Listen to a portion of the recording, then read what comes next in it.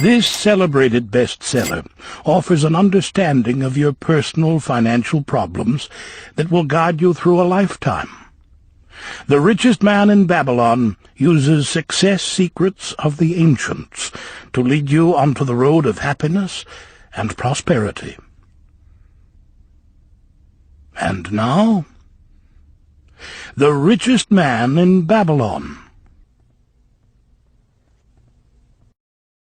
Forward. Our prosperity as a nation depends upon the personal financial prosperity of each of us as individuals. This book deals with the personal successes of each of us. Success means accomplishments as the result of our own efforts and abilities. Proper preparation is the key to our success. Our acts can be no wiser than our thoughts. Our thinking can be no wiser than our understanding. This book of cures for lean purses has been termed a guide to financial understanding. That indeed is its purpose, to offer those who are ambitious for financial success an insight which will aid them to acquire money, to keep money, and to make their surpluses earn more money. In the pages which follow, we are taken back to Babylon, the cradle in which was nurtured the basic principles of finance now recognized and used the world over.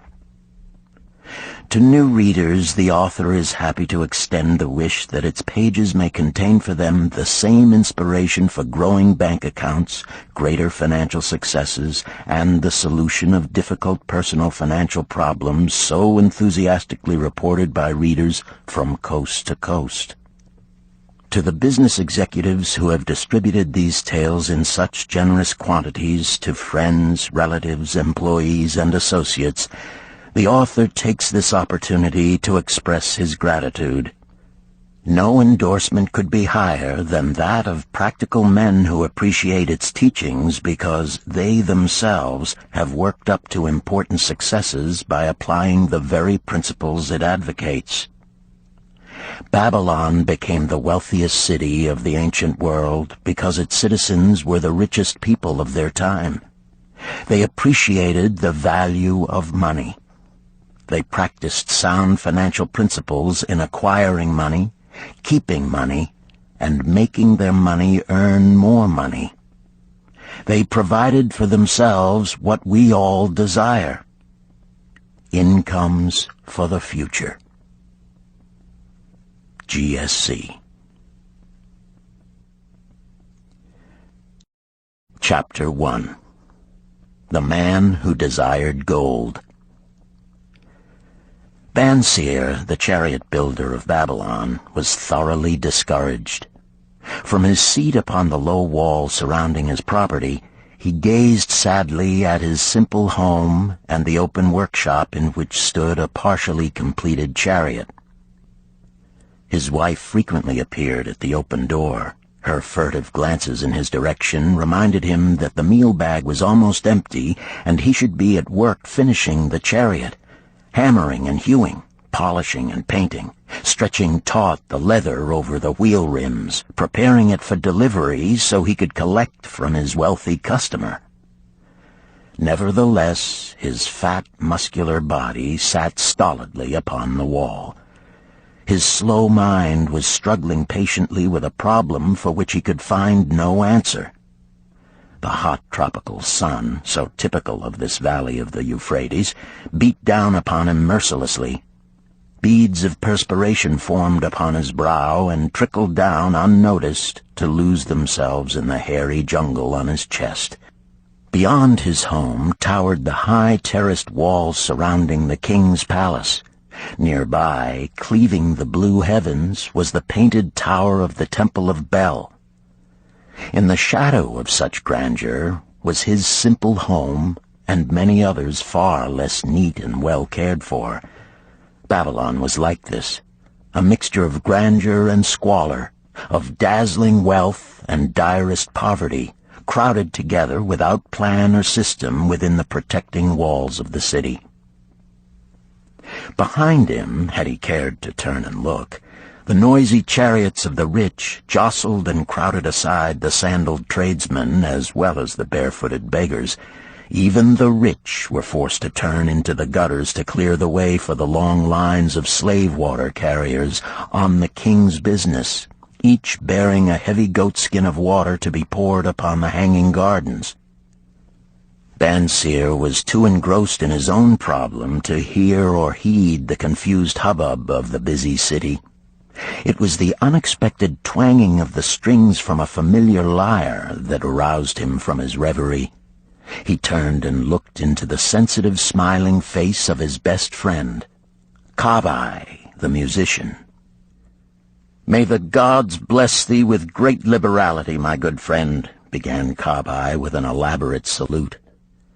"Yet it does appear they have already been so generous thou needst not to labor. I rejoice with thee in thy good fortune. More, I would even share it with thee. Pray, from thy purse, which must be bulging, else thou wouldst be busy in yon shop, extract but 2 humble shekels and lend them to me until after the nobleman's feast this night. Thou wilt not miss them ere they are returned." "If I did have 2 shekels," Banseer responded gloomily, "to no one could I lend them, not even to you, my best of friends, for they would be my fortune, my entire fortune." No one lends his entire fortune, not even to his best friend. "What?" exclaimed Kabai with genuine surprise. "Thou hast not 1 shekel in thy purse, yet sit like a statue upon a wall. Why not complete that chariot? How else canst thou provide for thy noble appetite? 'Tis not like thee, my friend. Where is thy endless energy? Doth something distress thee? Have the gods brought to thee troubles?"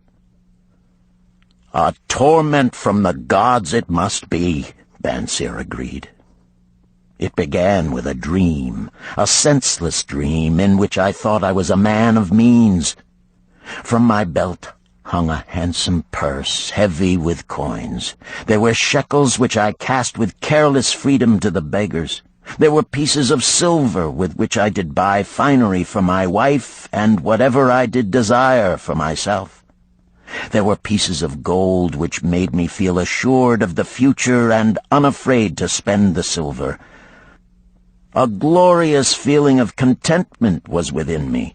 You would not have known me for thy hard-working friend, nor wouldst have known my wife, so free from wrinkles was her face and shining with happiness. She was again the smiling maiden of our early married days." "A pleasant dream indeed," commented Kabai. "But why should such pleasant feelings as it aroused turn thee into a glum statue upon the wall?" "Why, indeed? Because when I awoke and remembered how empty was my purse, a feeling of rebellion swept over me. Let us talk it over together, for, as the sailors do say, we ride in the same boat, we two. As youngsters we went together to the priests to learn wisdom. As young men we shared each other's pleasures. As grown men we have always been close friends.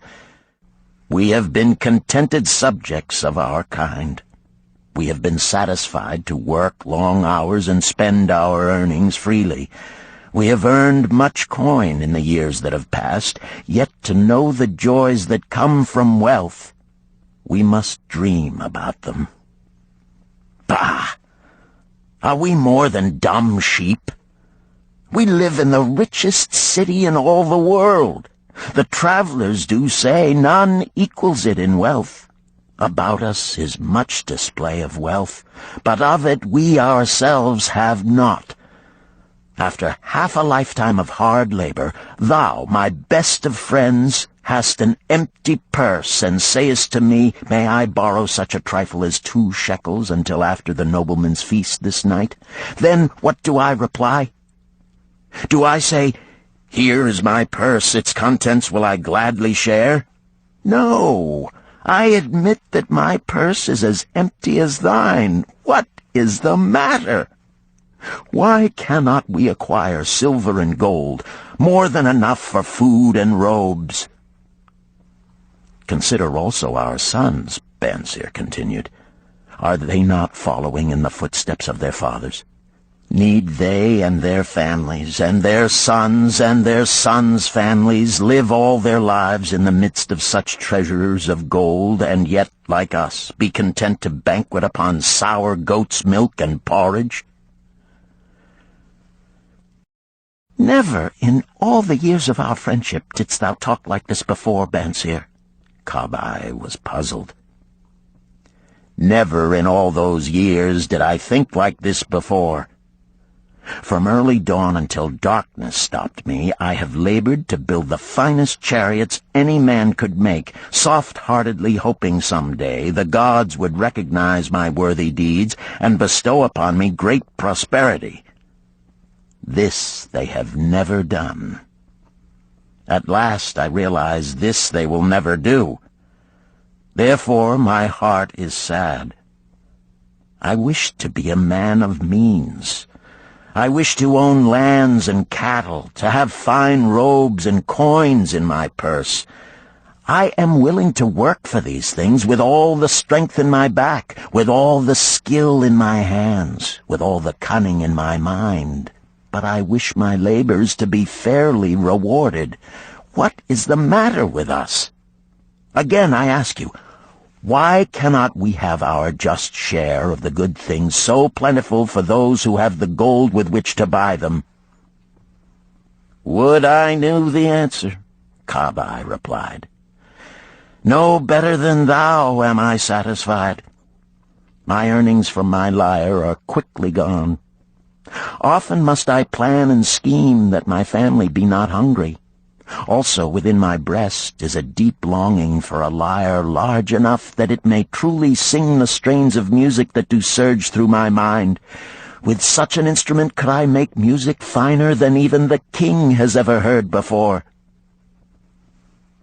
Such a lyre thou shouldst have. No man in all Babylon could make it sing more sweetly. Could make it sing so sweetly not only the king, but the gods themselves would be delighted. But how mayest thou secure it while we both of us are as poor as the king's slaves? Listen to the bell. Here they come. He pointed to the long column of half-naked, sweating water-bearers plodding laboriously up the narrow street from the river.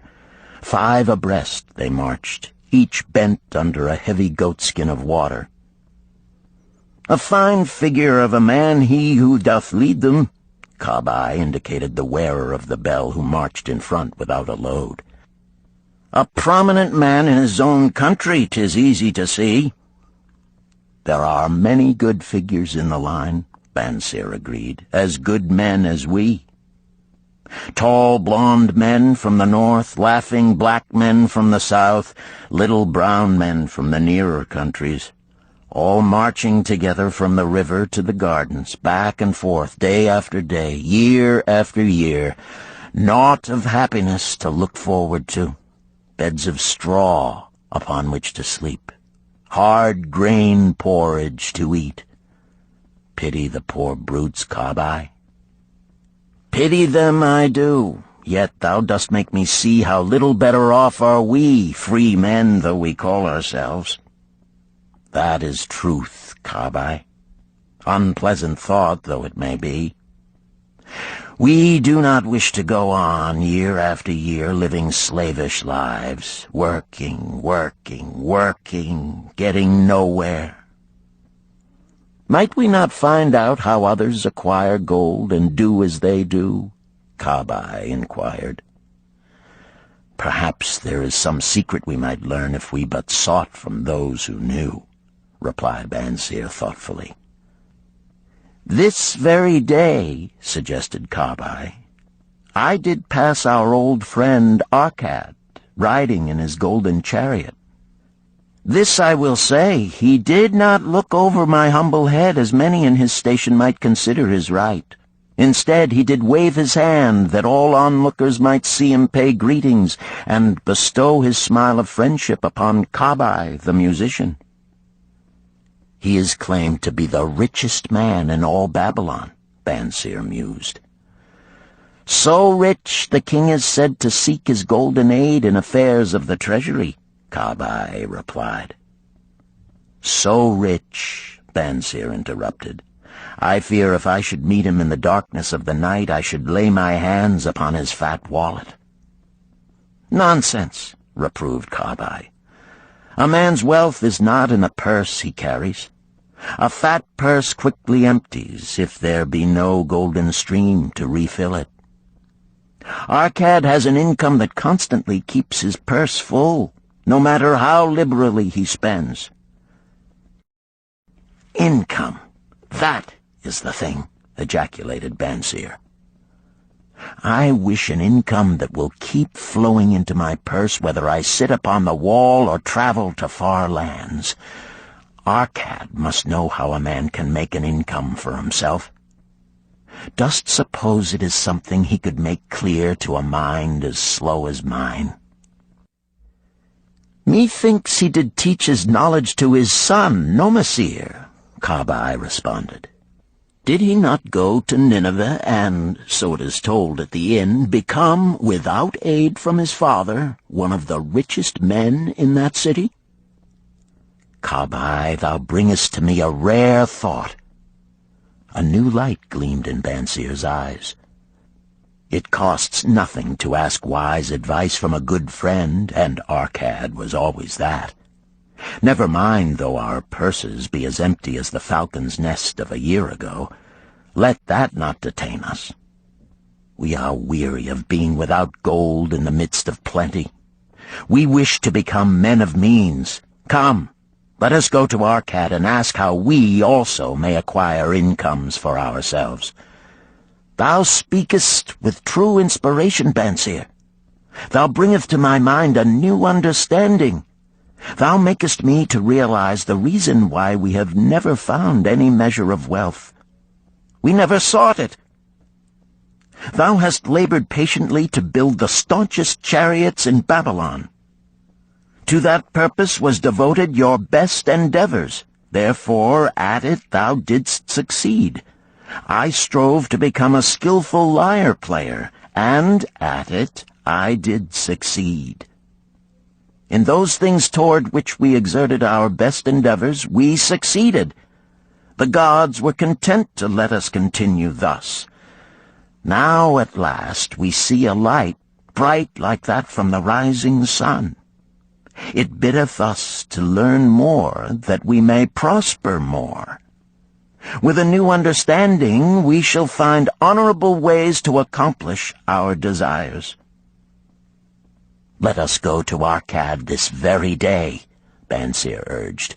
Also let us ask other friends of our boyhood days who have fared no better than ourselves to join us, that they too may share in his wisdom. Thou wert ever thus thoughtful to thy friends, Banseer.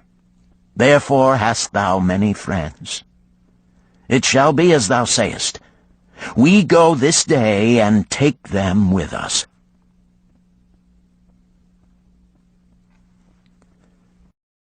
Chapter 2.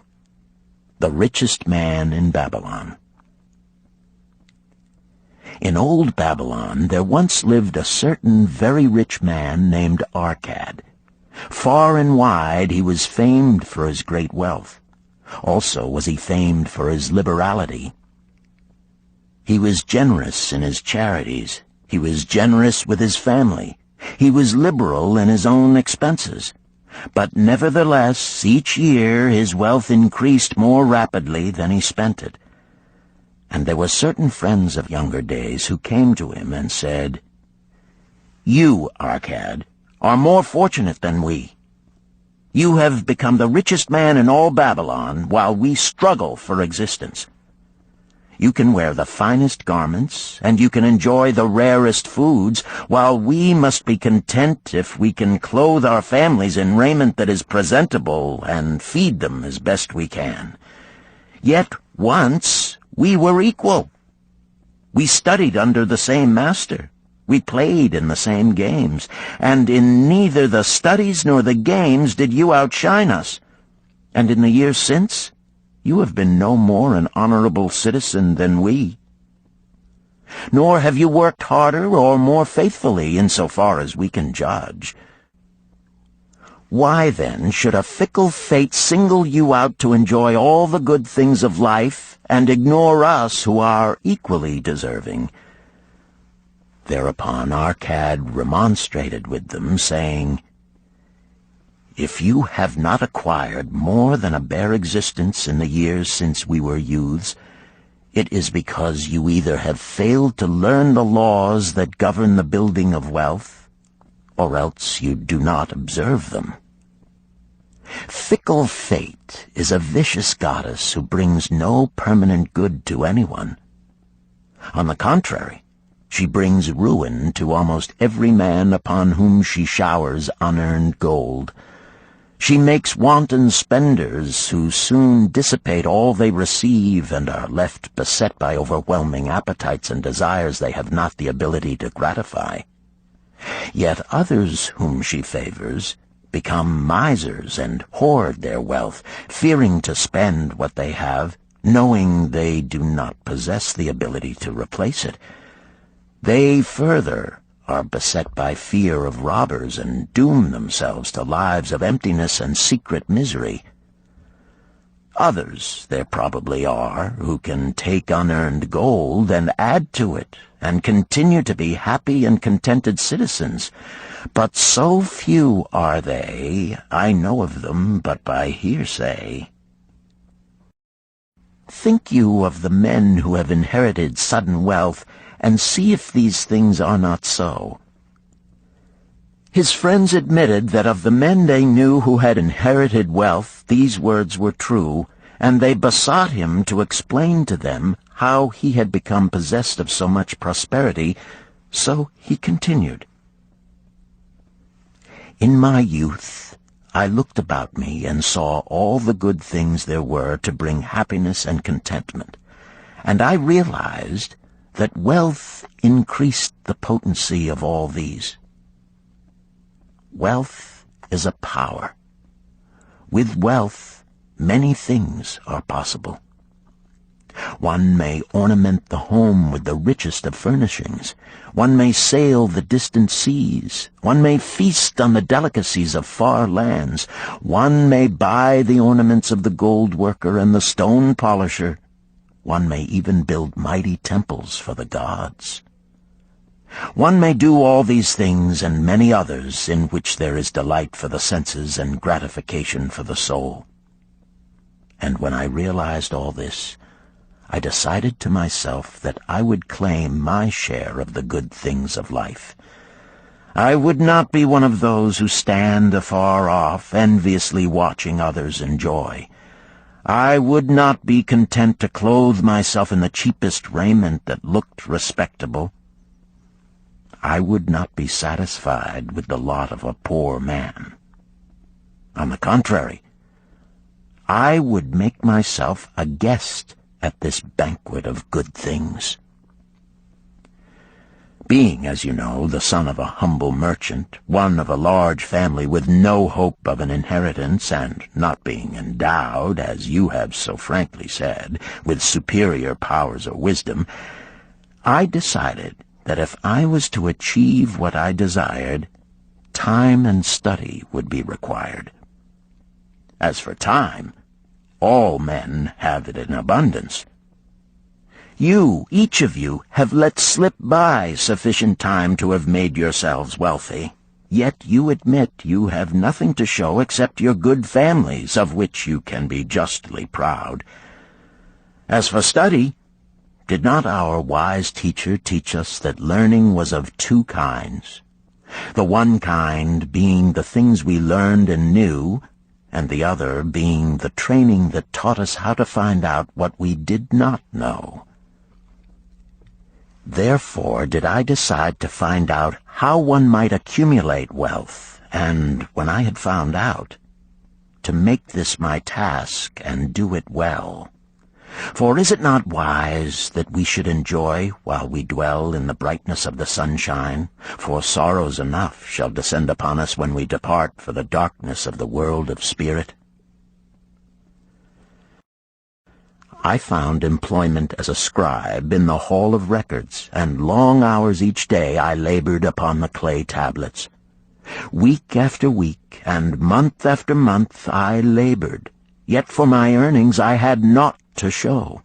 Food and clothing and penance to the gods, and other things of which I could remember not what, absorbed all my earnings, but my determination did not leave me. And one day Algamish, the moneylender, came to the house of the city master and ordered a copy of the 9th law, and he said to me, I must have this in 2 days, and if the task is done by that time, 2 coppers will I give to thee. So I labored hard, but the law was long, and when Algamish returned, the task was unfinished. He was angry, and had I been his slave, he would have beaten me. But knowing the city master would not permit him to injure me, I was unafraid, so I said to him, Algamish, you are a very rich man. Tell me how I may also become rich, and all night I will carve upon the clay, and when the sun rises, it shall be completed. He smiled at me and replied, You are a forward knave, but we will call it a bargain. All that night I carved, though my back pained and the smell of the wick made my head ache until my eyes could hardly see. But when he returned at sunup, the tablets were complete. Now, I said, tell me what you promised. You have fulfilled your part of our bargain, my son, he said to me kindly, and I am ready to fulfill mine. I will tell you these things you wish to know, because I am becoming an old man, and an old tongue loves to wag. And when youth comes to age for advice, he receives the wisdom of years. But too often does youth think that age knows only the wisdom of days that are gone, and therefore profits not. But remember this, the sun that shines today is the sun that shone when thy father was born, and will still be shining when thy last grandchild shall pass into the darkness. The thoughts of youth, he continued, are bright lights that shine forth like the meteors that oft make brilliant the sky. But the wisdom of age is like the fixed stars that shine so unchanged that the sailor may depend upon them to steer his course. Mark you well my words, for if you do not, you will fail to grasp the truth that I will tell you, and you will think that your night's work has been in vain.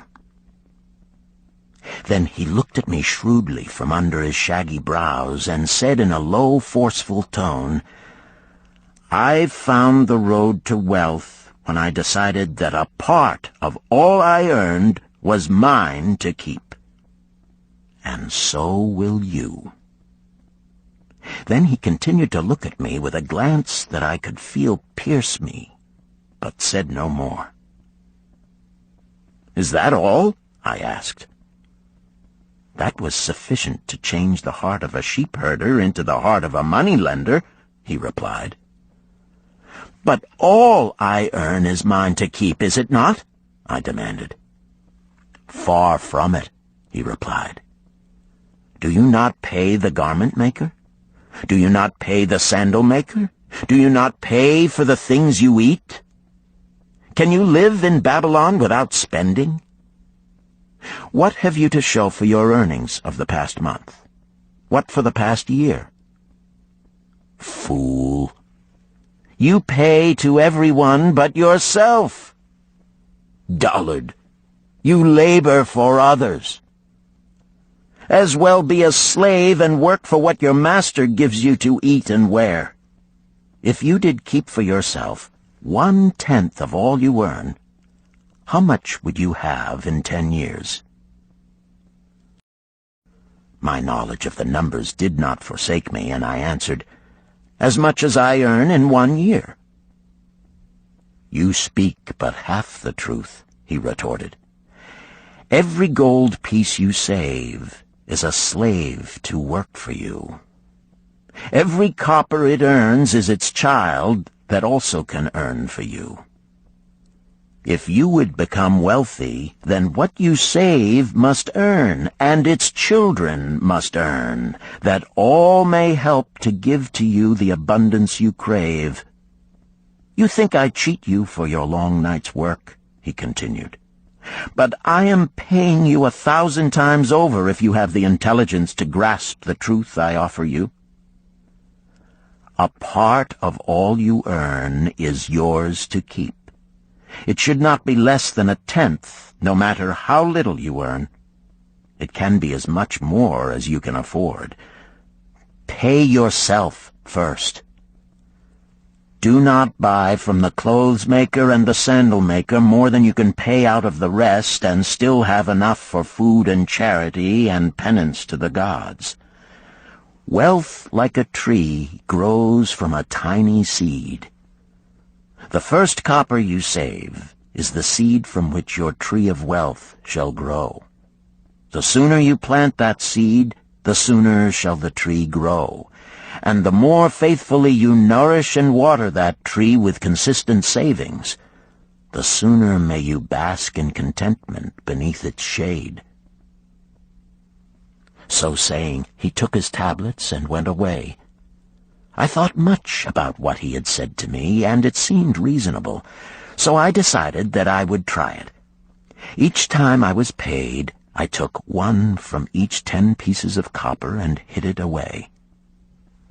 And strange as it may seem, I was no shorter of funds than before. I noticed little difference as I managed to get along without it. But often I was tempted, as my hoard began to grow, to spend it for some of the good things the merchants displayed, brought by camels and ships from the land of the Phoenicians. But I wisely refrained. A 12th month after Algamish had gone, he again returned and said to me, "Son, have you paid to yourself not less than 1/10 of all you have earned for the past year?" I answered proudly, "Yes, master, I have." "That is good," he answered, beaming upon me. "And what have you done with it?" "I have given it to Asmer, the brickmaker, who told me he was traveling over the far seas, and in Tyre he would buy from me the rare jewels of the Phoenicians. When he returns, we shall sell these at high prices and divide the earnings." "Every fool must learn," he growled. "But why trust the knowledge of a brickmaker about jewels? Would you go to the breadmaker to inquire about the stars? No, by my tunic, you would go to the astrologer if you had power to think.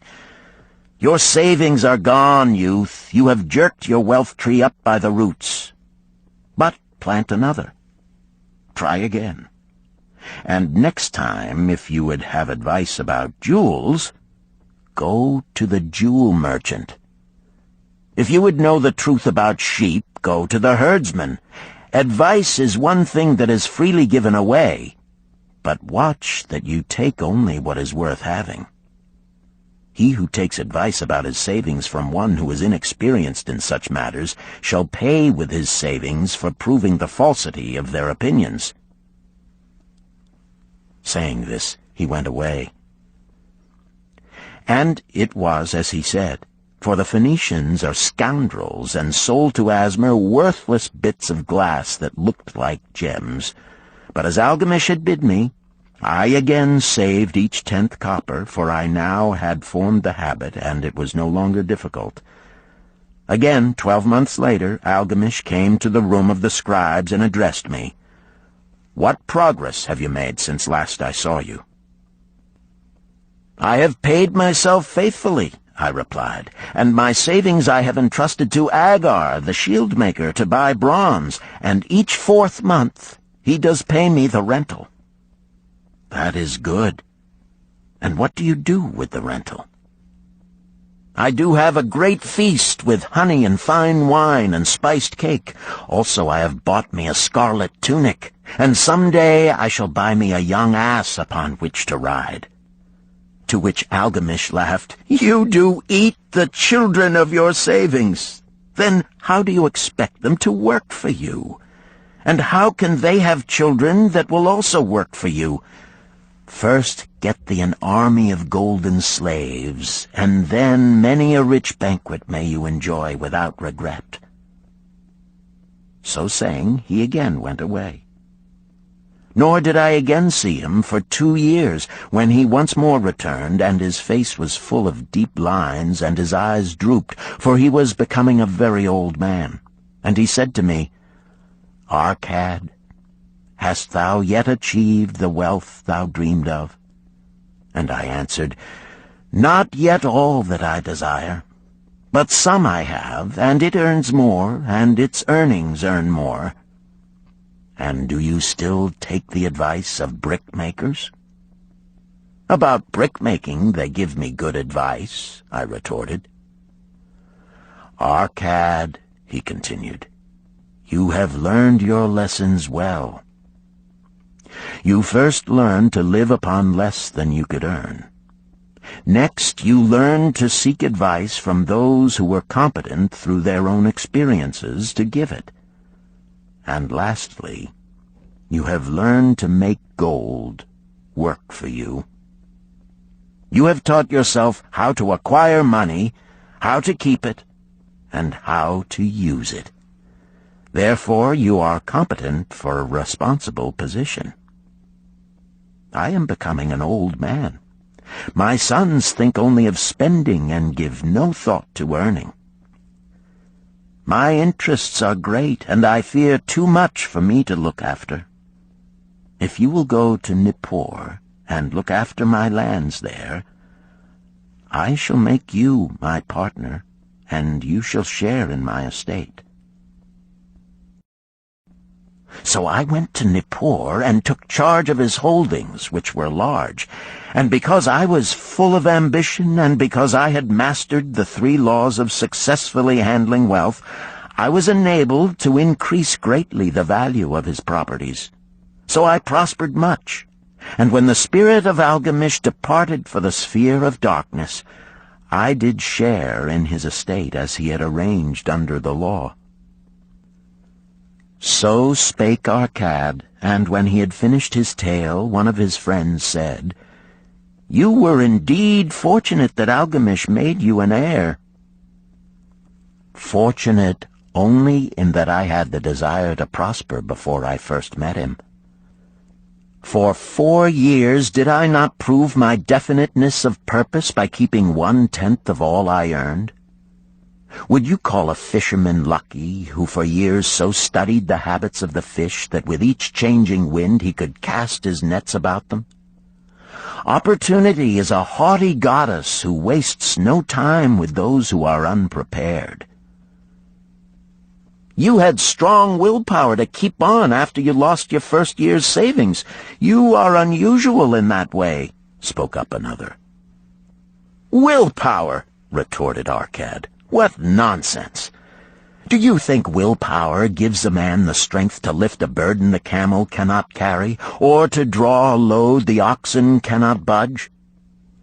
Willpower is but the unflinching purpose to carry a task you set for yourself to fulfillment. If I set for myself a task, be it ever so trifling, I shall see it through. How else shall I have confidence in myself to do important things? Should I say to myself, for 100 days as I walk across the bridge into the city, I will pick from the road a pebble and cast it into the stream? I would do it. If on the 7th day I passed by without remembering, I would not say to myself, tomorrow I will cast 2 pebbles which will do as well. Instead, I would retrace my steps and cast the pebble. Nor on the 20th day would I say to myself, Arcad, this is useless. What does it avail you to cast a pebble every day? Throw in a handful and be done with it. No, I would not say that, nor do it. When I set a task for myself, I complete it. Therefore, I am careful not to start difficult and impractical tasks, because I love leisure." And then another friend spoke up and said, "If what you tell is true, and it does seem, as you have said, reasonable, then being so simple, if all men did it, there would not be enough wealth to go around." "Wealth grows wherever men exert energy," Arcad replied. "If a rich man builds him a new palace, is the gold he pays out gone? No, the brickmaker has part of it, and the laborer has part of it, and the artist has part of it, and everyone who labors upon the house has part of it. Yet, when the palace is completed, is it not worth all it cost? And is the ground upon which it stands not worth more because it is there? And is the ground that adjoins it not worth more because it is there? Wealth grows in magic ways. No man can prophesy the limit of it. Have not the Phoenicians built great cities on barren coasts with the wealth that comes from their ships of commerce on the seas? What then do you advise us to do that we also may become rich?" asked still another of his friends. "The years have passed, and we are no longer young men, and we have nothing put by." "I advise that you take the wisdom of Algamish and say to yourselves, 'A part of all I earn is mine to keep.' Say it in the morning when you first arise, say it at noon, say it at night. Say it each hour of every day. Say it to yourself until the words stand out like letters of fire across the sky. Impress yourself with the idea. Fill yourself with the thought. Then take whatever portion seems wise. Let it be not less than 1/10, and lay it by. Arrange your other expenditures to do this if necessary, but lay by that portion first. Soon you will realize what a rich feeling it is to own a treasure upon which you alone have claim. As it grows, it will stimulate you. A new joy of life will thrill you.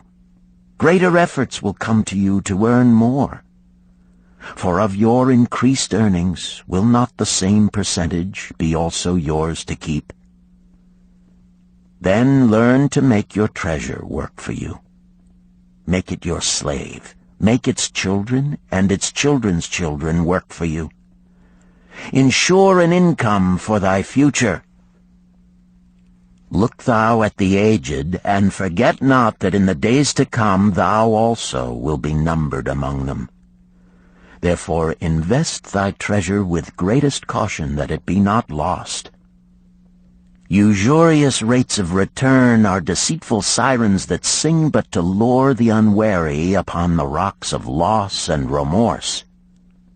Provide also that thy family may not want should the gods call thee to their realms.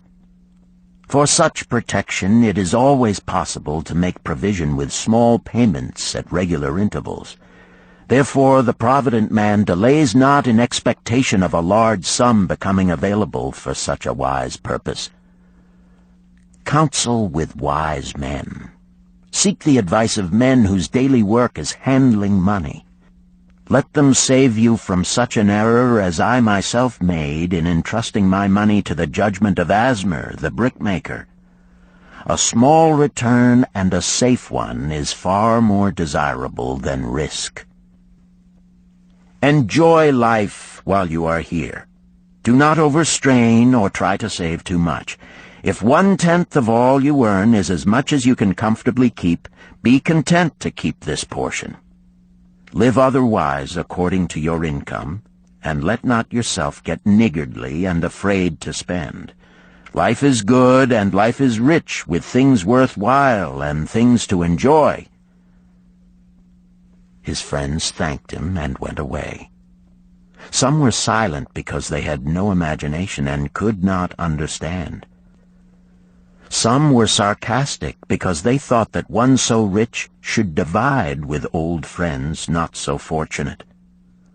But some had in their eyes a new light. They realized that Algamish had come back each time to the room of the scribes because he was watching a man work his way out of darkness into light. When that man had found the light, a place awaited him. No one could fill that place until he had for himself worked out his own understanding, until he was ready for opportunity. These latter were the ones who, in the following years, frequently revisited Arcad, who received them gladly. He counseled with them and gave them freely of his wisdom, as men of broad experience are always glad to do, and he assisted them in so investing their savings that it would bring in a good interest with safety and would neither be lost nor entangled in investments that paid no dividends. The turning point in these men's lives came upon that day when they realized the truth that had come from Algamish to Arcad, and from Arcad to them. A part of all you earn is yours to keep.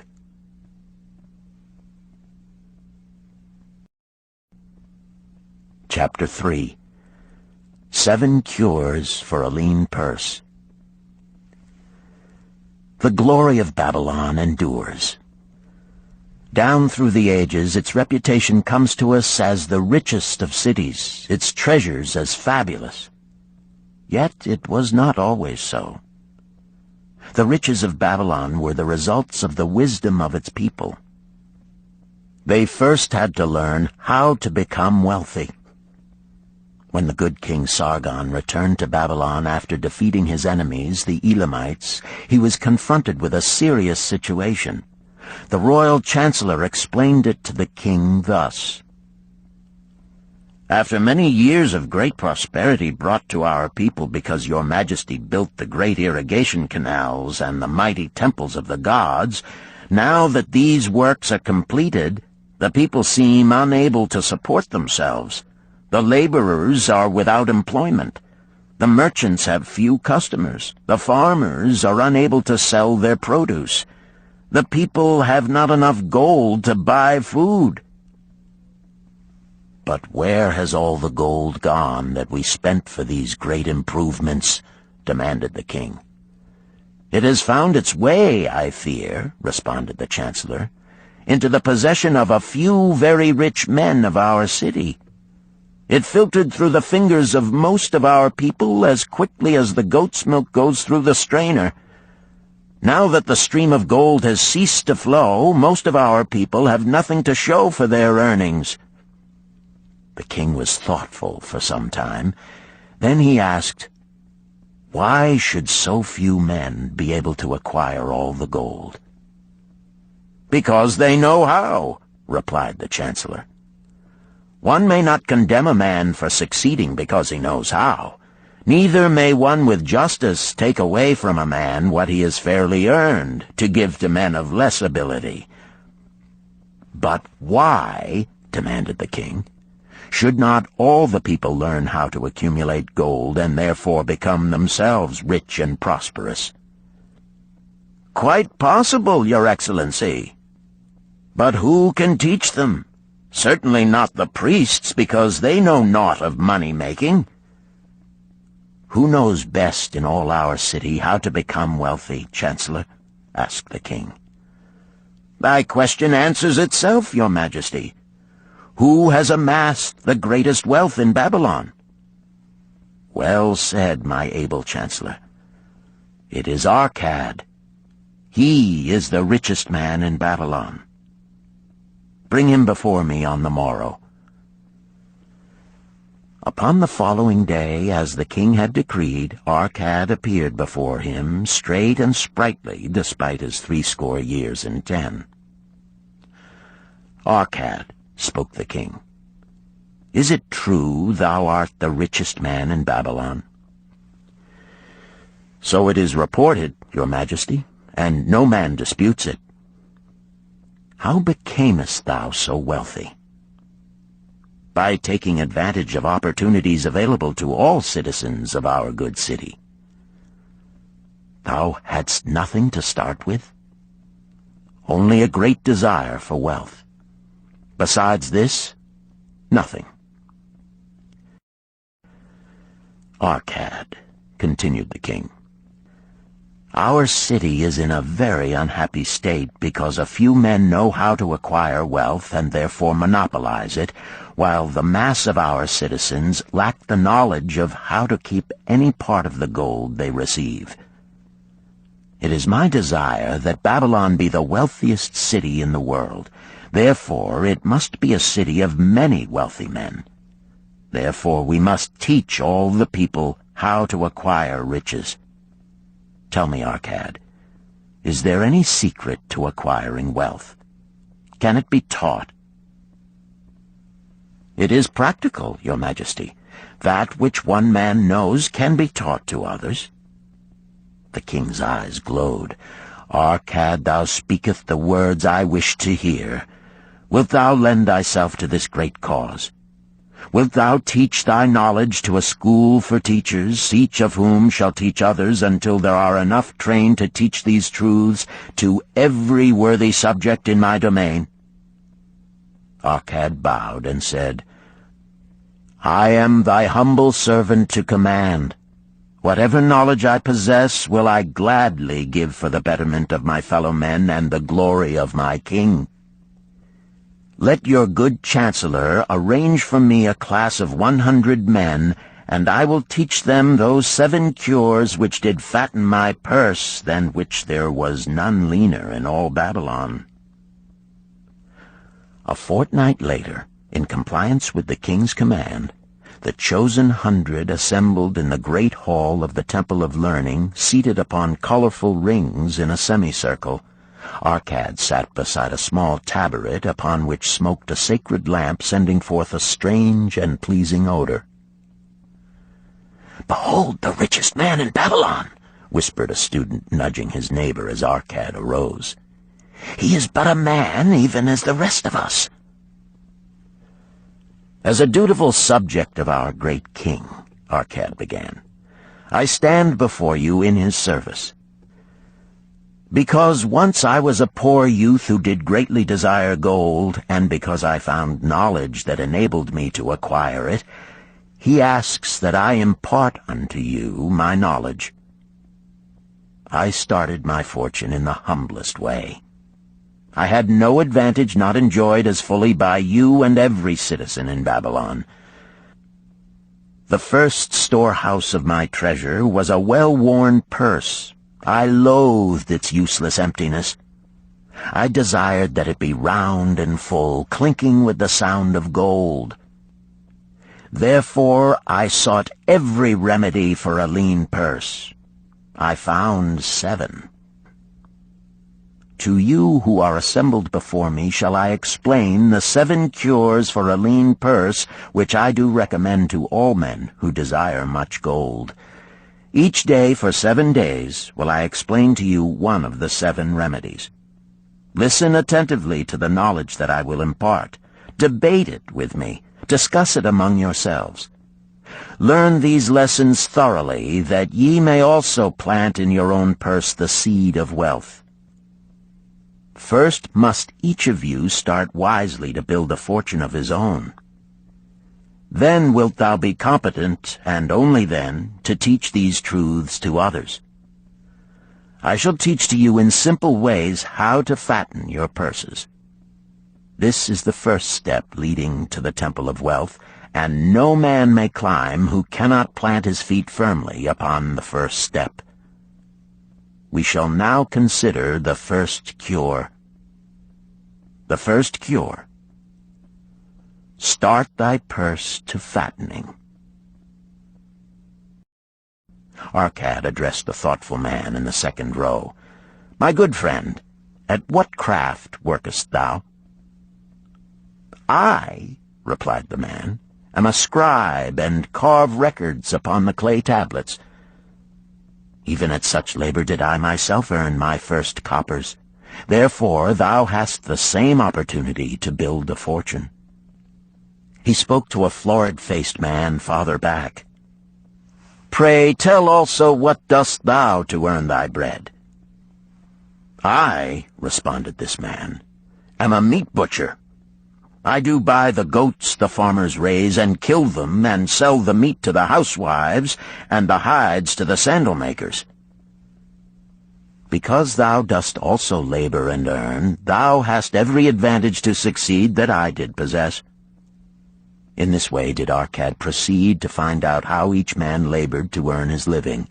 When he had done questioning them, he said, Now, my students, ye can see that there are many trades and labors at which men may earn coins. Each of the ways of earning is a stream of gold from which the worker doth divert by his labors a portion to his own purse. Therefore into the purse of each of you flows a stream of coins, large or small, according to his ability.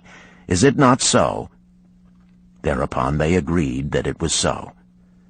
Then, continued Arcad, if each of you desireth to build for himself a fortune, is it not wise to start by utilizing that source of wealth which he already has established? To this they agreed. Then Arcad turned to a humble man who had declared himself an egg merchant. If thou select one of thy baskets, and put into it each morning 10 eggs, and take out from it each evening 9 eggs, what will eventually happen? It will become in time overflowing. Why? Because each day I put in 1 more egg than I take out. Arcad turned to the class with a smile. Does any man here have a lean purse? First they looked amused, then they laughed. Lastly, they waved their purses in jest. All right, he continued. Now I shall tell thee the first remedy I learned to cure a lean purse. Do exactly as I have suggested to the egg merchant. For every 10 coins thou placest within thy purse, take out for use but 9.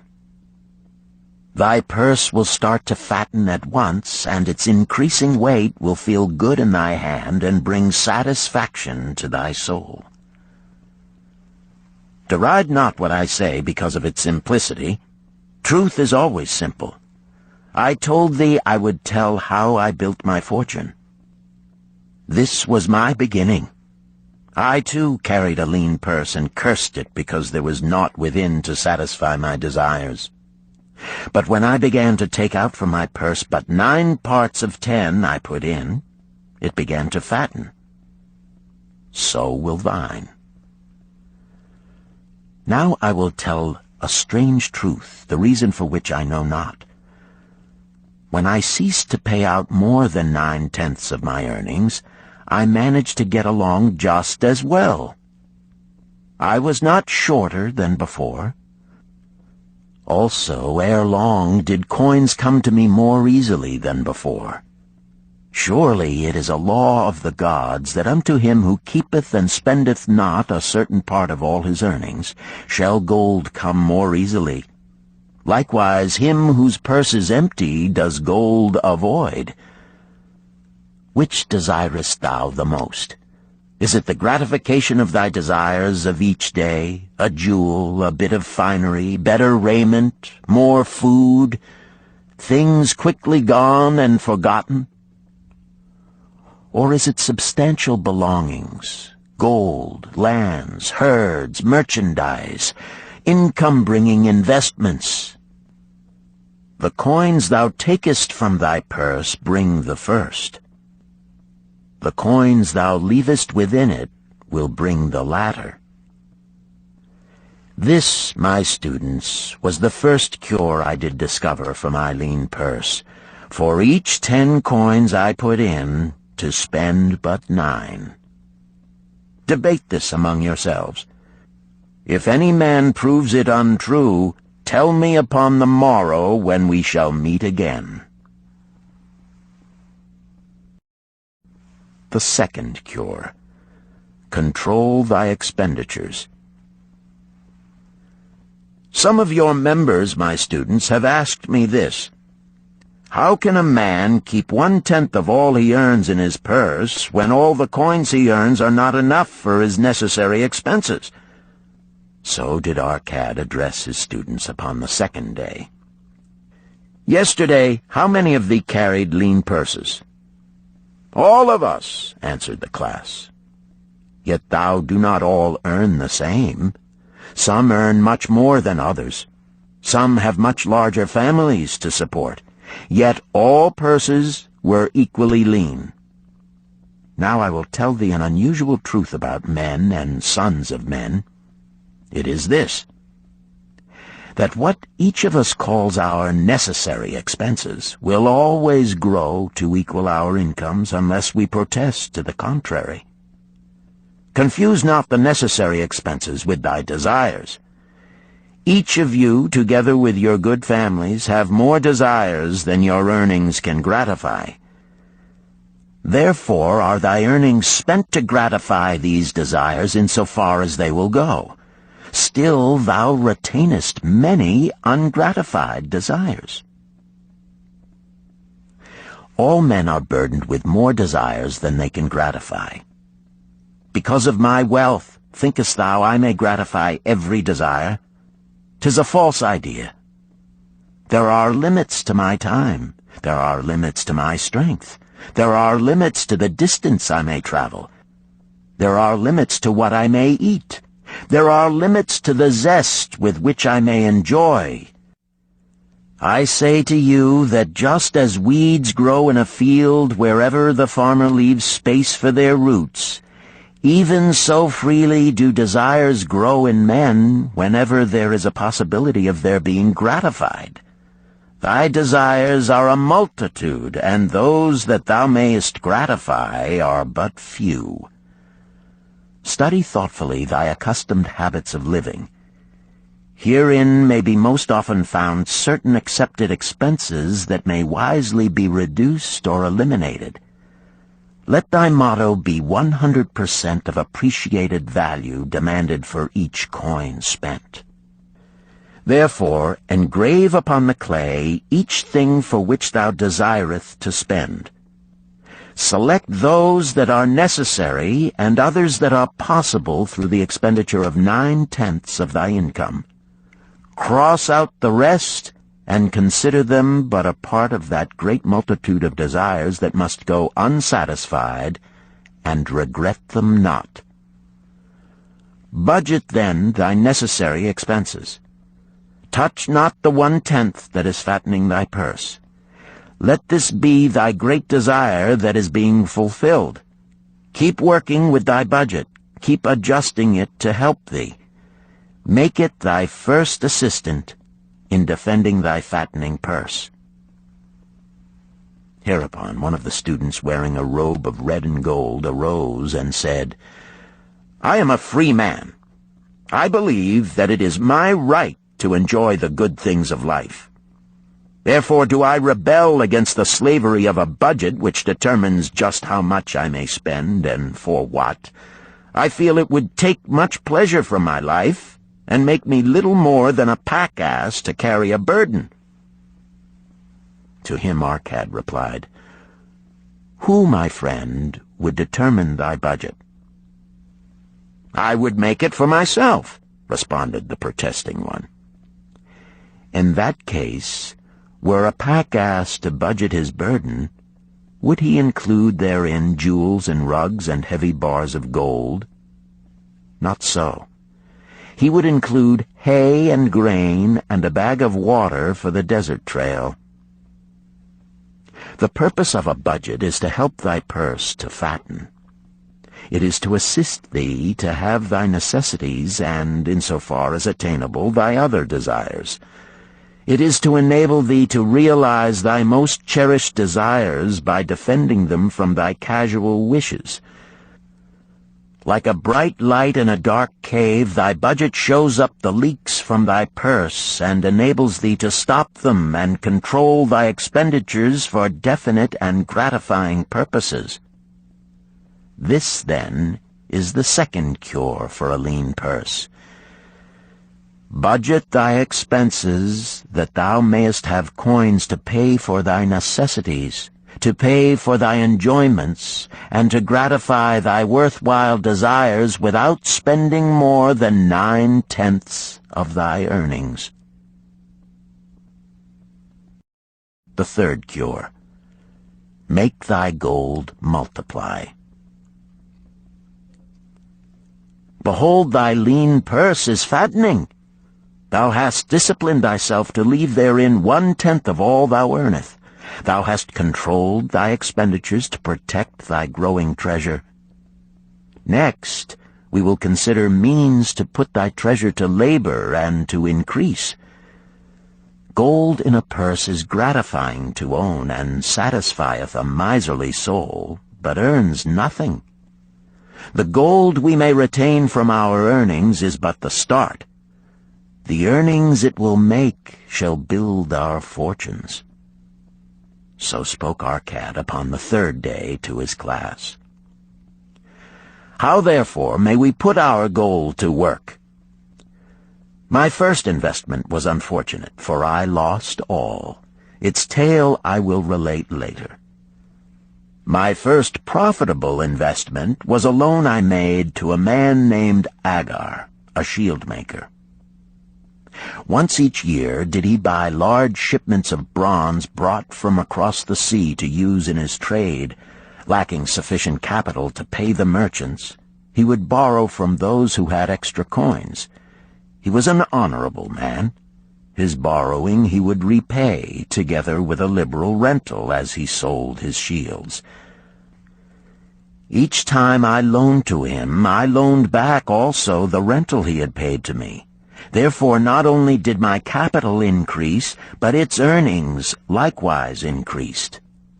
Most gratifying was it to have these sums returned to my purse. I tell you, my students, a man's wealth is not in the coins he carries in his purse. It is the income he buildeth, the golden stream that continually floweth into his purse and keepeth it always bulging. That is what every man desireth. That is what thou, each one of thee, desireth. An income that continueth to come whether thou work or travel. Great income I have acquired, so great that I am called a very rich man. My loans to Agar were my first training in profitable investment. Gaining wisdom from this experience, I extended my loans and investments as my capital increased. From a few sources at first, from many sources later, flowed into my purse a golden stream of wealth available for such wise uses as I should decide. Behold, from my humble earnings, I had begotten a horde of golden slaves, each laboring and earning more gold. As they labored for me, so their children also labored, and their children's children, until great was the income from their combined efforts.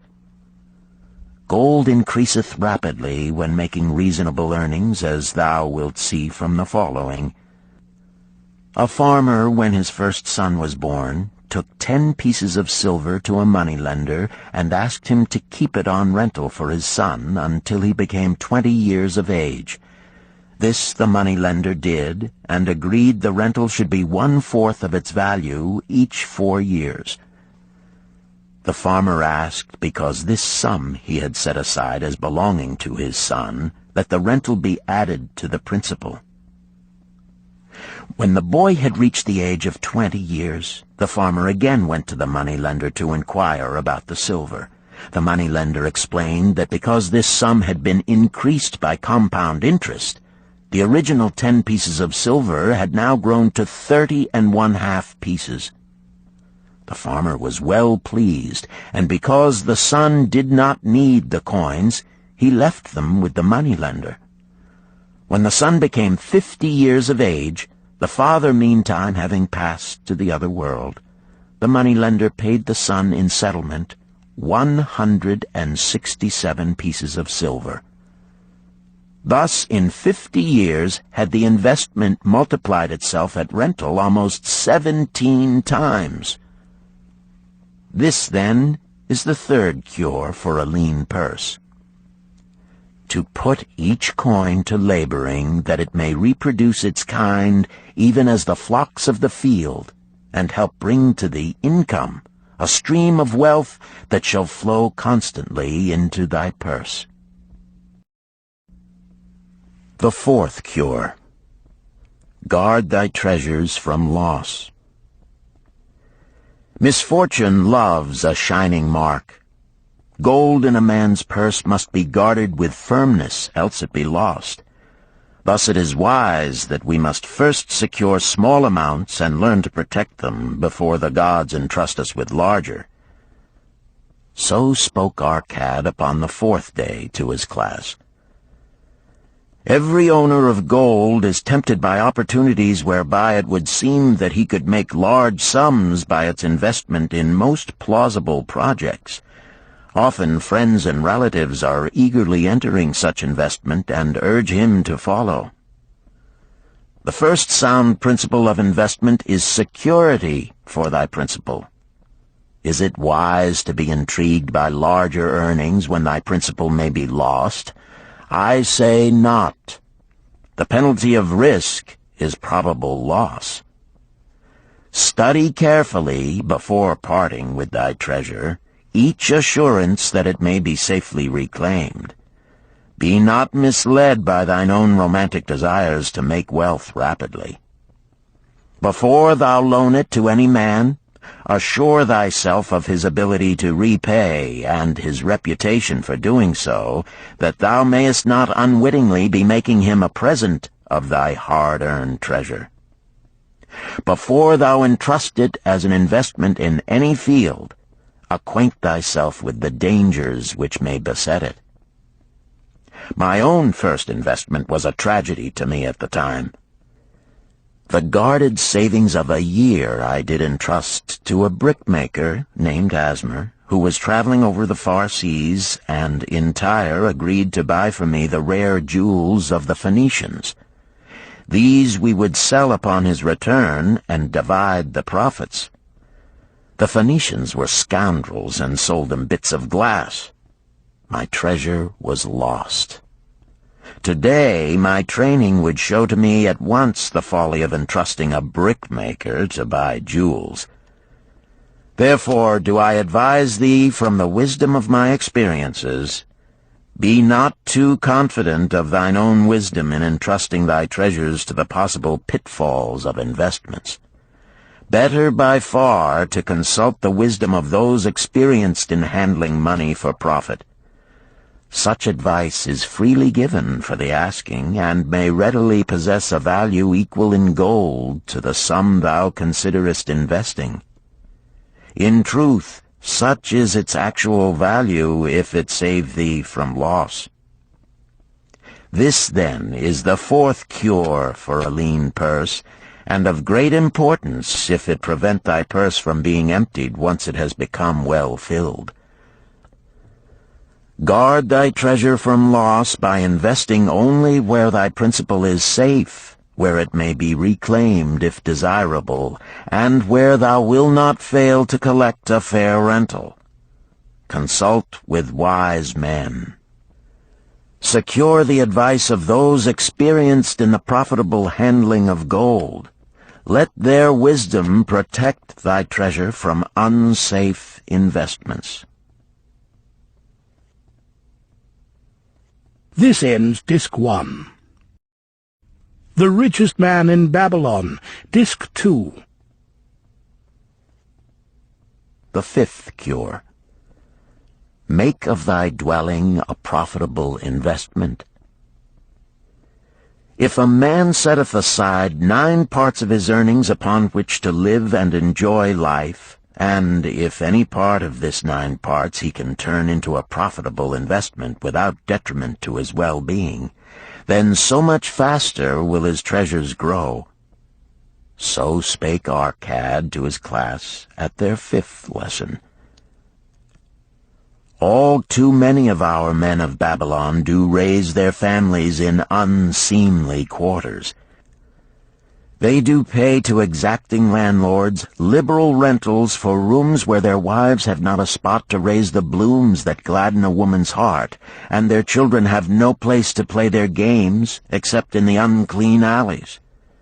No man's family can fully enjoy life unless they do have a plot of ground wherein children can play in the clean earth, and where the wife may raise not only blossoms but good rich herbs to feed her family. To a man's heart it brings gladness to eat the figs from his own trees and the grapes of his own vines, to own his own domicile and to have it a place he is proud to care for, putteth confidence in his heart and greater effort behind all his endeavors. Therefore do I recommend that every man own the roof that sheltereth him and his. Nor is it beyond the ability of any well-intentioned man to own his home. Hath not our great king so widely extended the walls of Babylon that within them much land is now unused, and may be purchased at sums most reasonable? Also I say to you, my students, that the money-lenders gladly consider the desires of men who seek homes and land for their families. Readily may thou borrow to pay the brickmaker and the builder for such commendable purposes, if thou can show a reasonable portion of the necessary sum which thou thyself hast provided for the purpose. Then when the house be built, thou canst pay the money-lender with the same regularity as thou didst pay the landlord, because each payment will reduce thy indebtedness to the money-lender. A few years will satisfy his loan. Then will thy heart be glad, because thou wilt own in thy own right a valuable property, and thy only cost will be the king's taxes. Also wilt thy good wife go more often to the river to wash thy robes, that each time returning she may bring a goatskin of water to pour upon the growing things. Thus come many blessings to the man who owneth his own house, and greatly will it reduce his cost of living, making available more of his earnings for pleasures and the gratification of his desires. This, then, is the fifth cure for a lean purse. Own thy own home. The sixth cure. Ensure a future income. The life of every man proceedeth from his childhood to his old age. This is the path of life, and no man may deviate from it, unless the gods call him prematurely to the world beyond. Therefore do I say that it behooves a man to make preparation for a suitable income in the days to come, when he is no longer young, and to make preparations for his family, should he be no longer with them to comfort and support them. This lesson shall instruct thee in providing a full purse when time has made thee less able to earn. So Arcad addressed his class upon the sixth day. The man who, because of his understanding of the laws of wealth, acquireth a growing surplus, should give thought to those future days. He should plan certain investments or provisions that may endure safely for many years, yet will be available when the time arrives which he has so wisely anticipated. There are diverse ways by which a man may provide with safety for his future. He may provide a hiding place and there bury a secret treasure. Yet no matter with what skill it be hidden, it may nevertheless become the loot of thieves. For this reason I recommend not this plan. A man may buy houses or lands for this purpose. If wisely chosen as to their usefulness and value in the future, they are permanent in their value and their earnings, or their sale will provide well for his purpose. A man may loan a small sum to the moneylender and increase it at regular periods. The rental which the moneylender adds to this will largely add to its increase. I do know a sandal-maker named Ansan, who explained to me not long ago that each week for 8 years he had deposited with his moneylender 2 pieces of silver. The moneylender had but recently given him an accounting over which he greatly rejoiced. The total of his small deposits with their rental at the customary rate of 1/4 their value for each 4 years had now become 1,040 pieces of silver. I did gladly encourage him further by demonstrating to him with my knowledge of the numbers that in 12 years more, if he would keep his regular deposits of but 2 pieces of silver each week, the moneylender would then owe him 4,000 pieces of silver, a worthy competence for the rest of his life. Surely when such a small payment made with regularity doth produce such profitable results, no man can afford not to insure a treasure for his old age and the protection of his family, no matter how prosperous his business and his investments may be. I would that I might say more about this. In my mind rests a belief that someday wise-thinking men will devise a plan to insure against death, whereby many men pay in but a trifling sum regularly, the aggregate making a handsome sum for the family of each member who passeth to the beyond. This do I see as something desirable and which I could highly recommend. But today it is not possible, because it must reach beyond the life of any man or any partnership to operate. It must be as stable as the king's throne. Some day do I feel that such a plan shall come to pass, and be a great blessing to many men, because even the first small payment will make available a snug fortune for the family of a member, should he pass on. But because we live in our own day, and not in the days which are to come, must we take advantage of those means and ways of accomplishing our purposes. Therefore do I recommend to all men that they, by wise and well-thought-out methods, do provide against a lean purse in their mature years. For a lean purse to a man no longer able to earn, or to a family without its head, is a sore tragedy. This, then, is the 6th cure for a lean purse.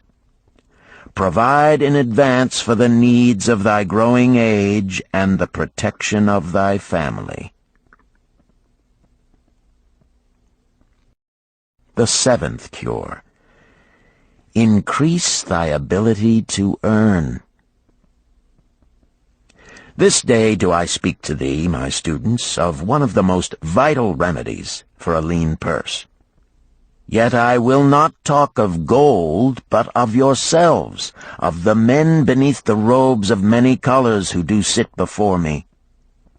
I will talk to you of those things within the minds and lives of men which do work for or against their success. So did Arcad address his class upon the 7th day. Not long ago came to me a young man seeking to borrow. When I questioned him the cause of his necessity, he complained that his earnings were insufficient to pay his expenses. Thereupon I explained to him, this being the case, he was a poor customer for the moneylender, as he possessed no surplus earning capacity to repay the loan. What you need, young man, I told him, is to earn more coins. What dost thou to increase thy capacity to earn? All that I can do, he replied. 6 times within 2 moons have I approached my master to request my pay be increased, but without success. No man can go oftener than that. We may smile at his simplicity, yet he did possess one of the vital requirements to increase his earnings. Within him was a strong desire to earn more, a proper and commendable desire.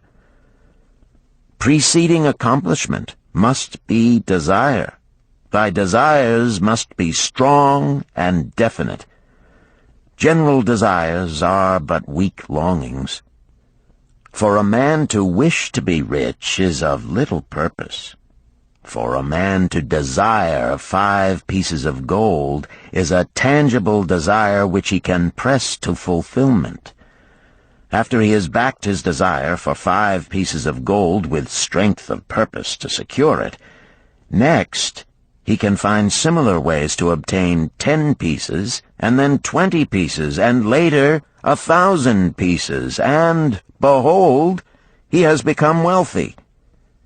In learning to secure his one definite small desire, he hath trained himself to secure a larger one. This is the process by which wealth is accumulated, first in small sums, then in larger ones as a man learns and becomes more capable. Desires must be simple and definite. They defeat their own purpose should they be too many, too confusing, or beyond a man's training to accomplish. As a man perfecteth himself in his calling, even so doth his ability to earn increase. In those days when I was a humble scribe, carving upon the clay for a few coppers each day, I observed that other workers did more than I, and were paid more. Therefore did I determine that I would be exceeded by none.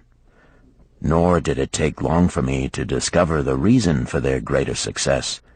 More interest in my work, more concentration upon my task, more persistence in my effort, and, behold, few men could carve more tablets in a day than I. With reasonable promptness my increased skill was rewarded, nor was it necessary for me to go 6 times to my master to request recognition.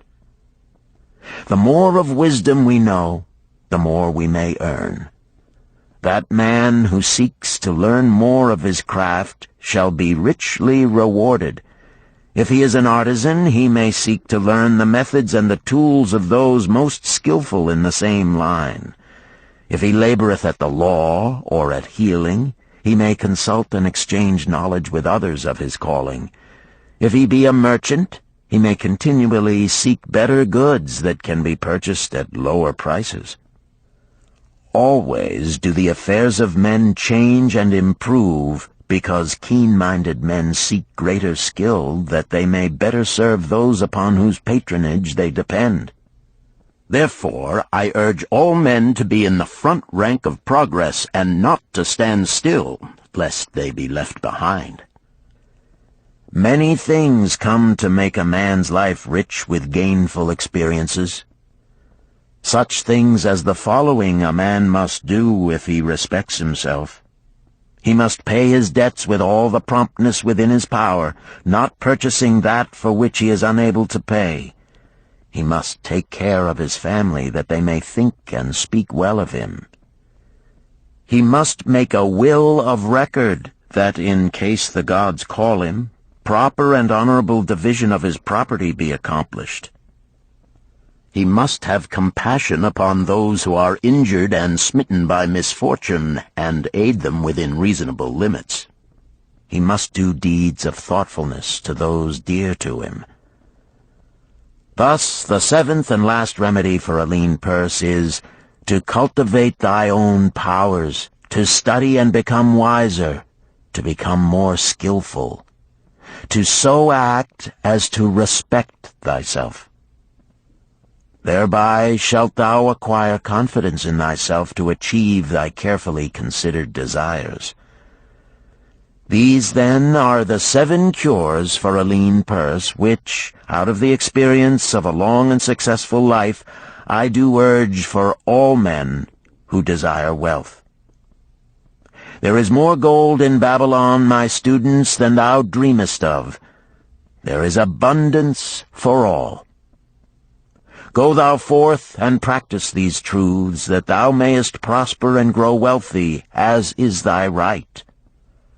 Go thou forth and teach these truths, that every honorable subject of his majesty may also share liberally in the ample wealth of our beloved city. Chapter 4. Meet the Goddess of Good Luck. Babylonian proverb.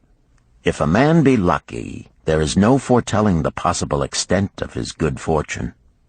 Pitch him into the Euphrates, and like as not he will swim out with a pearl in his hand. The desire to be lucky is universal.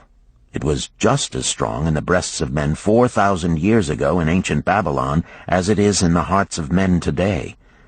We all hope to be favored by the whimsical goddess of good luck. Is there some way we can meet her and attract not only her favorable attention, but her generous favors? Is there a way to attract good luck? That is just what the men of ancient Babylon wished to know. It is exactly what they decided to find out. They were shrewd men and keen thinkers. That explains why their city became the richest and most powerful city of their time.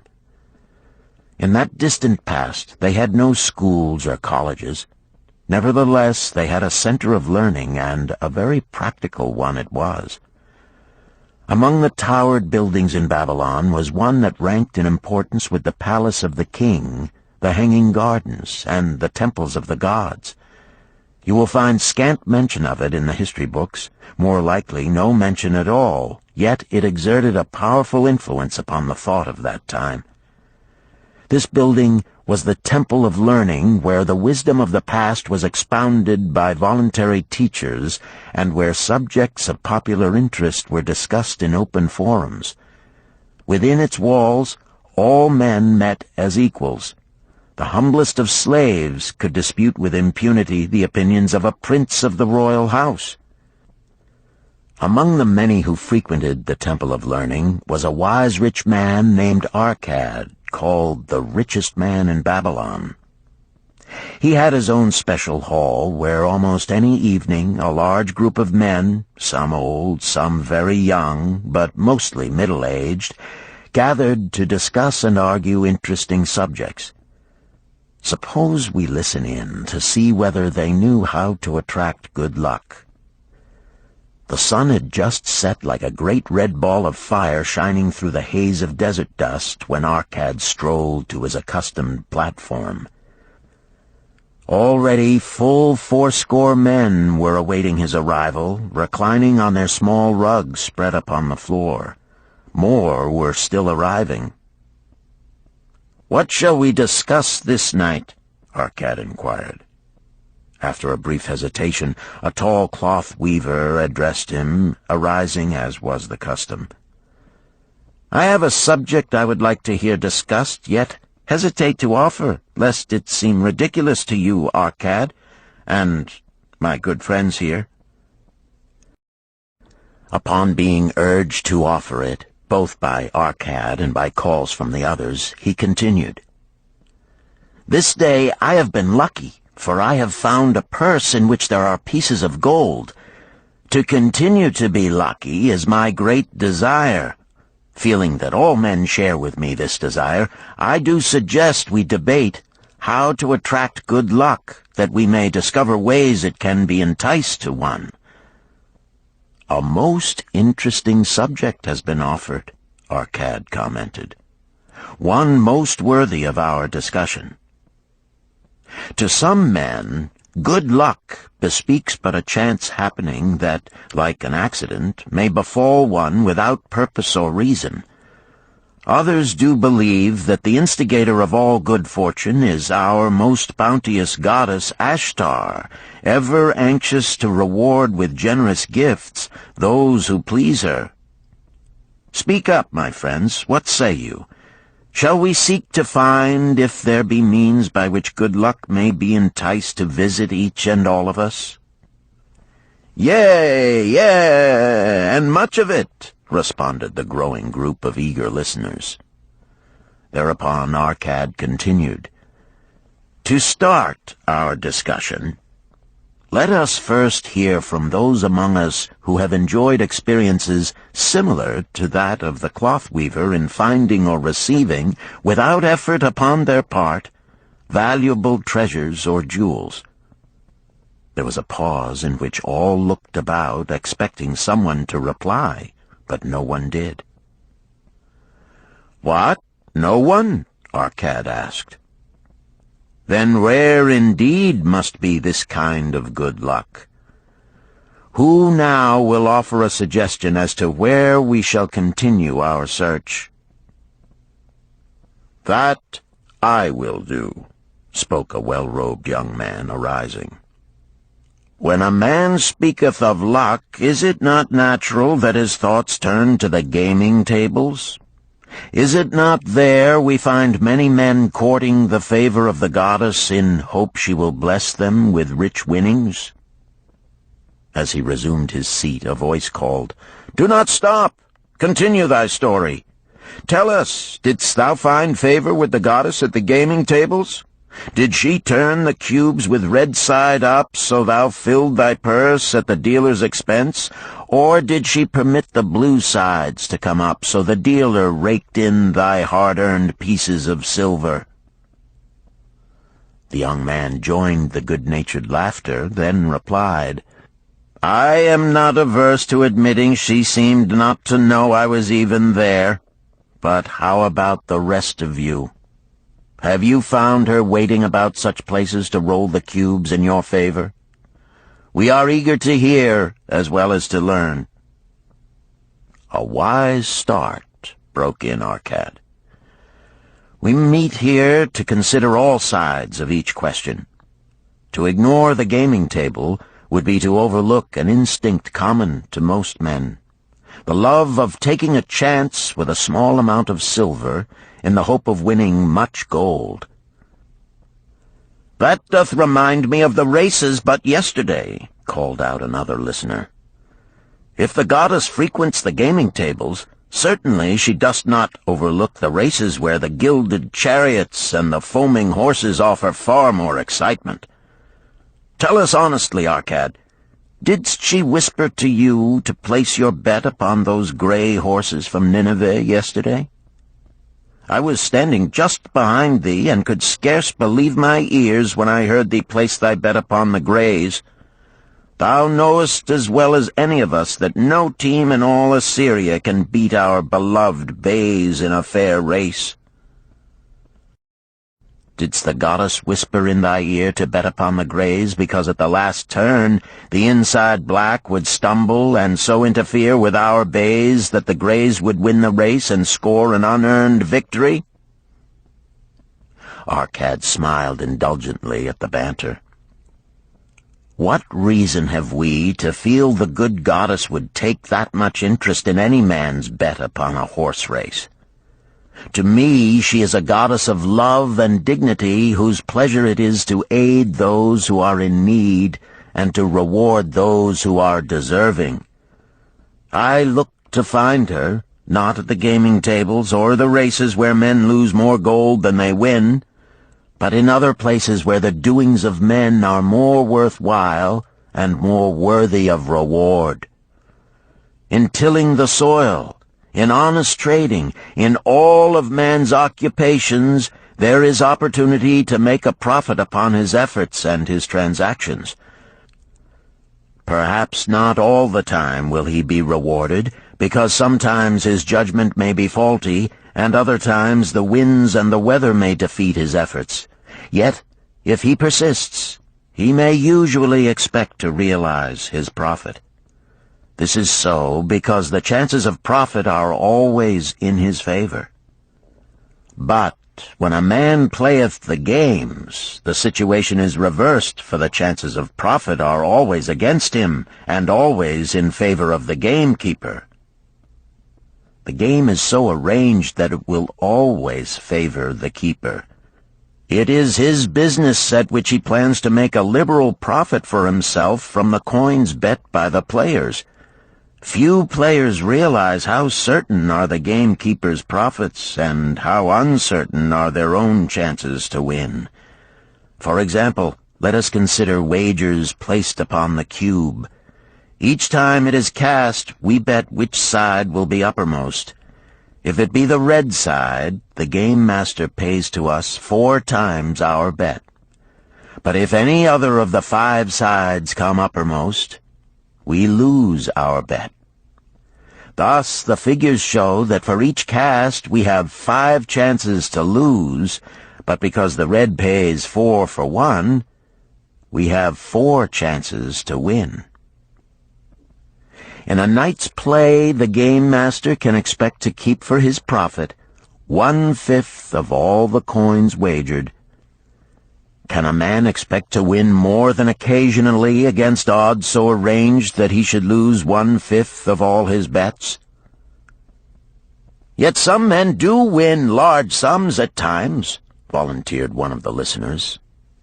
Quite so, they do, Arcad continued.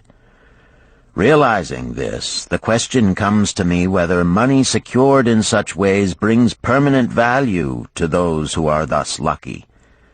Among my acquaintances are many of the successful men of Babylon, yet among them I am unable to name a single one who started his success from such a source. You who are gathered here tonight know many more of our substantial citizens. To me, it would be of much interest to learn how many of our successful citizens can credit the gaming tables with their start to success. Suppose each of you tell of those you know. What say you? After a prolonged silence, a wag ventured, "Wouldst thy inquiry include the gamekeepers?" "If you think of no one else," Arcad responded.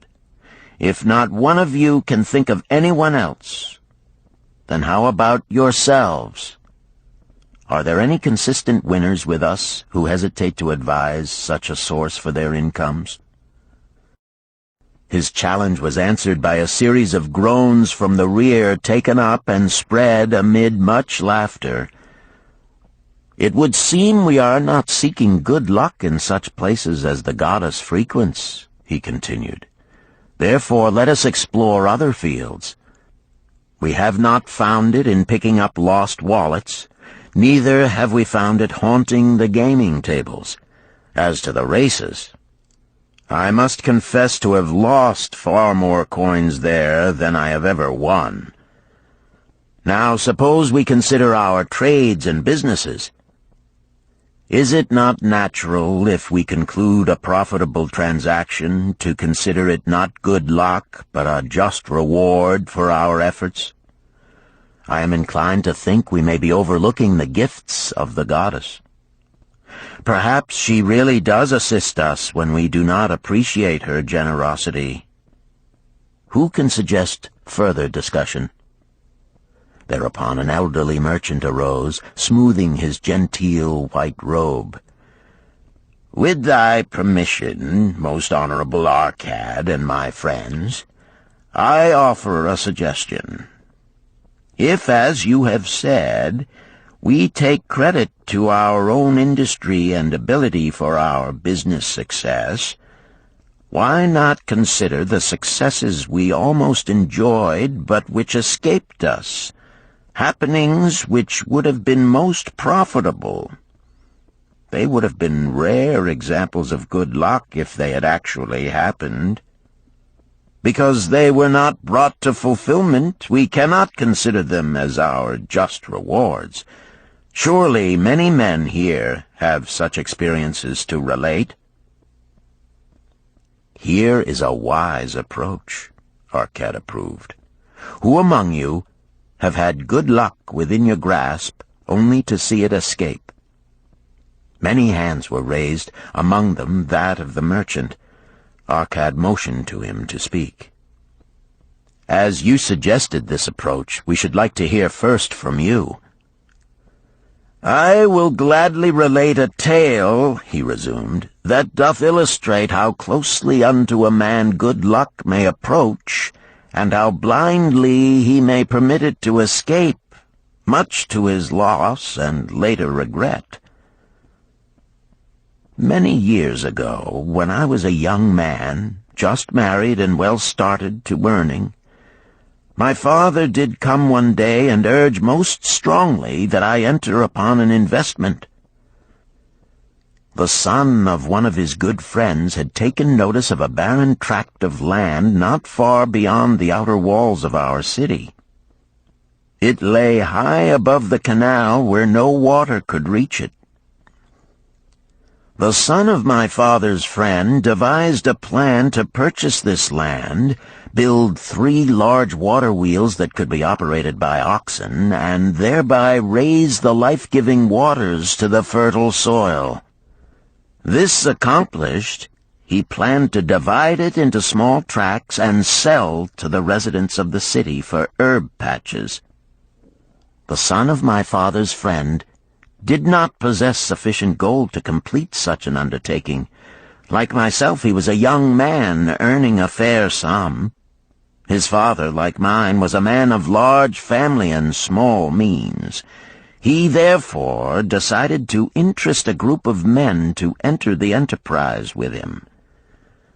The group was to comprise 12. Each of whom must be a money earner and agree to pay 1/10 of his earnings into the enterprise until the land was made ready for sale. All would then share justly in the profits in proportion to their investment. "Thou, my son," bespoke my father unto me, "art now in thy young manhood.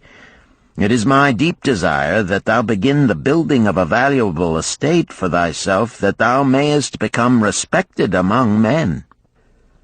I desire to see thou profit from a knowledge of the thoughtless mistakes of thy father." "This do I most ardently desire, my father," I replied. "Then this do I advise. Do what I should have done at thy age. From thy earnings keep out 1/10 to put into favorable investments. With this 1/10 of thy earnings, and what it will also earn, thou canst, before thou art my age, accumulate for thyself a valuable estate." "Thy words are words of wisdom, my father. Greatly do I desire riches. Yet there are many uses to which my earnings are called. Therefore do I hesitate to do as thou dost advise. I am young. There is plenty of time." "So I thought at thy age. Yet behold, many years have passed, and I have not yet made the beginning." "We live in a different age, my father. I shall avoid thy mistakes." "Opportunity stands before thee, my son. It is offering a chance that may lead to wealth. I beg of thee, do not delay. Go upon the morrow to the son of my friend, and bargain with him to pay 10% of thy earnings into this investment. Go promptly upon the morrow. Opportunity waits for no man. Today it is here, soon it is gone, therefore delay not." In spite of the advice of my father, I did hesitate. There were beautiful new robes just brought by the tradesmen from the East, robes of such richness and beauty my good wife and I felt we must each possess one. Should I agree to pay 1/10 of my earnings into the enterprise, we must deprive ourselves of these and other pleasures we dearly desired. I delayed making a decision until it was too late, much to my subsequent regret. The enterprise did prove to be more profitable than any man had prophesied. This is my tale, showing how I did permit good luck to escape. In this tale, we see how good luck waits to come to that man who accepts opportunity, commented a swarthy man of the desert. To the building of an estate, there must always be the beginning. That start may be a few pieces of gold or silver which a man diverts from his earnings to his first investment. I, myself, am the owner of many herds. The start of my herds I did begin when I was a mere boy, and did purchase with 1 piece of silver a young calf. This, being the beginning of my wealth, was of great importance to me. To take his first start to building an estate is as good luck as can come to any man.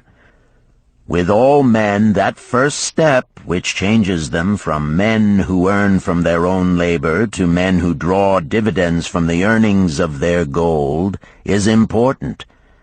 Some fortunately take it when young and thereby outstrip in financial success those who do take it later, or those unfortunate men, like the father of this merchant, who never take it. Had our friend the merchant taken this step in his early manhood when this opportunity came to him, this day he would be blessed with much more of this world's goods. Should the good luck of our friend the cloth weaver cause him to take such a step at this time, it will indeed be but the beginning of much greater good fortune. "Thank you. I like to speak also," a stranger from another country arose. "I am a Syrian. Not so well do I speak your tongue. I wish to call this friend, the merchant, a name. Maybe you think it not polite, this name. Yet I wish to call him that. But, alas, I not know your word for it. If I do call it in Syrian, you will not understand. Therefore, please, some good gentleman, tell me that right name you call man who puts off doing those things that mighty good for him." "Procrastinator!" called a voice. "That's him!" shouted the Syrian, waving his hands excitedly. "He accepts not opportunity when she comes. He waits. He says, I have much business right now. By and by I talk to you. Opportunity she will not wait for such slow fellow. She thinks if a man desires to be lucky he will step quick. Any man who not step quick when opportunity comes. He, big procrastinator like our friend, this merchant." The merchant arose and bowed good-naturedly in response to the laughter. "My admiration to thee, stranger within our gates, who hesitates not to speak the truth." And now let us hear another tale of opportunity. Who has for us another experience? Demanded Arcad. "I have," responded a red-robed man of middle age. "I am a buyer of animals, mostly camels and horses. Sometimes I do also buy the sheep and goats. The tale I am about to relate will tell truthfully how opportunity came one night when I did least expect it. Perhaps for this reason I did let it escape. Of this you shall be the judge. Returning to the city one evening after a disheartening 10 days' journey in search of camels, I was much angered to find the gates of the city closed and locked. While my slaves spread our tent for the night, which we looked to spend with little food and no water, I was approached by an elderly farmer who, like ourselves, found himself locked outside. "Honored sir," he addressed me, "from thy appearance I do judge thee to be a buyer. If this be so, much would I like to sell to thee the most excellent flock of sheep just driven up. Alas, my good wife lies very sick with the fever. I must return with all haste. Buy thou my sheep, that I and my slaves may mount our camels and travel back without delay." So dark it was that I could not see his flock, but from the bleating I did know it must be large. Having wasted 10 days searching for camels I could not find, I was glad to bargain with him. In his anxiety he did set a most reasonable price.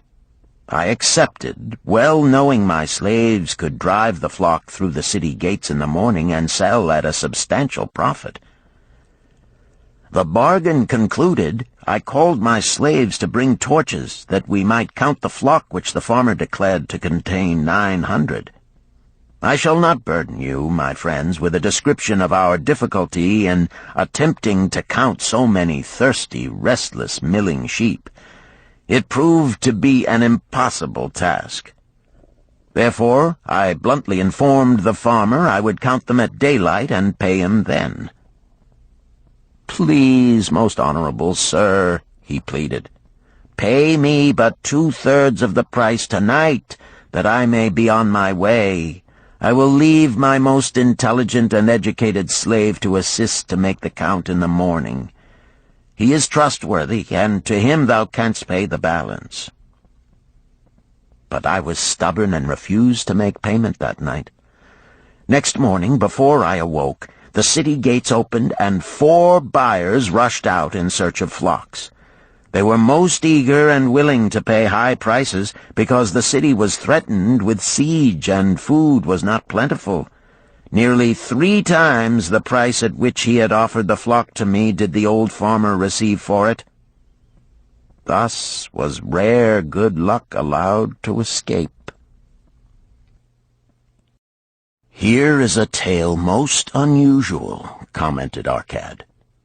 "What wisdom doth it suggest?" "The wisdom of making a payment immediately when we are convinced our bargain is wise," suggested a venerable saddle-maker. "If the bargain be good, then dost thou need protection against thy own weaknesses as much as against any other man. We mortals are changeable. Alas, I must say, more apt to change our minds when right than wrong. Wrong, we are stubborn indeed. Right, we are prone to vacillate and let opportunity escape. My first judgment is my best. Yet always have I found it difficult to compel myself to proceed with a good bargain when made. Therefore, as a protection against my own weaknesses, I do make a prompt deposit thereon. This doth save me from later regrets for the good luck that should have been mine." "Thank you. Again I like to speak." The Syrian was upon his feet once more. "These tales much alike. Each time opportunity fly away for same reason. Each time she come to procrastinator, bringing good plan. Each time they hesitate, not say, right now, best time, I do it quick. How can men succeed that way?" "Wise are thy words, my friend," responded the buyer. "Good luck fled from procrastination in both these tales. Yet this is not unusual. The spirit of procrastination is within all men. We desire riches, yet how often, when opportunity doth appear before us, that spirit of procrastination from within doth urge various delays in our acceptance. In listening to it, we do become our own worst enemies. In my younger days, I did not know it by this long word our friend from Syria doth enjoy. I did think at first it was my own poor judgment that did cause me loss at many profitable trades. Later I did credit it to my stubborn disposition. At last I did recognize it for what it was, a habit of needless delaying where action was required, action prompt and decisive. How I did hate it when its true character stood revealed. With the bitterness of a wild ass hitched to a chariot, I did break loose from this enemy to my success. "Thank you. I like ask question from Mr. Merchant," the Syrian was speaking. "You wear fine robes, not like those of poor man. You speak like successful man. Tell us, do you listen now when procrastination whispers in your ear?" "Like our friend the buyer, I also had to recognize and conquer procrastination," responded the merchant. "To me, it proved to be an enemy ever watching and waiting to thwart my accomplishments. The tale I did relate is but one of many similar instances I could tell to show how it drove away my opportunities. 'Tis not difficult to conquer once understood. No man willingly permits the thief to rob his bins of grain, nor does any man willingly permit an enemy to drive away his customers and rob him of his profits. When once I did recognize that such acts as these my enemy was committing, with determination I conquered him. So must every man master his own spirit of procrastination before he can expect to share in the rich treasures of Babylon. What sayest, Arcad? Because thou art the richest man in Babylon, many do proclaim thee to be the luckiest. Dost agree with me that no man can arrive at a full measure of success until he hath completely crushed the spirit of procrastination within him? It is even as thou sayest, Arcad admitted. During my long life, I have watched generation following generation, marching forward along those avenues of trade, science, and learning that lead to success in life. Opportunities came to all these men. Some grasped theirs and moved steadily to the gratification of their deepest desires, but the majority hesitated, faltered, and fell behind. Arcad turned to the cloth-weaver. Thou didst suggest that we debate good luck. Let us hear what thou now thinkest upon the subject. I do see good luck in a different light. I had thought of it as something most desirable that might happen to a man without effort upon his part. Now I do realize such happenings are not the sort of thing one may attract to himself. From our discussion have I learned that to attract good luck to oneself, it is necessary to take advantage of opportunities. Therefore, in the future, I shall endeavor to make the best of such opportunities as do come to me. Thou hast well grasped the truths brought forth in our discussion, Arcad replied. Good luck, we do find, often follows opportunity, but seldom comes otherwise. Our merchant friend would have found great good luck had he accepted the opportunity the good goddess did present to him. Our friend the buyer likewise would have enjoyed good luck had he completed the purchase of the flock and sold at such a handsome profit. We did pursue this discussion to find a means by which good luck could be enticed to us. I feel that we have found the way. Both the tales did illustrate how good luck follows opportunity. Herein lies a truth that many similar tales of good luck, won or lost, could not change. The truth is this: good luck can be enticed by accepting opportunity. Those eager to grasp opportunities for their betterment do attract the interest of the good goddess. She is ever anxious to aid those who please her. Men of action please her best. Action will lead thee forward to the successes thou dost desire. Men of action are favored by the goddess of good luck.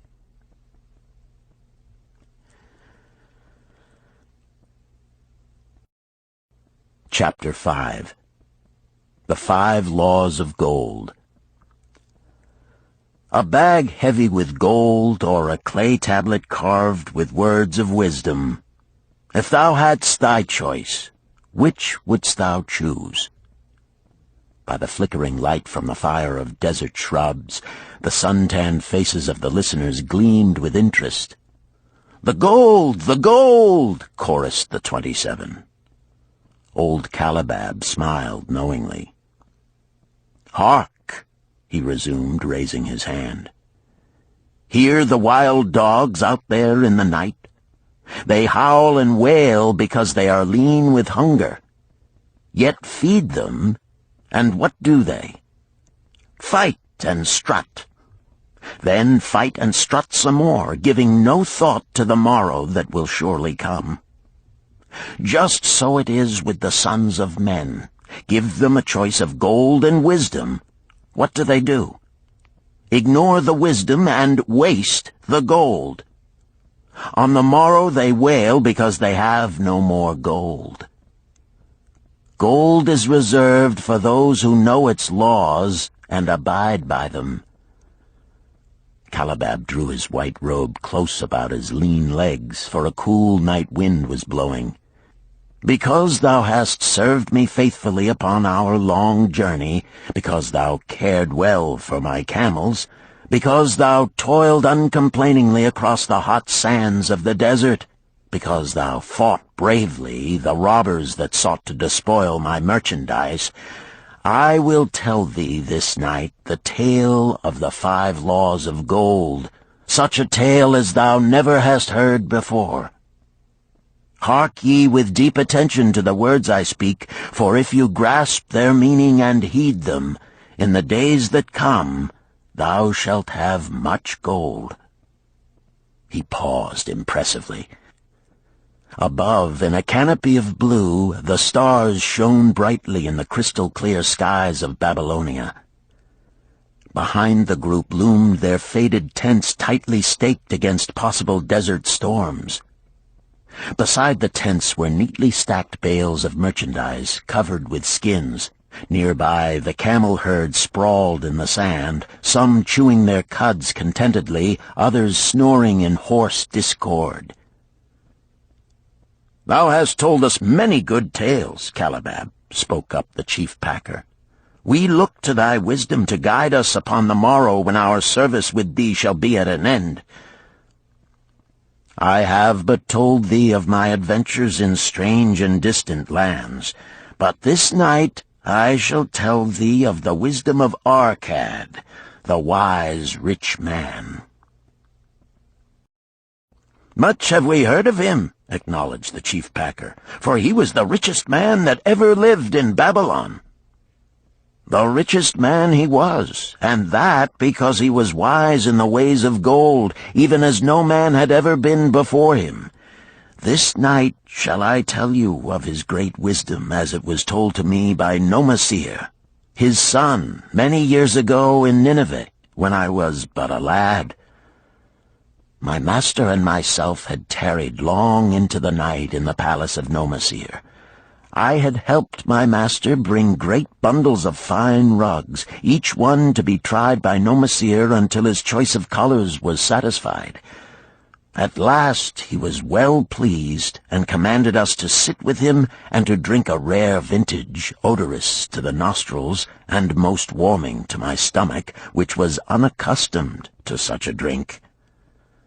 Then did he tell us this tale of the great wisdom of Arkad, his father, even as I shall tell it to you. In Babylon it is the custom, as you know, that the sons of wealthy fathers live with their parents in expectation of inheriting the estate. Arkad did not approve of this custom. Therefore, when Nomasir reached the man's estate, he sent for the young man and addressed him. "My son, it is my desire that thou succeed to my estate. Thou must, however, first prove that thou art capable of wisely handling it.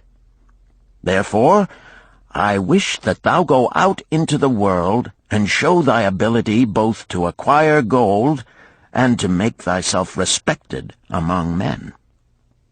To start thee well, I will give thee 2 things of which I myself was denied when I started as a poor youth to build up a fortune. First, I give thee this bag of gold. If thou use it wisely, it will be the basis of thy future success. Second, I give thee this clay tablet upon which is carved the 5 laws of gold. If thou dost but interpret them in thy own acts, they shall bring thee competence and security. 10 years from this day come thou back to the house of thy father and give account of thyself. If thou prove worthy, I will then make thee the heir to my estate. Otherwise I will give it to the priests that they may barter for my soul the kind consideration of the gods." So Nomasir went forth to make his own way, taking his bag of gold the clay tablet carefully wrapped in silken cloth, his slave, and the horses upon which they rode. The 10 years passed, and Nomasir, as he had agreed, returned to the house of his father, who provided a great feast in his honor, to which he invited many friends and relatives. After the feast was over, the father and mother mounted their throne-like seats at one side of the great hall, and Nomasir stood before them to give an account of himself as he had promised his father. It was evening. The room was hazy with smoke from the wicks of the oil lamps that but dimly lighted it. Slaves in white woven jackets and tunics fanned the humid air rhythmically with long-stemmed palm leaves.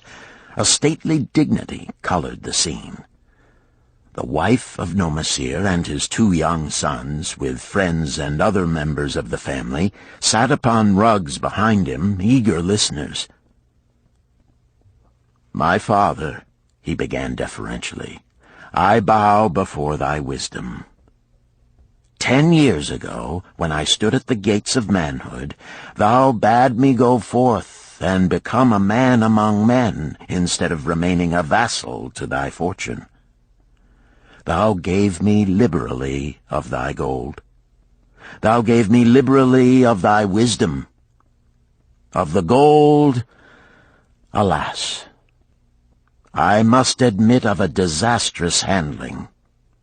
It fled indeed from my inexperienced hands, even as a wild hare flees at the first opportunity from the youth who captures it." The father smiled indulgently. "Continue, my son. Thy tale interests me in all its details." I decided to go to Nineveh, as it was a growing city, believing that I might find there opportunities. I joined a caravan, and among its members made numerous friends. 2 well-spoken men who had a most beautiful white horse, as fleet as the wind, were among these. As we journeyed, they told me in confidence that in Nineveh was a wealthy man who owned a horse so swift that it had never been beaten. Its owner believed that no horse living could run with greater speed. Therefore would he wager any sum, however large, that his horse could outspeed any horse in all Babylonia. Compared to their horse, so my friend said, it was but a lumbering ass that could be beaten with ease. They offered, as a great favor, to permit me to join them in a wager. I was quite carried away with the plan. Our horse was badly beaten, and I lost much of my gold. The father laughed. Later, I discovered that this was a deceitful plan of these men, and they constantly journeyed with caravans seeking victims. You see, the man in Nineveh was their partner and shared with them the bets he won.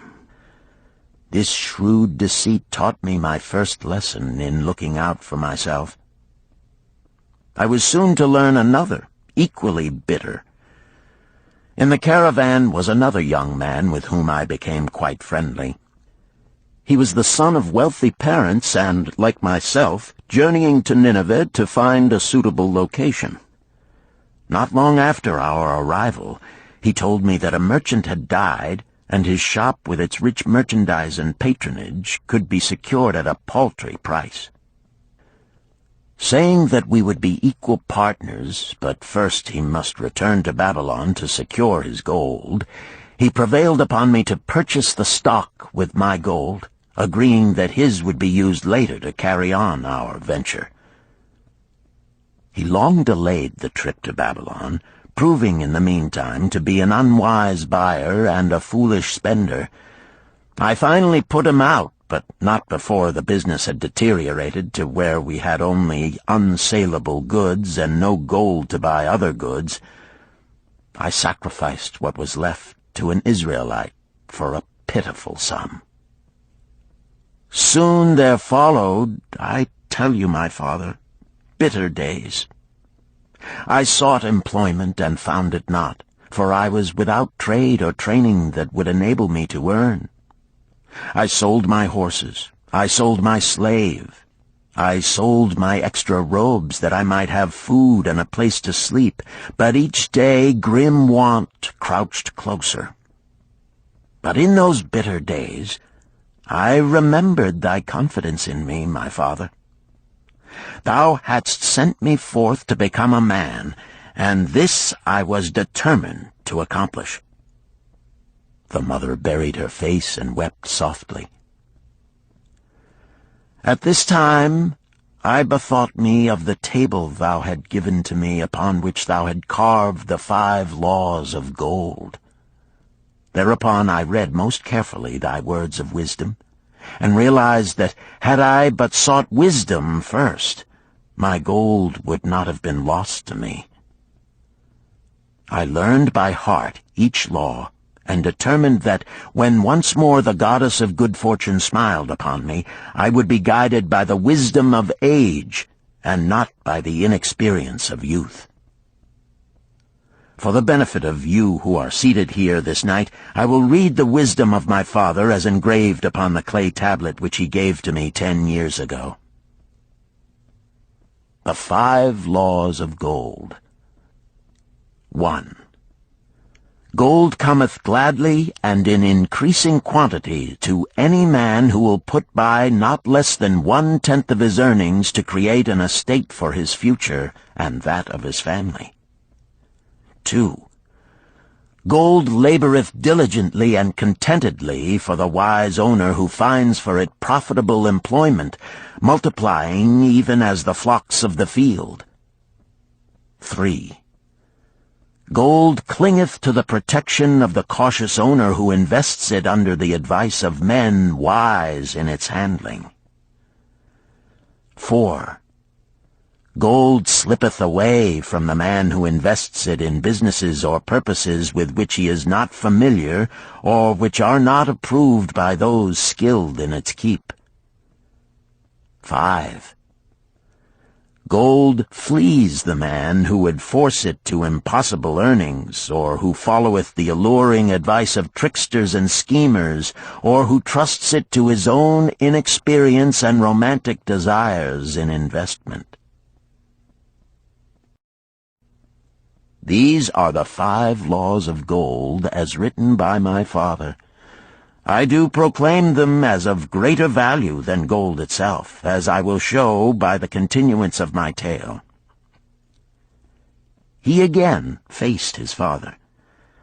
I have told thee of the depth of poverty and despair to which my inexperience brought me.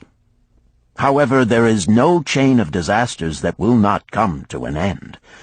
Mine came when I secured employment managing a crew of slaves working upon the new outer wall of the city. Profiting from my knowledge of the first law of gold, I saved a copper from my first earnings, adding to it at every opportunity until I had a piece of silver. It was a slow procedure, for one must live. I did spend grudgingly, I admit, because I was determined to earn back before the 10 years were over as much gold as you, my father, had given to me. One day the slave-master with whom I had become quite friendly said to me, "Thou art a thrifty youth who spends not wantonly what he earns. Hast thou gold put by that is not earning?" "Yes," I replied. "It is my greatest desire to accumulate gold, to replace that which my father gave to me and which I have lost. 'Tis a worthy ambition, I will grant. And do you know that the gold which you have saved can work for you and earn much more gold?" "Alas, my experience has been bitter, for my father's gold has fled from me, and I am in much fear lest my own do the same." "If thou hast confidence in me, I will give thee a lesson in the profitable handling of gold," he replied. "Within a year the outer wall will be complete and ready for the great gates of bronze that will be built at each entrance to protect the city from the king's enemies. In all Nineveh there is not enough metal to make these gates, and the king has not thought to provide it. Here is my plan. A group of us will pool our gold and send a caravan to the mines of copper and tin which are distant, and bring to Nineveh the metal for the gates. When the king says, 'Make the great gates,' we alone can supply the metal, and a rich price he will pay. If the king will not buy from us, we will yet have the metal which can be sold for a fair price." In his offer, I recognized an opportunity to abide by the third law and invest my savings under the guidance of wise men. Nor was I disappointed. Our pool was a success, and my small store of gold was greatly increased by the transaction. In due time I was accepted as a member of this same group in other ventures. They were men wise in the profitable handling of gold. They talked over each plan presented with great care before entering upon it. They would take no chance on losing their principal or tying it up in unprofitable investments from which their gold could not be recovered. Such foolish things as the horse race and the partnership into which I had entered with my inexperience would have had scant consideration with them. They would have immediately pointed out their weaknesses. Through my association with these men, I learned to safely invest gold to bring profitable returns. As the years went on, my treasure increased more and more rapidly. I not only made back as much as I lost, but much more. Through my misfortunes, my trials, and my success, I have tested time and again the wisdom of the 5 laws of gold, my father, and have proven them true in every test. To him who is without knowledge of the 5 laws, gold comes not often, and goeth away quickly. But to him who abide by the 5 laws, gold comes and works as his dutiful slave. Nomasir ceased speaking and motioned to a slave in the back of the room. The slave brought forward one at a time 3 heavy leather bags. One of these Nomasir took and placed upon the floor before his father, addressing him again. "Thou didst give to me a bag of gold, Babylon gold. Behold, in its place I do return to thee a bag of Nineveh gold of equal weight, an equal exchange, as all will agree. Thou didst give to me a clay tablet inscribed with wisdom. Behold, in its stead I do return 2 bags of gold." So saying, he took from the slave the other 2 bags, and likewise placed them upon the floor before his father. "This I do to prove to thee, my father, of how much greater value I consider thy wisdom than thy gold. Yet who can measure in bags of gold the value of wisdom? Without wisdom, gold is quickly lost by those who have it. But with wisdom, gold can be secured by those who have it not, as these 3 bags of gold do prove. It does indeed give to me the deepest satisfaction, my father, to stand before thee and say that, because of thy wisdom, I have been able to become rich and respected before men." The father placed his hand fondly upon the head of Nomasir. "Thou hast learned well thy lessons, and I am indeed fortunate to have a son to whom I may entrust my wealth." Calabab ceased his tale and looked critically at his listeners. "What means this to thee, this tale of Nomasir?" he continued. "Who among thee can go to thy father or to the father of thy wife and give an account of wise handling of his earnings? What would these venerable men think were you to say, 'I have traveled much and learned much and labored much and earned much, yet alas, of gold I have little. Some I spent wisely, some I spent foolishly, and much I lost in unwise ways.'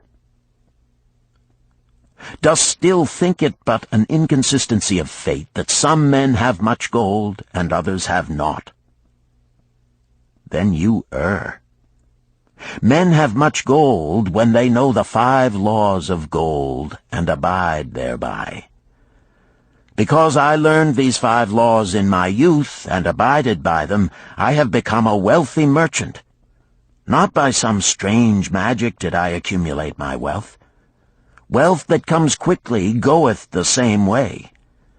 Wealth that stayeth to give enjoyment and satisfaction to its owner comes gradually, because it is a child born of knowledge and persistent purpose. To earn wealth is but a slight burden upon the thoughtful man.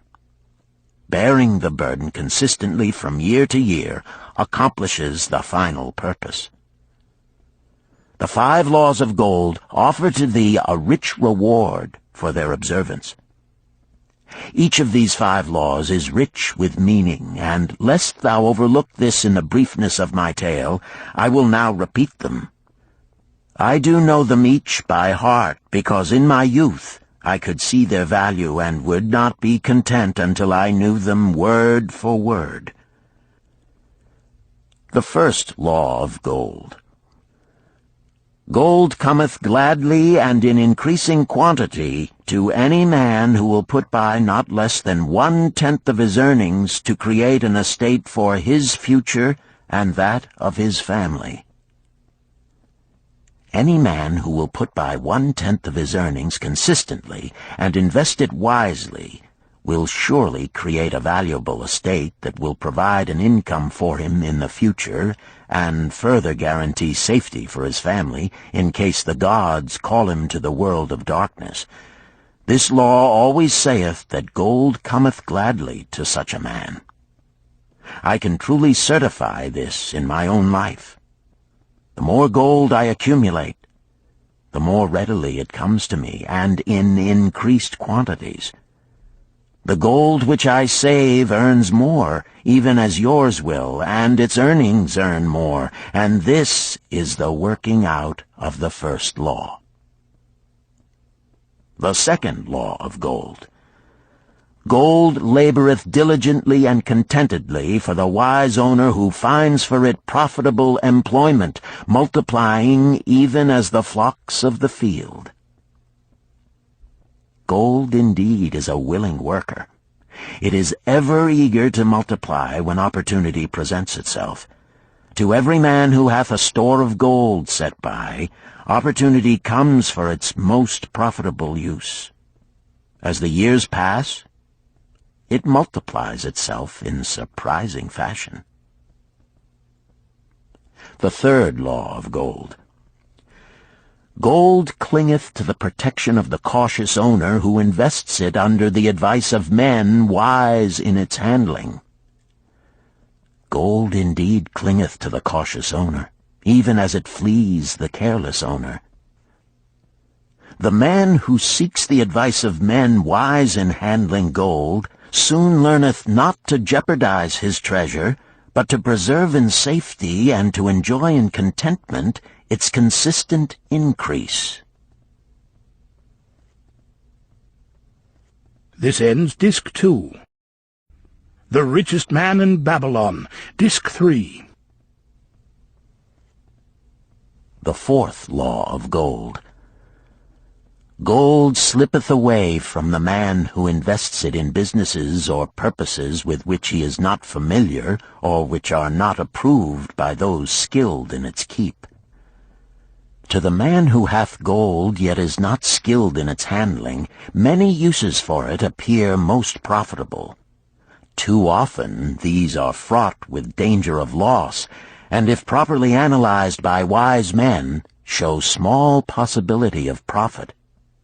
Therefore, the inexperienced owner of gold who trusts to his own judgment and invests it in businesses or purposes with which he is not familiar, too often finds his judgment imperfect and pays with his treasure for his inexperience. Wise indeed is he who investeth his treasures under the advice of men skilled in the ways of gold. the 5th law of gold. Gold flees the man who would force it to impossible earnings, or who followeth the alluring advice of tricksters and schemers, or who trusts it to his own inexperience and romantic desires in investment. Fanciful propositions that thrill like adventure tales always come to the new owner of gold. These appear to endow his treasure with magic powers that will enable it to make impossible earnings. Yet heed ye the wise men, for verily they know the risks that lurk behind every plan to make great wealth suddenly. Forget not the rich men of Nineveh, who would take no chance of losing their principal or tying it up in unprofitable investments. This ends my tale of the 5 laws of gold. In telling it to thee, I have told the secrets of my own success.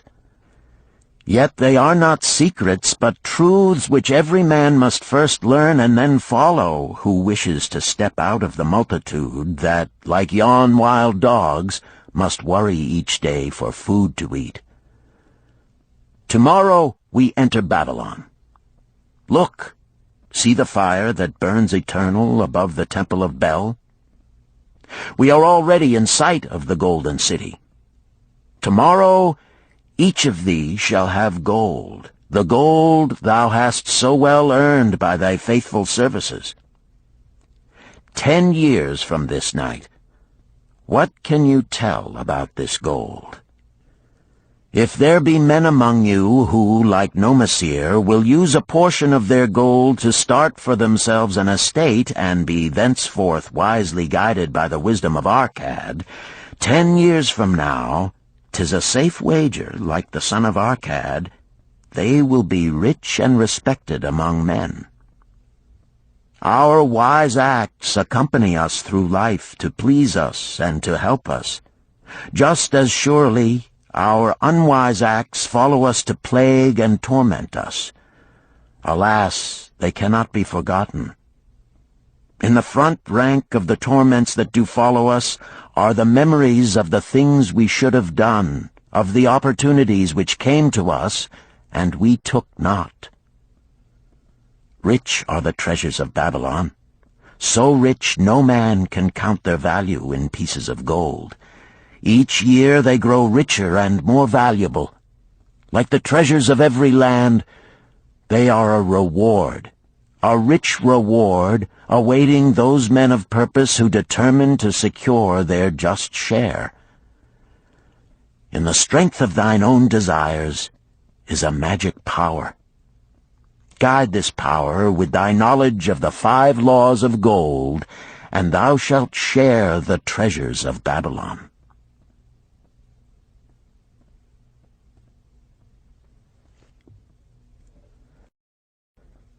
Chapter 6. The Gold Lender of Babylon. 50 pieces of gold. Never before had Rodan, the spear-maker of old Babylon, carried so much gold in his leather wallet. Happily down the king's highway from the palace of his most liberal majesty he strode. Cheerfully the gold clinked as the wallet at his belt swayed with each step, the sweetest music he had ever heard. 50 pieces of gold, all his. He could hardly realize his good fortune. What power in those clinking discs! They could purchase anything he wanted. A grand house, land, cattle, camels, horses, chariots, whatever he might desire. What use should he make of it?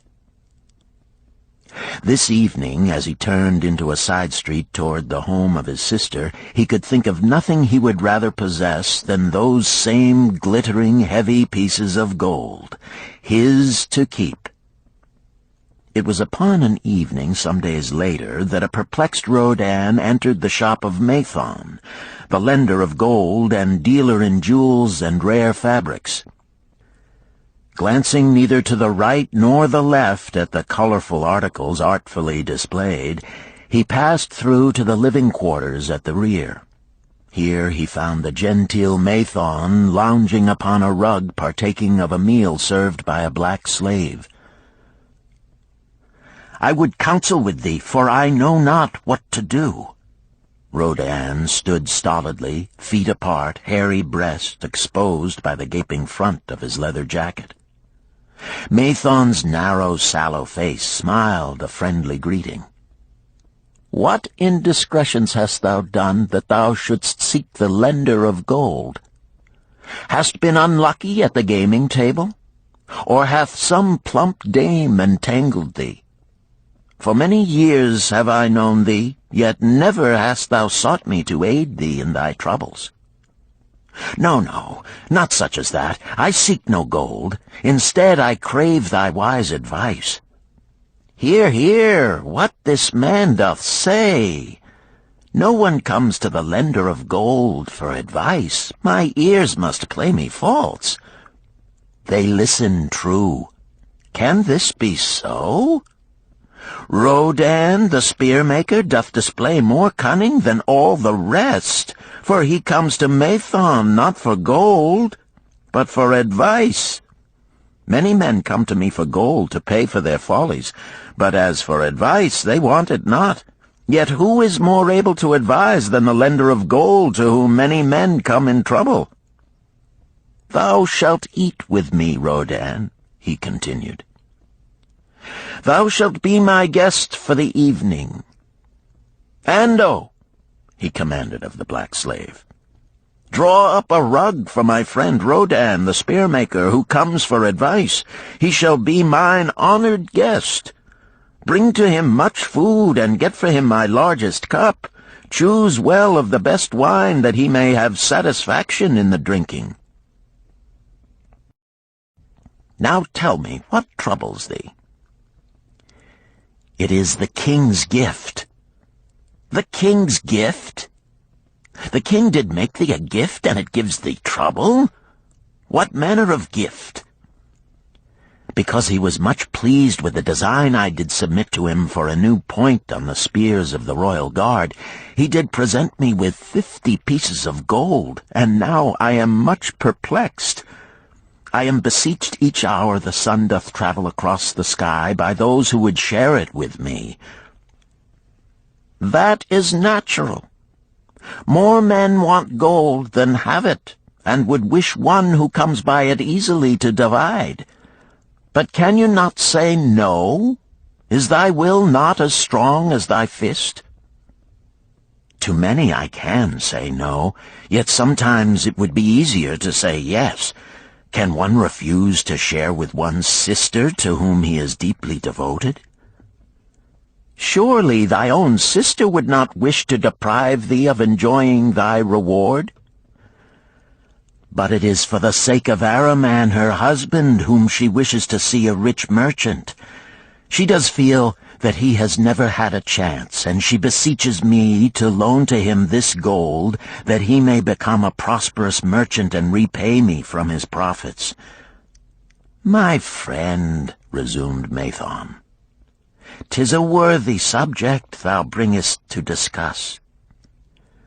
Gold bringeth unto its possessor responsibility and a changed position with his fellow men. It bringeth fear lest he lose it, or it be tricked away from him. It bringeth a feeling of power and ability to do good. Likewise, it bringeth opportunities whereby his very good intentions may bring him into difficulties. Didst ever hear of the farmer of Nineveh who could understand the language of animals? I wot not, for 'tis not the kind of tale men like to tell over the bronze-caster's forge. I will tell it to thee, for thou shouldst know that to borrowing and lending there is more than the passing of gold from the hands of one to the hands of another. This farmer, who could understand what the animals said to each other, did linger in the farmyard each evening just to listen to their words. One evening he did hear the ox bemoaning to the ass the hardness of his lot. I do labor pulling the plow from morning until night, no matter how hot the day, or how tired my legs, or how the bow doth chafe my neck, still must I work. But you are a creature of leisure.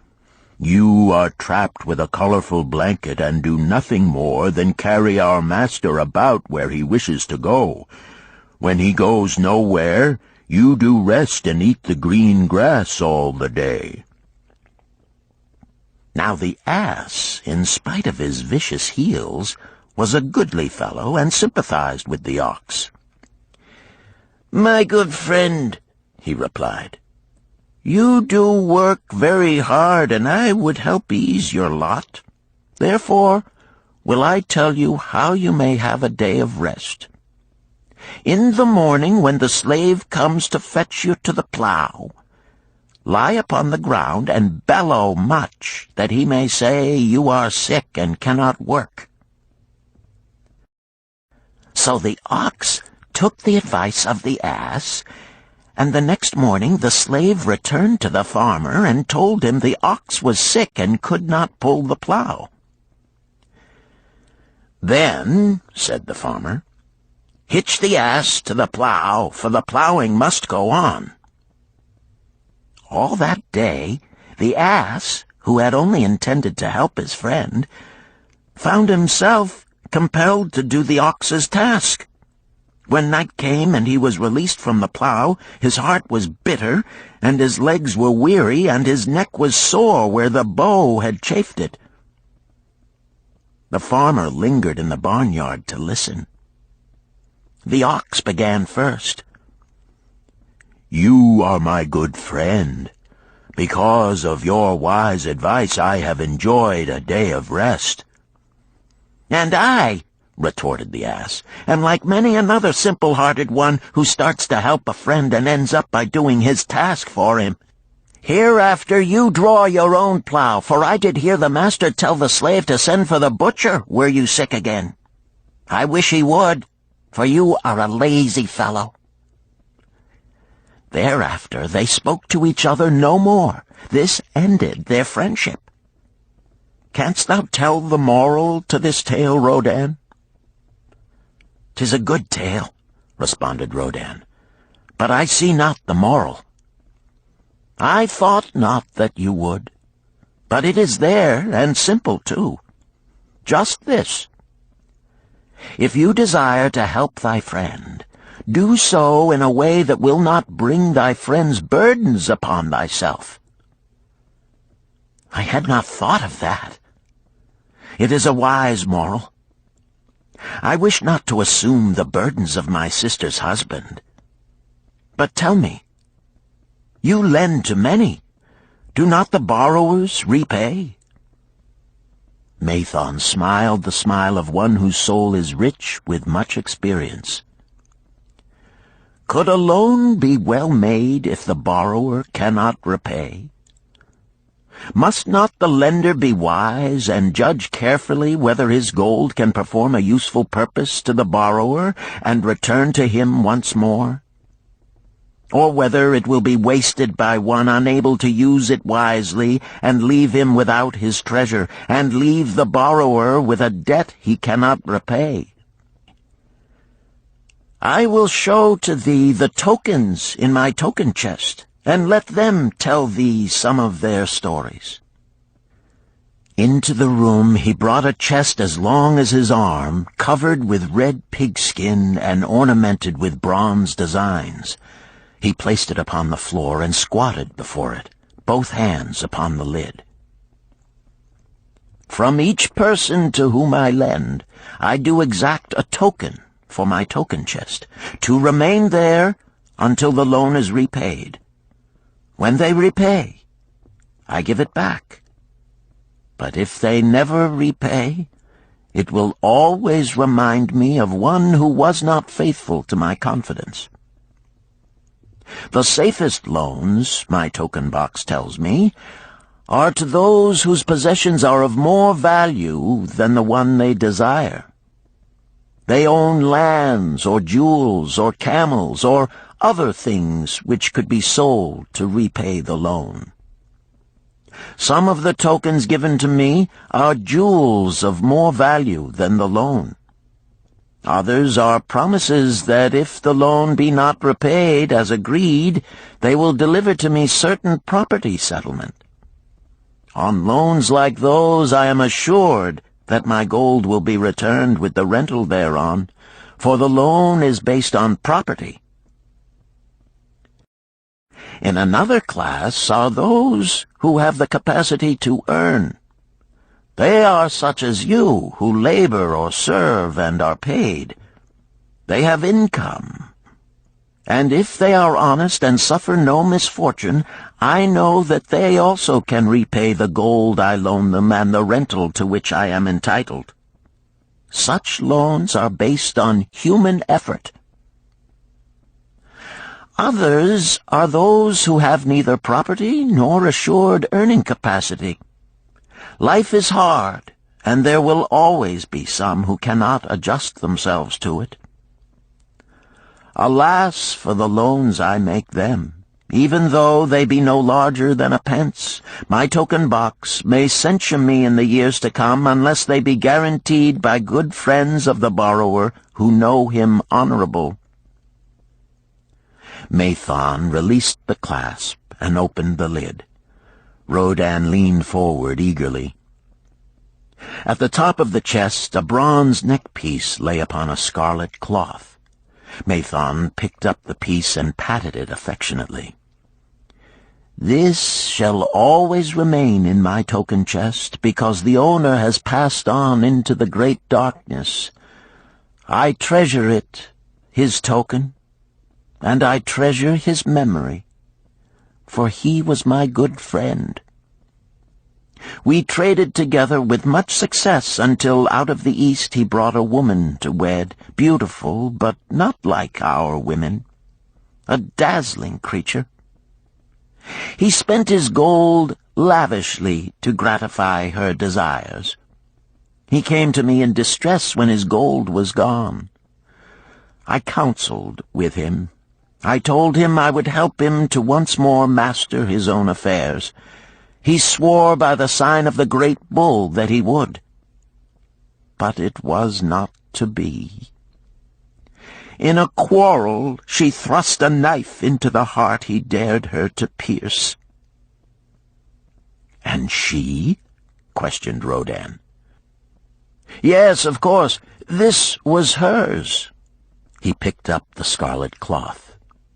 "In bitter remorse she threw herself into the Euphrates. These 2 loans will never be repaid. The chest tells you, Rodan, that humans in the throes of great emotions are not safe risks for the gold lender. Here, now, this is different." He reached for a ring carved of ox-bone. "This belongs to a farmer. I buy the rugs of his women. The locusts came, and they had not food. I helped him, and when the new crop came, he repaid me. Later he came again and told of strange goats in a distant land, as described by a traveler. They had long hair so fine and soft it would weave into rugs more beautiful than any ever seen in Babylon. He wanted a herd, but he had no money. So I did lend him gold to make the journey and bring back goats. Now his herd is begun, and next year I shall surprise the lords of Babylon with the most expensive rugs it has been their good fortune to buy. Soon I must return his ring. He doth insist on repaying promptly."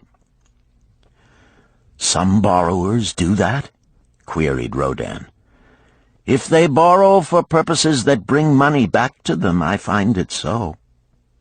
But if they borrow because of their indiscretions, I warn thee to be cautious if thou wouldst ever have thy gold back in hand again." "Tell me about this," requested Rodan, picking up a heavy gold bracelet inset with jewels in rare designs. "The women do appeal to my good friend," bantered Mathon. "I am still much younger than you," retorted Rodan. "I grant that, but this time thou doth suspicion romance where it is not.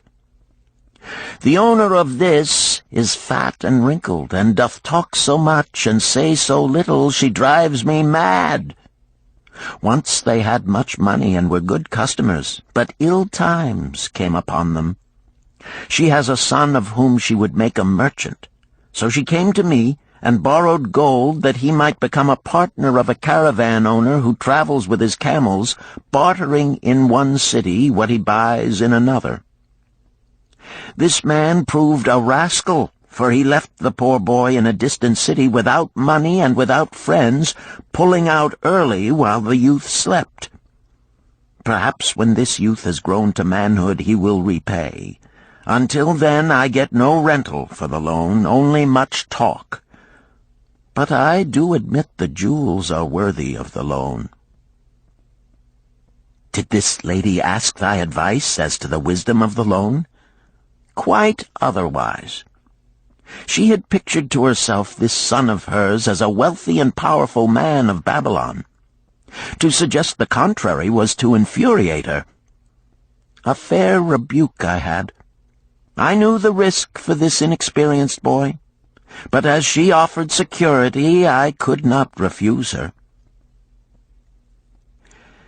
"This," continued Mathon, waving a bit of pack rope tied into a knot, "belongs to Nebator, the camel trader. When he would buy a herd larger than his funds, he brings to me this knot, and I lend to him according to his needs. He is a wise trader. I have confidence in his good judgment and can lend him freely. Many other merchants of Babylon have my confidence because of their honorable behavior. Their tokens come and go frequently in my token box. Good merchants are an asset to our city, and it profits me to aid them to keep trade moving that Babylon be prosperous." Mathon picked out a beetle carved in turquoise and tossed it contemptuously on the floor. "A bug from Egypt. The lad who owns this does not care whether I ever receive back my gold. When I reproach him, he replies, 'How can I repay when ill fate pursues me? You have plenty more. What can I do?' The token is his father's, a worthy man of small means who did pledge his land and herd to back his son's enterprises. The youth found success at first, and then was overzealous to gain great wealth. His knowledge was immature. His enterprises collapsed. Youth is ambitious. Youth would take shortcuts to wealth and the desirable things for which it stands. To secure wealth quickly, youth often borrows unwisely. Youth, never having had experience, cannot realize that hopeless debt is like a deep pit into which one may descend quickly, and where one may struggle vainly for many days. It is a pit of sorrow and regrets, where the brightness of the sun is overcast, and night is made unhappy by restless sleeping. Yet I do not discourage borrowing gold. I encourage it. I recommend it if it be for a wise purpose. I myself made my first real success as a merchant with borrowed gold. Yet what should the lender do in such a case? The youth is in despair and accomplishes nothing. He is discouraged. He makes no effort to repay. My heart turns against depriving the father of his land and cattle." "You tell me much that I am interested to hear," ventured Rodan, "but I hear no answer to my question. Should I lend my 50 pieces of gold to my sister's husband? They mean much to me." "Thy sister is a sterling woman whom I do much esteem. Should her husband come to me and ask to borrow 50 pieces of gold, I should ask him for what purpose he would use it. If he answered that he desired to become a merchant like myself and deal in jewels and rich furnishings, I would say, 'What knowledge have you of the ways of trade? Do you know where you can buy at lowest cost? Do you know where you can sell at a fair price? Could he say yes to these questions? No, he could not, Rodin admitted. He has helped me much in making spears, and he has helped some in the shops. Then would I say to him that his purpose was not wise. Merchants must learn their trade. His ambition, though worthy, is not practical, and I would not lend him any gold. But supposing he could say, yes, I have helped merchants much. I know how to travel to Smyrna and to buy at low cost the rugs the housewives weave. I also know many of the rich people of Babylon to whom I can sell these at a large profit. Then I would say, your purpose is wise, and your ambition honorable. I shall be glad to lend you the 50 pieces of gold if you can give me security that they will be returned. But would he say, I have no security other than that I am an honored man and will pay you well for the loan?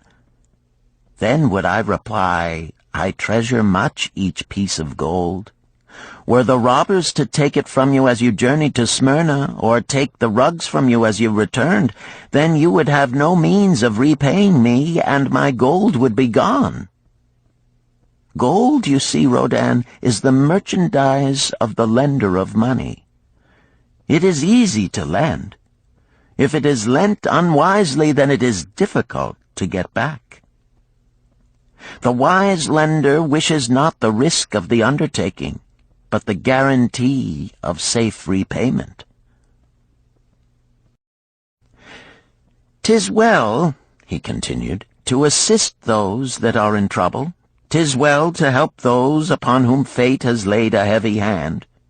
'Tis well to help those who are starting, that they may progress and become valuable citizens.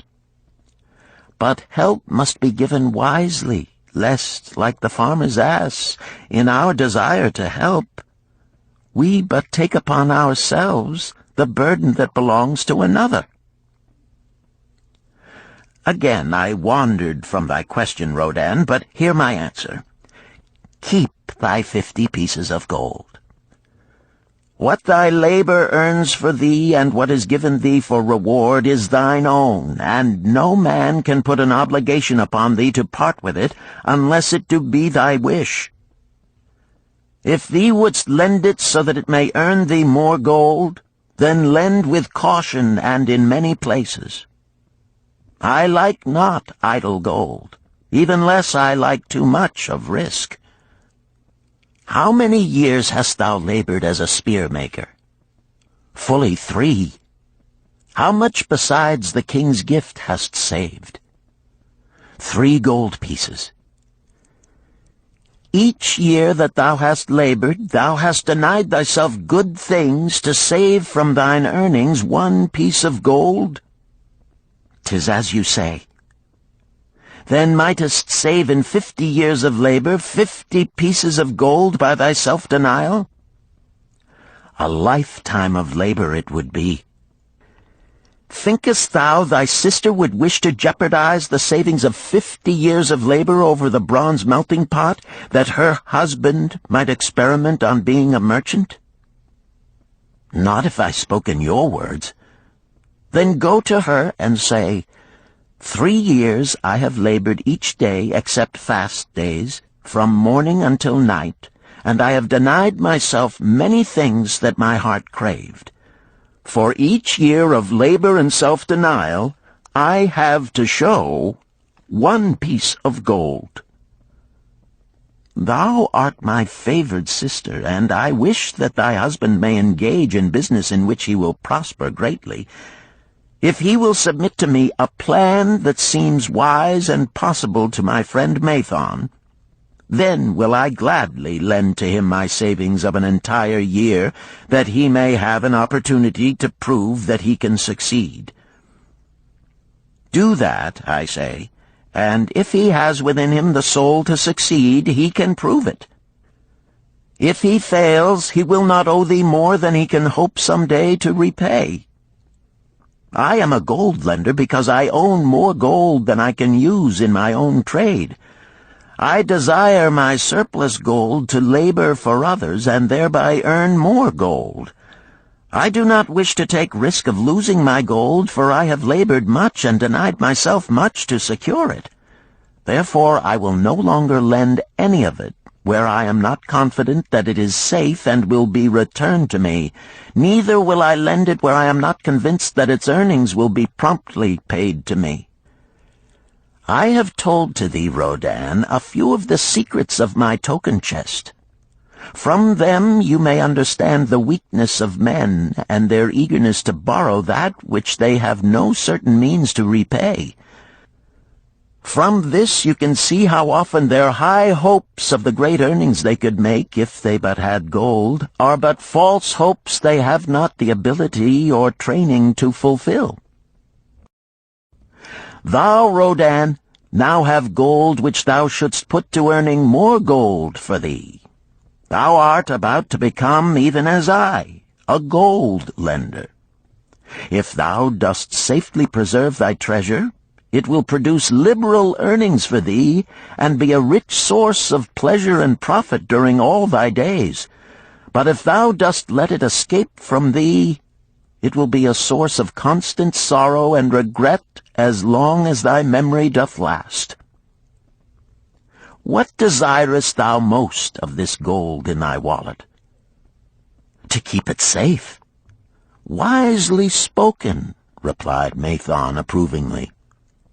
Thy first desire is for safety. Thinkest thou that in the custody of thy sister's husband it would be truly safe from possible loss?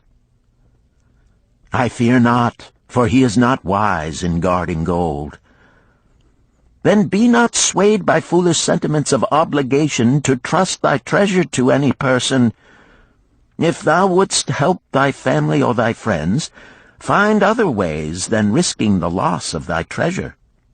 Forget not that gold slippeth away in unexpected ways from those unskilled in guarding it.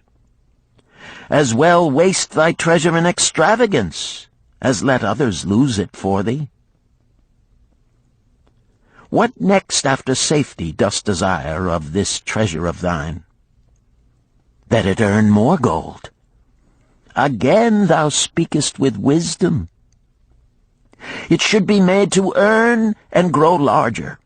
Gold wisely lent may even double itself with its earnings before a man like you groweth old. If you risk losing it, you risk losing all that it would earn as well. Therefore be not swayed by the fantastic plans of impractical men who think they see ways to force thy gold to make earnings unusually large. Such plans are the creations of dreamers unskilled in the safe and dependable laws of trade. Be conservative in what thou expectest to earn, that thou mayest keep and enjoy thy treasure. To hire it out with a promise of usurious returns is to invite loss. Seek to associate thyself with men and enterprises whose success is established, that thy treasure may earn liberally under their skillful use and be guarded safely by their wisdom and experience. Thus mayest thou avoid the misfortunes that follow most of the sons of men to whom the gods see fit to entrust gold. When Rodan would thank him for his wise advice, he would not listen, saying, "The king's gift shall teach thee much wisdom.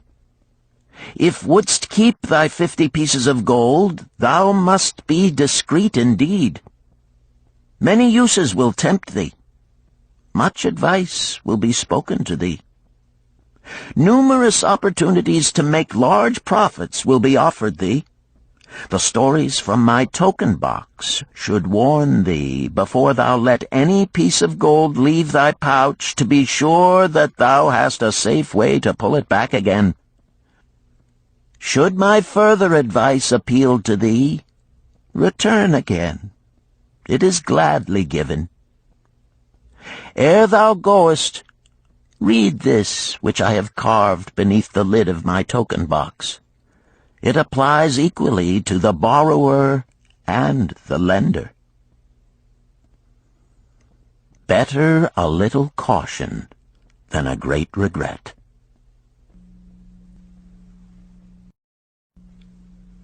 Chapter 7.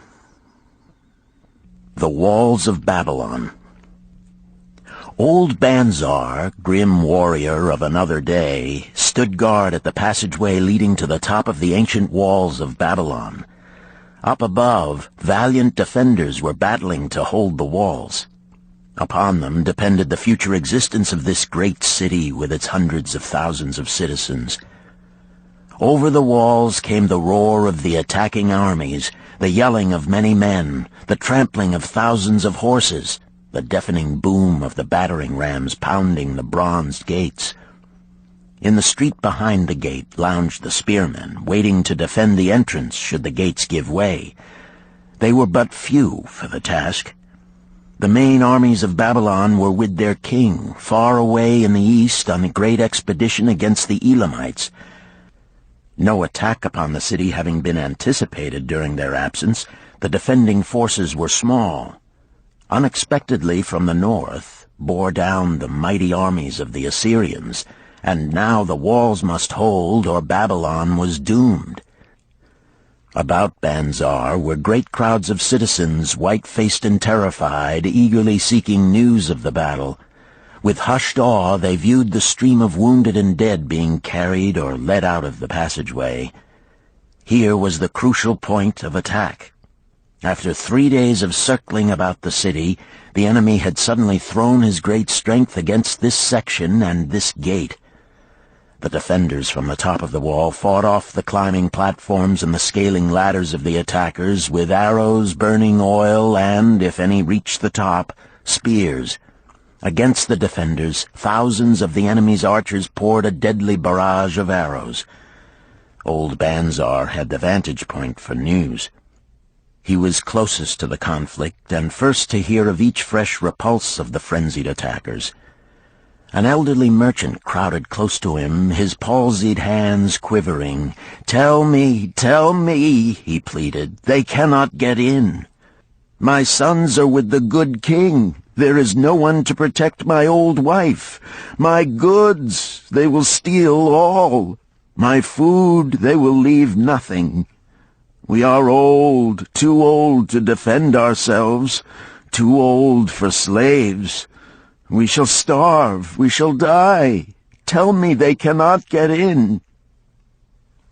"Calm thyself, good merchant," the guard responded. "The walls of Babylon are strong.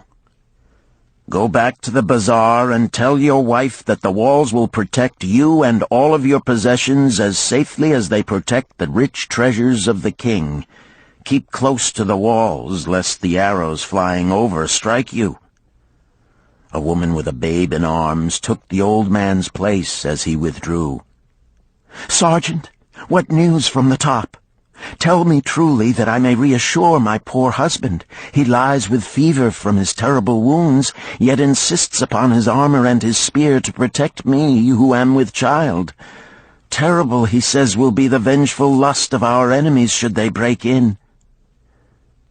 "Be thou good of heart, thou mother that is, and is again to be. The walls of Babylon will protect you and your babes.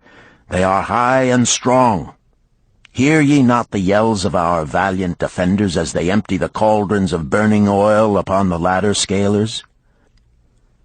"Yes, that do I hear, and also the roar of the battering rams that do hammer at our gates."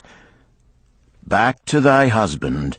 Tell him the gates are strong and withstand the rams. Also that the scalers climb the walls, but to receive the waiting spear thrust. Watch thy way, and hasten behind yon buildings." Banzar stepped aside to clear the passage for heavily armed reinforcements, as, with clanking bronze shields and heavy tread they tramped by, a small girl plucked at his girdle. "Tell me, soldier, are we safe?" she pleaded. "I hear the awful noises. I see the men all bleeding. I am so frightened. What will become of our family, of my mother, little brother, and the baby?" The grim old campaigner blinked his eyes and thrust forward his chin as he beheld the child. "Be not afraid, little one," he reassured her. "The walls of Babylon will protect you and mother and little brother and the baby. It was for the safety of such as you that the good Queen Semiramis built them over 100 years ago. Never have they been broken through. Go back and tell your mother and little brother and the baby that the walls of Babylon will protect them, and they need have no fear." Day after day old Banzar stood at his post and watched the reinforcements file up the passageway, there to stay and fight until, wounded or dead, they came down once more. Around him unceasingly crowded the throngs of frightened citizens, eagerly seeking to learn if the walls would hold. To all he gave his answer with the fine dignity of an old soldier: "The walls of Babylon will protect you." For 3 weeks and 5 days the attack waged with scarcely ceasing violence. Harder and grimmer set the jaw of Banzar as the passage behind, wet with the blood of the many wounded, was churned into mud by the never-ceasing streams of men passing up and staggering down. Each day the slaughtered attackers piled up in heaps before the wall. Each night they were carried back and buried by their comrades. Upon the 5th night of the 4th week, the clamor without diminished. The first streaks of daylight illuminated the plains, disclosed great clouds of dust raised by the retreating armies. A mighty shout went up from the defenders. There was no mistaking its meaning. It was repeated by the waiting troops behind the walls. It was echoed by the citizens upon the streets. It swept over the city with the violence of a storm. People rushed from the houses. The streets were jammed with a throbbing mob.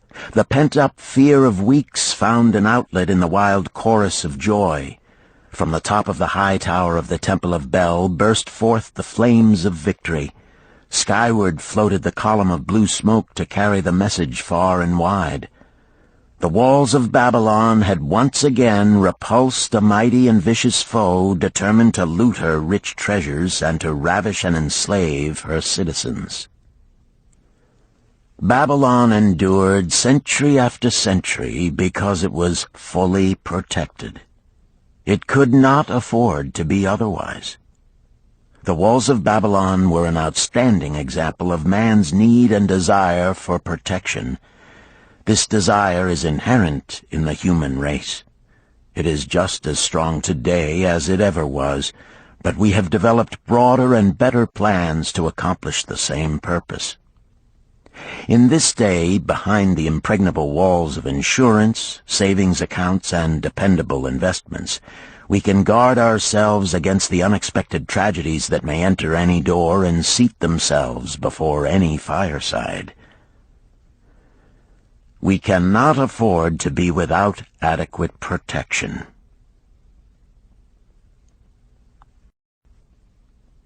Chapter 8. The Camel Trader of Babylon. The hungrier one becomes, the clearer one's mind works.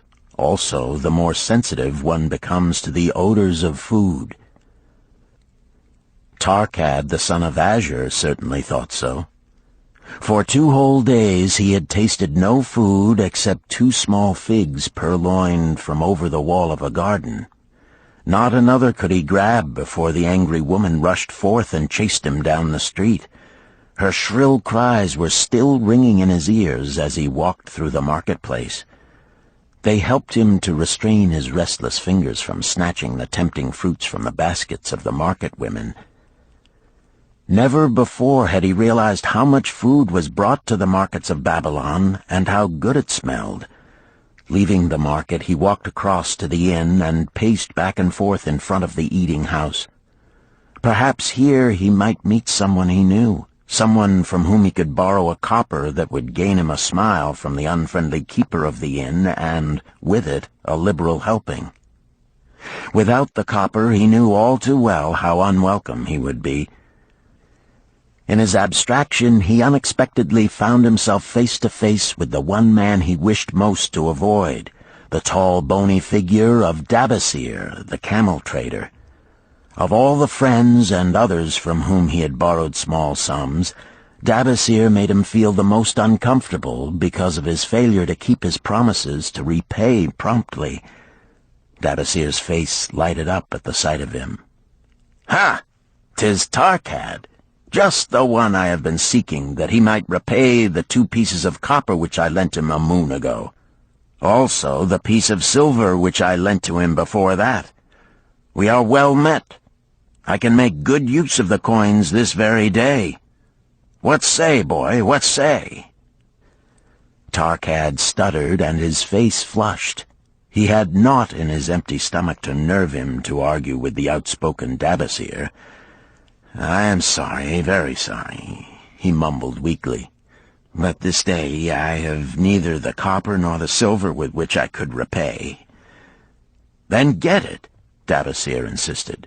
"Surely thou canst get hold of a few coppers and a piece of silver to repay the generosity of an old friend of thy father, who aided thee whence thou wast in need." "'Tis because ill fortune does pursue me that I cannot pay." "Ill fortune? Wouldst blame the gods for thine own weakness? Ill fortune pursues every man who thinks more of borrowing than of repaying. Come with me, boy, while I eat. I am hungry, and I would tell thee a tale." Tarkad flinched from the brutal frankness of Dabasir, but here at least was an invitation to enter the coveted doorway of the eating-house. Dabasir pushed him to a far corner of the room where they seated themselves upon small rugs. When Koskor, the proprietor, appeared smiling, Dabasir addressed him with his usual freedom. "Fat lizard of the desert, bring to me a leg of the goat, very brown, with much juice, and bread and all of the vegetables, for I am hungry and want much food. Do not forget my friend here. Bring to him a jug of water. Have it cooled, for the day is hot." Tarkad's heart sank.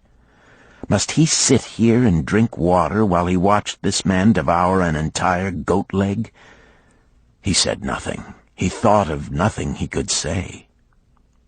Dabasir, however, knew no such thing as silence.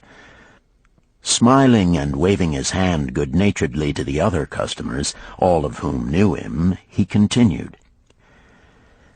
"I did hear from a traveler just returned from Urfa of a certain rich man who has a piece of stone cut so thin that one can look through it. He put it in the window of his house to keep out the rains. It is yellow, so this traveler does relate, and he was permitted to look through it, and all the outside world looks strange and not like it really is.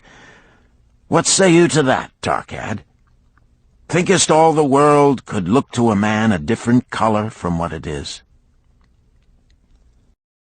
"I dare say," responded the youth, much more interested in the fat leg of goat placed before Dabasir. "Well, I know it to be true, for I, myself, have seen the world all of a different color from what it really is, and the tale I am about to tell relates how I came to see it in its right color once more." "Dabasir will tell a tale," whispered a neighboring diner to his neighbor, and dragged his rug close. Other diners brought their food and crowded in a semicircle. They crunched noisily in the ears of Tarkad and brushed him with their meaty bones. He alone was without food. Dabasir did not offer to share with him, nor even motion him to a small corner of the hard bread that was broken off and had fallen from the platter to the floor. "The tale that I am about to tell," began Dabasir, pausing to bite a goodly chunk from the goat leg, "relates to my early life and how I came to be a camel trader. Didst anyone know that I once was a slave in Syria?" A murmur of surprise ran through the audience, to which Dabasir listened with satisfaction. "When I was a young man," continued Dabasir after another vicious onslaught on the goat leg, "I learned the trade of my father, the making of saddles. I worked with him in his shop and took to myself a wife. Being young and not greatly skilled, I could earn but little, just enough to support my excellent wife in a modest way. I craved good things which I could not afford. Soon I found that the shopkeepers would trust me to pay later, even though I could not pay at the time. Being young and without experience, I did not know that he who spends more than he earns is sowing the winds of needless self-indulgence from which he is sure to reap the whirlwinds of trouble and humiliation. So I indulged my whims for fine raiment and bought luxuries for my good wife and our home beyond our means. I paid as I could, and for a while all went well. But in time I discovered I could not use my earnings both to live upon and to pay my debts. Creditors began to pursue me to pay for my extravagant purchases, and my life became miserable. I borrowed from my friends, but could not repay them either.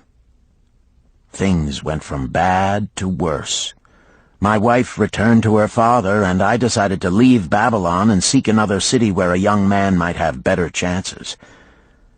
For 2 years I had a restless and unsuccessful life working for caravan traders.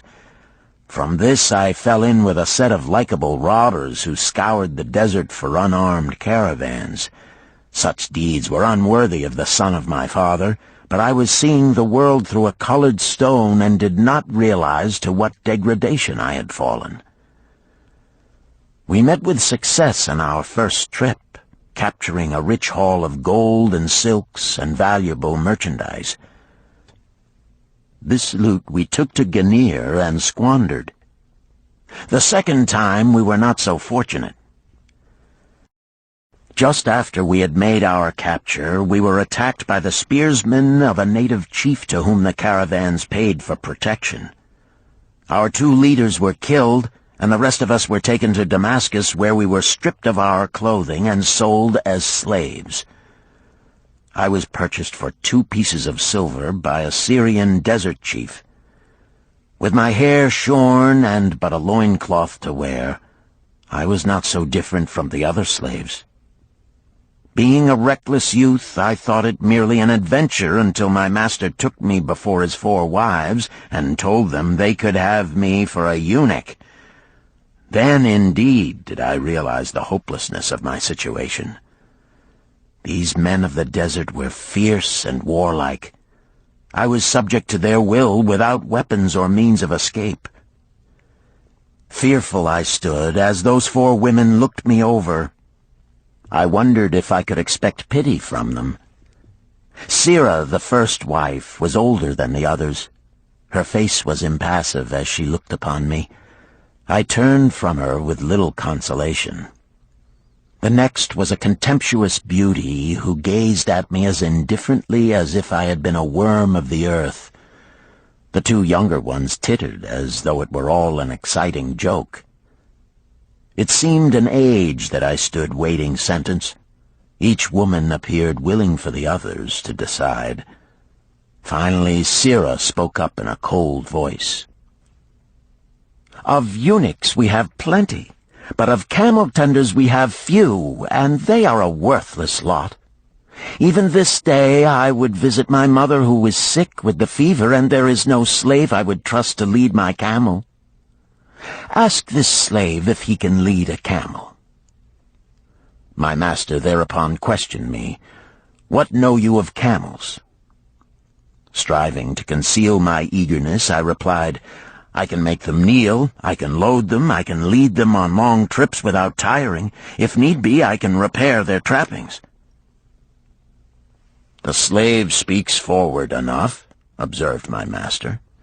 "If thou so desire, Sirah, take this man for thy camel tender." So I was turned over to Sirah, and that day I led her camel upon a long journey to her sick mother. I took the occasion to thank her for her intercession, and also to tell her that I was not a slave by birth, but the son of a freeman, an honorable saddle-maker of Babylon. I also told her much of my story. Her comments were disconcerting to me, and I pondered much afterward on what she said.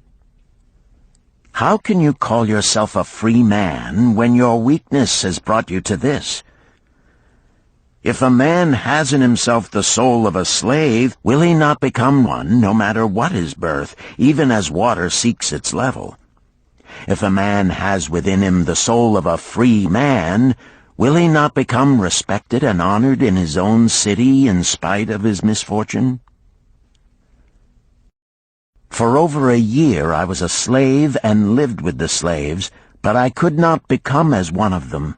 One day Sirrah asked me, "In the eventime, when the other slaves can mingle and enjoy the society of each other, why dost thou sit in thy tent alone?" To which I responded, "I am pondering what you have said to me. I wonder if I have the soul of a slave. I cannot join them, so I must sit apart." "I, too, must sit apart," she confided. "My dowry was large, and my lord married me because of it. Yet he does not desire me. What every woman longs for is to be desired. Because of this, and because I am barren and have neither son nor daughter, must I sit apart. Were I a man, I would rather die than be such a slave, but the conventions of our tribe make slaves of women." "What think thou of me by this time?" I asked her suddenly. "Have I the soul of a man, or have I the soul of a slave?" "Have you a desire to repay the just debts you owe in Babylon?" she parried. "Yes, I have the desire, but I see no way." "If thou contentedly let the years slip by and make no effort to repay, then thou hast but the contemptible soul of a slave. No man is otherwise who cannot respect himself, and no man can respect himself who does not repay honest debts." "But what can I do who am a slave in Syria?" "Stay a slave in Syria, thou weakling." "I am not a weakling," I denied hotly. "Then prove it." "How?" "Does not thy great king fight his enemies in every way he can and with every force he has? Thy debts are thy enemies. They ran thee out of Babylon. You left them alone, and they grew too strong for thee. Hadst fought them as a man, thou couldst have conquered them and been one honored among the townspeople. But thou had not the soul to fight them, and behold, thy pride hast gone down until thou art a slave in Syria." Much I thought over her unkind accusations, and many defensive phrases I worded to prove myself not a slave at heart. But I was not to have the chance to use them. 3 days later, the maid of Sirrah took me to her mistress. "My mother is again very sick," she said. "Saddle the 2 best camels in my husband's herd. Tie on waterskins and saddlebags for a long journey. The maid will give thee food at the kitchen tent." I packed the camels, wondering much at the quantity of provisions the maid provided, for the mother dwelt less than a day's journey away. The maid rode the rear camel which followed, and I led the camel of my mistress. When we reached her mother's house, it was just dark. Sirrah dismissed the maid and said to me, "Tabasir, hast thou the soul of a free man, or the soul of a slave?" "The soul of a free man," I insisted. "Now is thy chance to prove it. Thy master hath imbibed deeply, and his chiefs are in a stupor. Take then these camels and make thy escape. Here in this bag is raiment of thy master's to disguise thee. I will say thou stole the camels and ran away while I visited my sick mother." "Thou hast the soul of a queen," I told her. "Much do I wish that I might lead thee to happiness." "Happiness," she responded, "awaits not the runaway wife who seeks it in far lands among strange people. Go thy own way, and may the gods of the desert protect thee, for the way is far and barren of food or water." I needed no further urging, but thanked her warmly and was away into the night. I knew not this strange country, and had only a dim idea of the direction in which lay Babylon, but struck out bravely across the desert toward the hills. One camel I rode, and the other I led. All that night I traveled, and all the next day, urged on by the knowledge of the terrible fate that was meted out to slaves who stole their master's property and tried to escape. Late that afternoon I reached a rough country as uninhabitable as the desert. The sharp rocks bruised the feet of my faithful camels, and soon they were picking their way slowly and painfully along. I met neither man nor beast, and could well understand why they shunned this inhospitable land. It was such a journey from then on as few men live to tell of. Day after day we plodded along. Food and water gave out. The heat of the sun was merciless. At the end of the 9th day I slid from the back of my mount with the feeling that I was too weak to ever remount, and I would surely die, lost in this abandoned country. I stretched out upon the ground and slept, not waking until the first gleam of daylight. I sat up and looked about me. There was a coolness in the morning air. My camels lay dejected not far away. About me was a vast waste of broken country covered with rock and sand and thorny things. No sign of water, not to eat for man or camel. Could it be that in this peaceful quiet I faced my end? My mind was clearer than it had ever been before. My body now seemed of little importance. My parched and bleeding lips, my dry and swollen tongue, my empty stomach, all had lost their supreme agonies of the day before. I looked across into the uninviting distance, and once again came to me the question, have I the soul of a slave or the soul of a free man? Then, with clearness, I realized that if I had the soul of a slave, I should give up, lie down in the desert and die, a fitting end for a runaway slave. But if I had the soul of a free man, what then? Surely I would force my way back to Babylon, repay the people who had trusted me, bring happiness to my wife who truly loved me, and bring peace and contentment to my parents. Thy debts are thine enemies who have run thee out of Babylon, Sirrah had said. Yes, it was so. Why had I refused to stand my ground like a man? Why had I permitted my wife to go back to her father? Then a strange thing happened. All the world seemed to be of a different color, as though I had been looking at it through a colored stone which had suddenly been removed. At last I saw the true values in life. Die in the desert, not I. With a new vision I saw the things that I must do. First I would go back to Babylon and face every man to whom I owed an unpaid debt. I should tell them that after years of wandering and misfortune, I had come back to pay my debts as fast as the gods would permit. Next, I should make a home for my wife and become a citizen of whom my parents should be proud. My debts were my enemies, but the men I owed were my friends, for they had trusted me and believed in me. I staggered weakly to my feet. What mattered hunger? What mattered thirst? They were but incidents on the road to Babylon. Within me surged the soul of a free man going back to conquer his enemies and reward his friends. I thrilled with the great resolve. The glazed eyes of my camels brightened at the new note in my husky voice. With great effort, after many attempts, they gained their feet.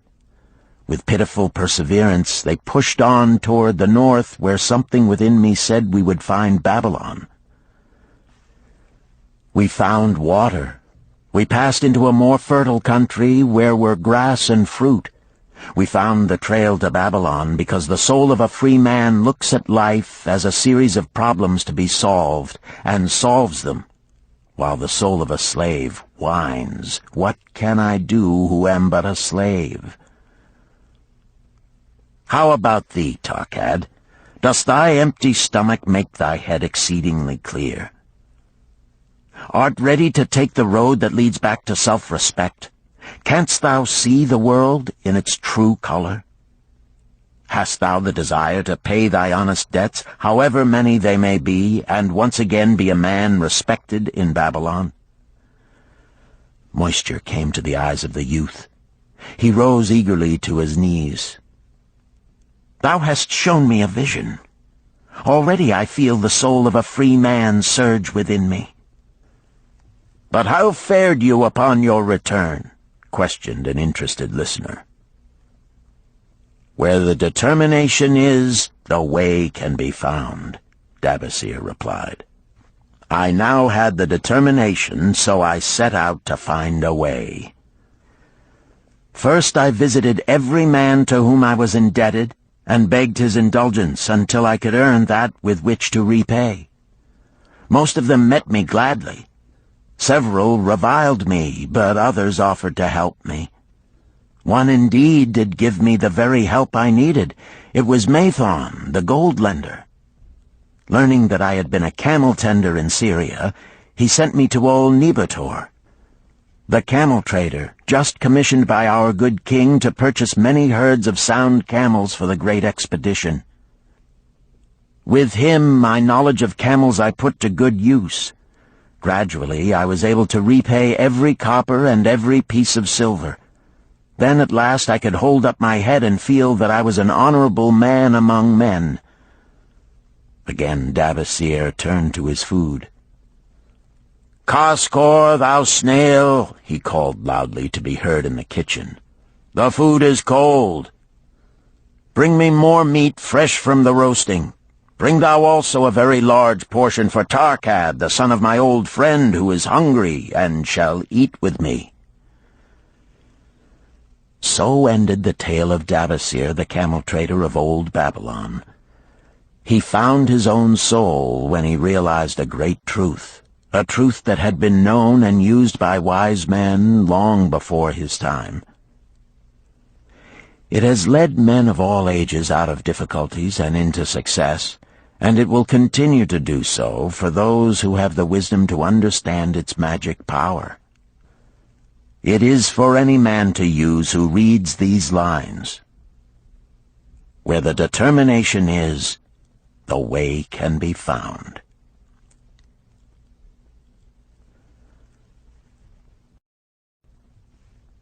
Chapter 9. The Clay Tablets from Babylon. St. Swithin's College, Nottingham University, Newark-on-Trent, Nottingham. October 21st, 1934. Professor Franklin Caldwell, care of British Scientific Expedition, Hilla, Mesopotamia. My dear Professor, the 5 clay tablets from your recent excavation in the ruins of Babylon arrived on the same boat with your letter. I have been fascinated no end and have spent many pleasant hours translating their inscriptions. I should have answered your letter at once, but delayed until I could complete the translations which are attached. The tablets arrived without damage thanks to your careful use of preservatives and excellent packing. You will be as astonished as we in the laboratory at the story they relate. One expects the dim and distant past to speak of romance and adventure. Arabian Nights sort of things, you know. When instead it discloses the problem of a person named Dabasir to pay off his debts, one realizes that conditions upon this old world have not changed as much in 5,000 years as one might expect. It's odd, you know, but these old inscriptions rather rag me, as the students say. Being a college professor, I am supposed to be a thinking human being possessing a working knowledge of most subjects. Yet here comes this old chap out of the dust-covered ruins of Babylon to offer a way I had never heard of to pay off my debts, and at the same time acquire gold to jingle in my wallet. Pleasant thought, I say, and interesting to prove whether it will work as well nowadays as it did in old Babylon. Mrs. Shrewsbury and myself are planning to try out his plan upon our own affairs, which could be much improved. Wishing you the best of luck in your worthy undertaking, and waiting eagerly another opportunity to assist, I am, yours sincerely, Alfred H. Shrewsbury, Department of Archaeology. Tablet 1. Now, when the moon becometh full, I, Davasir, who am but recently returned from slavery in Syria, with the determination to pay my many just debts and become a man of means worthy of respect in my native city of Babylon, do here engrave upon the clay a permanent record of my affairs to guide and assist me in carrying through my high desires. Under the wise advice of my good friend Mathon, the gold-lender, I am determined to follow an exact plan that he doth say will lead any honorable man out of debt into means and self-respect.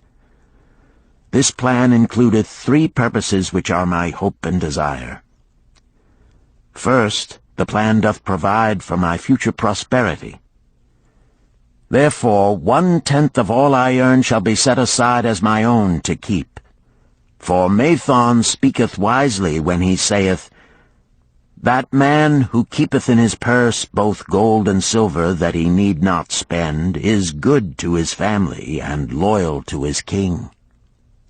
The man who hath but a few coppers in his purse is indifferent to his family and indifferent to his king. But the man who hath naught in his purse is unkind to his family and disloyal to his king, for his own heart is bitter. Therefore the man who wisheth to achieve must have coin that he may keep to jingle in his purse, that he have in his heart love for his family and loyalty to his king. Second, the plan doth provide that I shall support and clothe my good wife who hath returned to me with loyalty from the house of her father. For Mathon doth say that to take good care of a faithful wife putteth self-respect into the heart of a man, and addeth strength and determination to his purposes. Therefore 7/10 of all I earn shall be used to provide a home, clothes to wear, and food to eat, with a bit extra to spend, that our lives be not lacking in pleasure and enjoyment. But he doth further enjoin the greatest care that we spend not greater than 7/10 of what I earn for these worthy purposes. Herein lieth the success of the plan. I must live upon this portion, and never use more, nor buy what I may not pay for out of this portion. This ends Disc 3. The Richest Man in Babylon, Disc 4. Tablet 2. Third, the plan doth provide that out of my earnings my debts shall be paid. Therefore each time the moon is full, 2/10 of all I have earned shall be divided honorably and fairly among those who have trusted me and to whom I am indebted. Thus in due time will all my indebtedness be surely paid. Therefore do I here engrave the name of every man to whom I am indebted, and the honest amount of my debt. Faru the cloth-weaver, 2 silver, 6 copper. Sinjar the couch-maker, 1 silver. Amar my friend, 3 silver, 1 copper. Zantkar my friend, 4 silver, 7 copper. Askamir my friend, 1 silver, 3 copper. Haransir the jewel-maker, 6 silver, 2 copper. Diarbekir, my father's friend, 4 silver, 1 copper. Alkahad, the house-owner, 14 silver. Mathon, the gold-lender, 9 silver. Birajik the farmer, 1 silver, 7 copper. From here on, disintegrated, cannot be deciphered. Tablet 3. To these creditors do I owe in total 119 pieces of silver and 141 pieces of copper. Because I did owe these sums and saw no way to repay, in my folly I did permit my wife to return to her father, and didst leave my native city and seek easy wealth elsewhere, only to find disaster and to see myself sold into the degradation of slavery.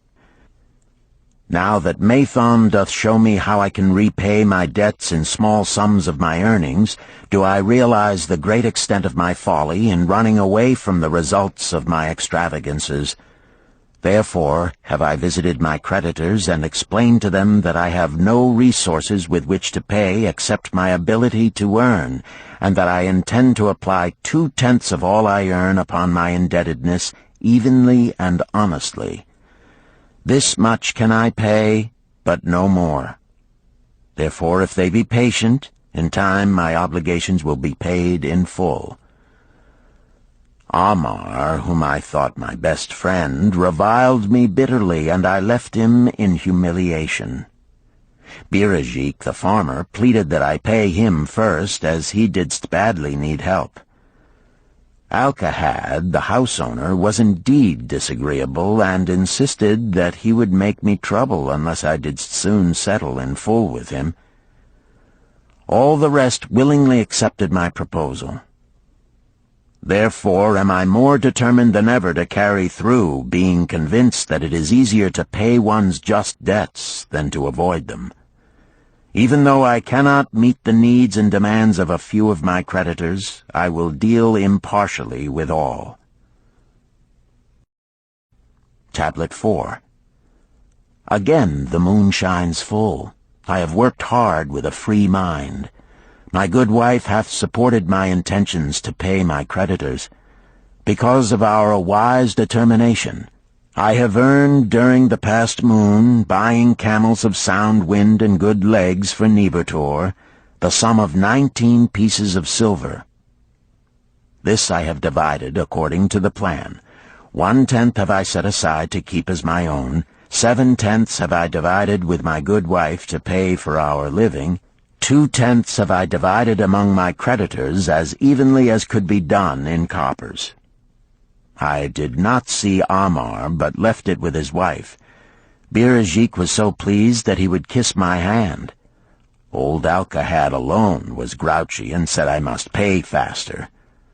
To which I replied that if I were permitted to be well fed and not worried, that alone would enable me to pay faster. All the others thanked me and spoke well of my efforts. Therefore, at the end of one moon, my indebtedness is reduced by almost 4 pieces of silver, and I possess almost 2 pieces of silver besides, upon which no man hath claim. My heart is lighter than it hath been for a long time. Again the moon shines full. I have worked hard, but with poor success. Few camels have I been able to buy.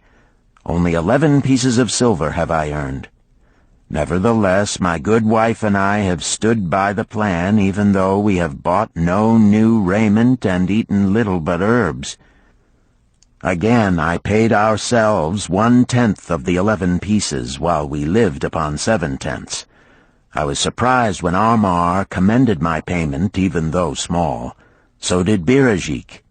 Alcahad flew into a rage, but when told to give back his portion if he did not wish it, he became reconciled. The others, as before, were content. Again the moon shines full, and I am greatly rejoiced.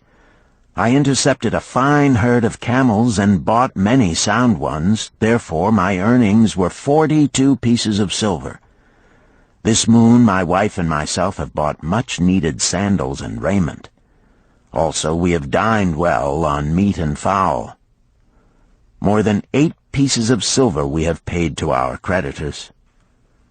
Even Alcahad did not protest. Great is the plan, for it leadeth us out of debt, and giveth us wealth which is ours to keep. 3 times the moon hath been full since I last carved upon this clay. Each time I paid to myself 1/10 of all I earned. Each time my good wife and I have lived upon 7/10, even though at times it was difficult. Each time have I paid to my creditors 2/10. In my purse I now have 21 pieces of silver that are mine. It maketh my head to stand straight upon my shoulders, and maketh me proud to walk among my friends. My wife keepeth well our home, and is becomingly gowned. We are happy to live together. The plan is of untold value. Hath it not made an honorable man of an ex-slave?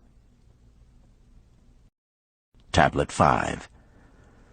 Again the moon shines full, and I remember that it is long since I carved upon the clay.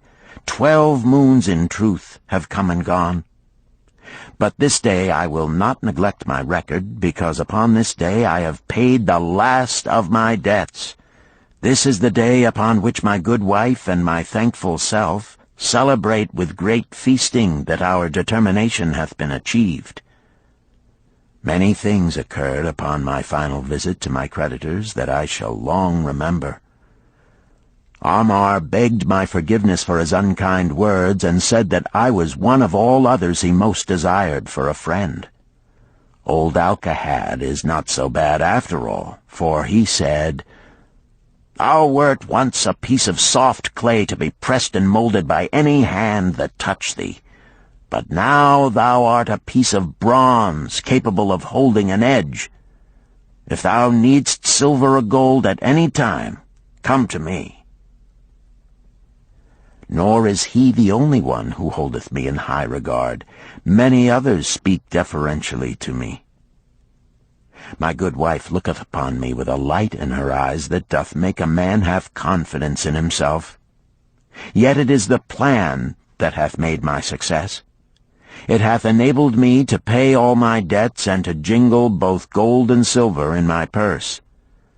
I do commend it to all who wish to get ahead. For truly, if it will enable an ex-slave to pay his debts and have gold in his purse, will it not aid any man to find independence? Nor am I, myself, finished with it, for I am convinced that if I follow it further, it will make me rich among men.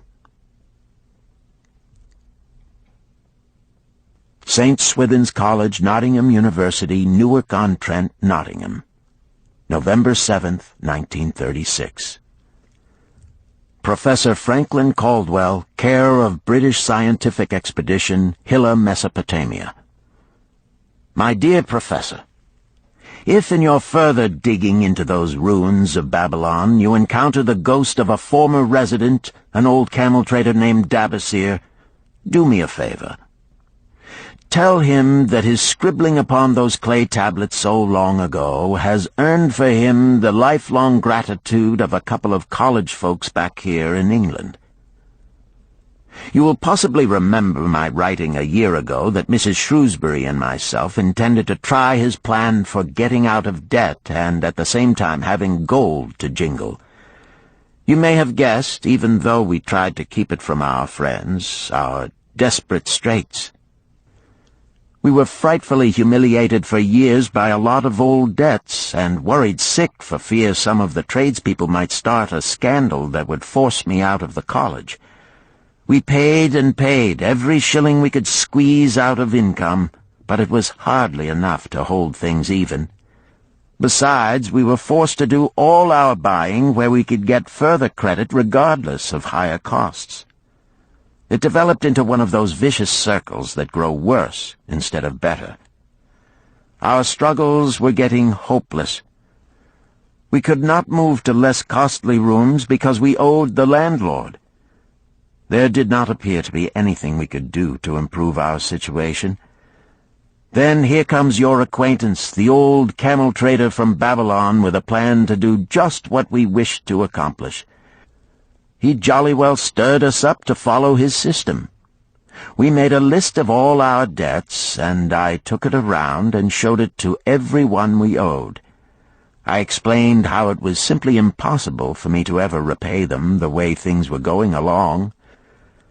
They could readily see this themselves from the figures. Then I explained that the only way I saw to pay in full was to set aside 20% of my income each month to be divided pro rata, which would pay them in full in a little over 2 years. That in the meantime we would go on a cash basis and give them the further benefit of our cash purchases. They were really quite decent. Our greengrocer, a wise old chap, put it in a way that helped to bring around the rest. If you pay for all you buy, and then pay some on what you owe, that is better than you have done, for you ain't paid down the account none in 3 years. Finally I secured all their names to an agreement binding them not to molest us as long as the 20% of income was paid regularly. Then we began scheming on how to live upon 70%. We were determined to keep that extra 10% to jingle. The thought of silver and possibly gold was most alluring. It was like having an adventure to make the change. We enjoyed figuring this way and that to live comfortably upon that remaining 70%. We started with rent and managed to secure a fair reduction. Next, we put our favorite brands of tea and such under suspicion, and were agreeably surprised how often we could purchase superior qualities at less cost. It is too long a story for a letter, but anyhow it did not prove difficult. We managed, and right cheerfully at that. What a relief it proved to have our affairs in such a shape we were no longer persecuted by past due accounts. I must not neglect, however, to tell you about that extra 10% we were supposed to jingle. Well, we did jingle it for some time. Now, don't laugh too soon. You see, that is the sporty part. It is the real fun to start accumulating money that you do not want to spend. There is more pleasure in running up such a surplus than there could be in spending it. After we had jingled to our heart's content, we found a more profitable use for it. We took up an investment upon which we could pay that 10% each month. This is proving to be the most satisfying part of our regeneration. It is the first thing we pay out of my check. There is a most gratifying sense of security to know our investment is growing steadily. By the time my teaching days are over, it should be a snug sum, large enough so the income will take care of us from then on. All this out of my same old check. Difficult to believe, yet absolutely true. All our debts being gradually paid, and at the same time our investment increasing. Besides, we get along financially even better than before. Who would believe there could be such a difference in results between following a financial plan and just drifting along? At the end of the next year, when all our old bills shall have been paid, we will have more to pay upon our investment besides some extra for travel. We are determined never again to permit our living expenses to exceed 70% of our income. Now you can understand why we would like to extend our personal thanks to that old chap whose plan saved us from our hell on earth. He knew. He had been through it all. He wanted others to benefit from his own bitter experiences. That is why he spent tedious hours carving his message upon the clay. He had a real message for fellow sufferers, a message so important that after 5,000 years it has risen out of the ruins of Babylon just as true and just as vital as the day it was buried. Yours sincerely, Alfred H. Shrewsbury, Department of Archaeology. Chapter 10. The Luckiest Man in Babylon. At the head of his caravan proudly rode Shahrunada, the merchant prince of Babylon. He liked fine cloth and wore rich and becoming robes. He liked fine animals and sat easily upon his spirited Arabian stallion. To look at him, one would hardly have guessed his advanced years. Certainly they would not have suspected that he was inwardly troubled.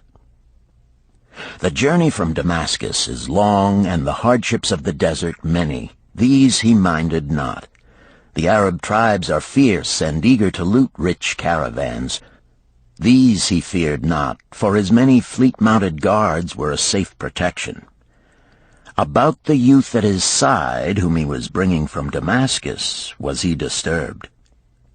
This was Hayden Gula, the grandson of his partner of other years, Arid Gula, to whom he felt he owed a debt of gratitude which could never be repaid. He would like to do something for this grandson, but the more he considered this, the more difficult it seemed because of the youth himself. Eyeing the young man's rings and earrings, he thought to himself, "He thinks jewels are for men. Still, he has his grandfather's strong face. But his grandfather wore no such gaudy robes. Yet I sought him to come, hoping I might help him get a start for himself and get away from the wreck his father has made of their inheritance." Hayden Gula broke in upon his thoughts. "Why dost thou work so hard, riding always with thy caravan upon its long journeys? Dost thou never take time to enjoy life?" Shahrunada smiled. "To enjoy life?" he repeated. "What wouldst thou do to enjoy life if thou wert Shahrunada?" "If I had wealth equal to thine, I would live like a prince. Never across the hot desert would I ride. I would spend the shekels as fast as they came to my purse. I would wear the richest of robes and the rarest of jewels. That would be a life to my liking, a life worth living." Both men laughed. "Thy grandfather wore no jewels," Shahrunada spoke before he thought, then continued jokingly, "Wouldst thou leave no time for work?" "Work was made for slaves," Hayden Gula responded. Shahrunada bit his lip but made no reply, riding in silence until the trail led them to the slope. Here he reined his mount, and pointing to the green valley far away, "See, there is the valley. Look far down, and thou canst faintly see the walls of Babylon. The tower is the temple of Bel. If thine eyes are sharp, thou mayest even see the smoke from the eternal fire upon its crest." "So that is Babylon? Always have I longed to see the wealthiest city in all the world," Hayden Gula commented. "Babylon, where my grandfather started his fortune. Would he were still alive, we would not be so sorely pressed. Why wish his spirit to linger on earth beyond its allotted time? Thou and thy father can well carry on his good work. Alas, of us neither has his gift. Father and myself know not his secret for attracting the golden shekels." Shahrunada did not reply, but gave rein to his mount and rode thoughtfully down the trail to the valley. Behind them followed the caravan in a cloud of reddish dust. Some time later they reached the King's Highway and turned south through the irrigated farms. 3 old men plowing a field caught Shahrunada's attention. They seemed strangely familiar. How ridiculous! One does not pass a field after 40 years and find the same men plowing there. Yet something within him said they were the same. One, with an uncertain grip, held the plow. The others laboriously plodded beside the oxen, ineffectually beating them with their barrel staves to keep them pulling. 40 years ago, he had envied these men. How gladly he would have exchanged places. But what a difference now! With pride he looked back at his trailing caravan, well-chosen camels and donkeys loaded high with valuable goods from Damascus. All this was but one of his possessions. He pointed to the plowers, saying, still plowing the same field where they were 40 years ago. They look it, but why thinkest thou they are the same? I saw them there, Sharunada replied. Recollections were racing rapidly through his mind. Why could he not bury the past and live in the present? Then he saw, as in a picture, the smiling face of Arid Gula. The barrier between himself and the cynical youth beside him dissolved. But how could he help such a superior youth with his spendthrift ideas and bejeweled hands? Work he could offer in plenty to willing workers, but not for men who considered themselves too good for work. Yet he owed it to Arid Gula to do something, not a half-hearted attempt. He and Arid Gula had never done things that way. They were not that sort of men. A plan came almost in a flash. There were objections. He must consider his own family and his own standing. It would be cruel. It would hurt. Being a man of quick decisions, he waived objections and decided to act.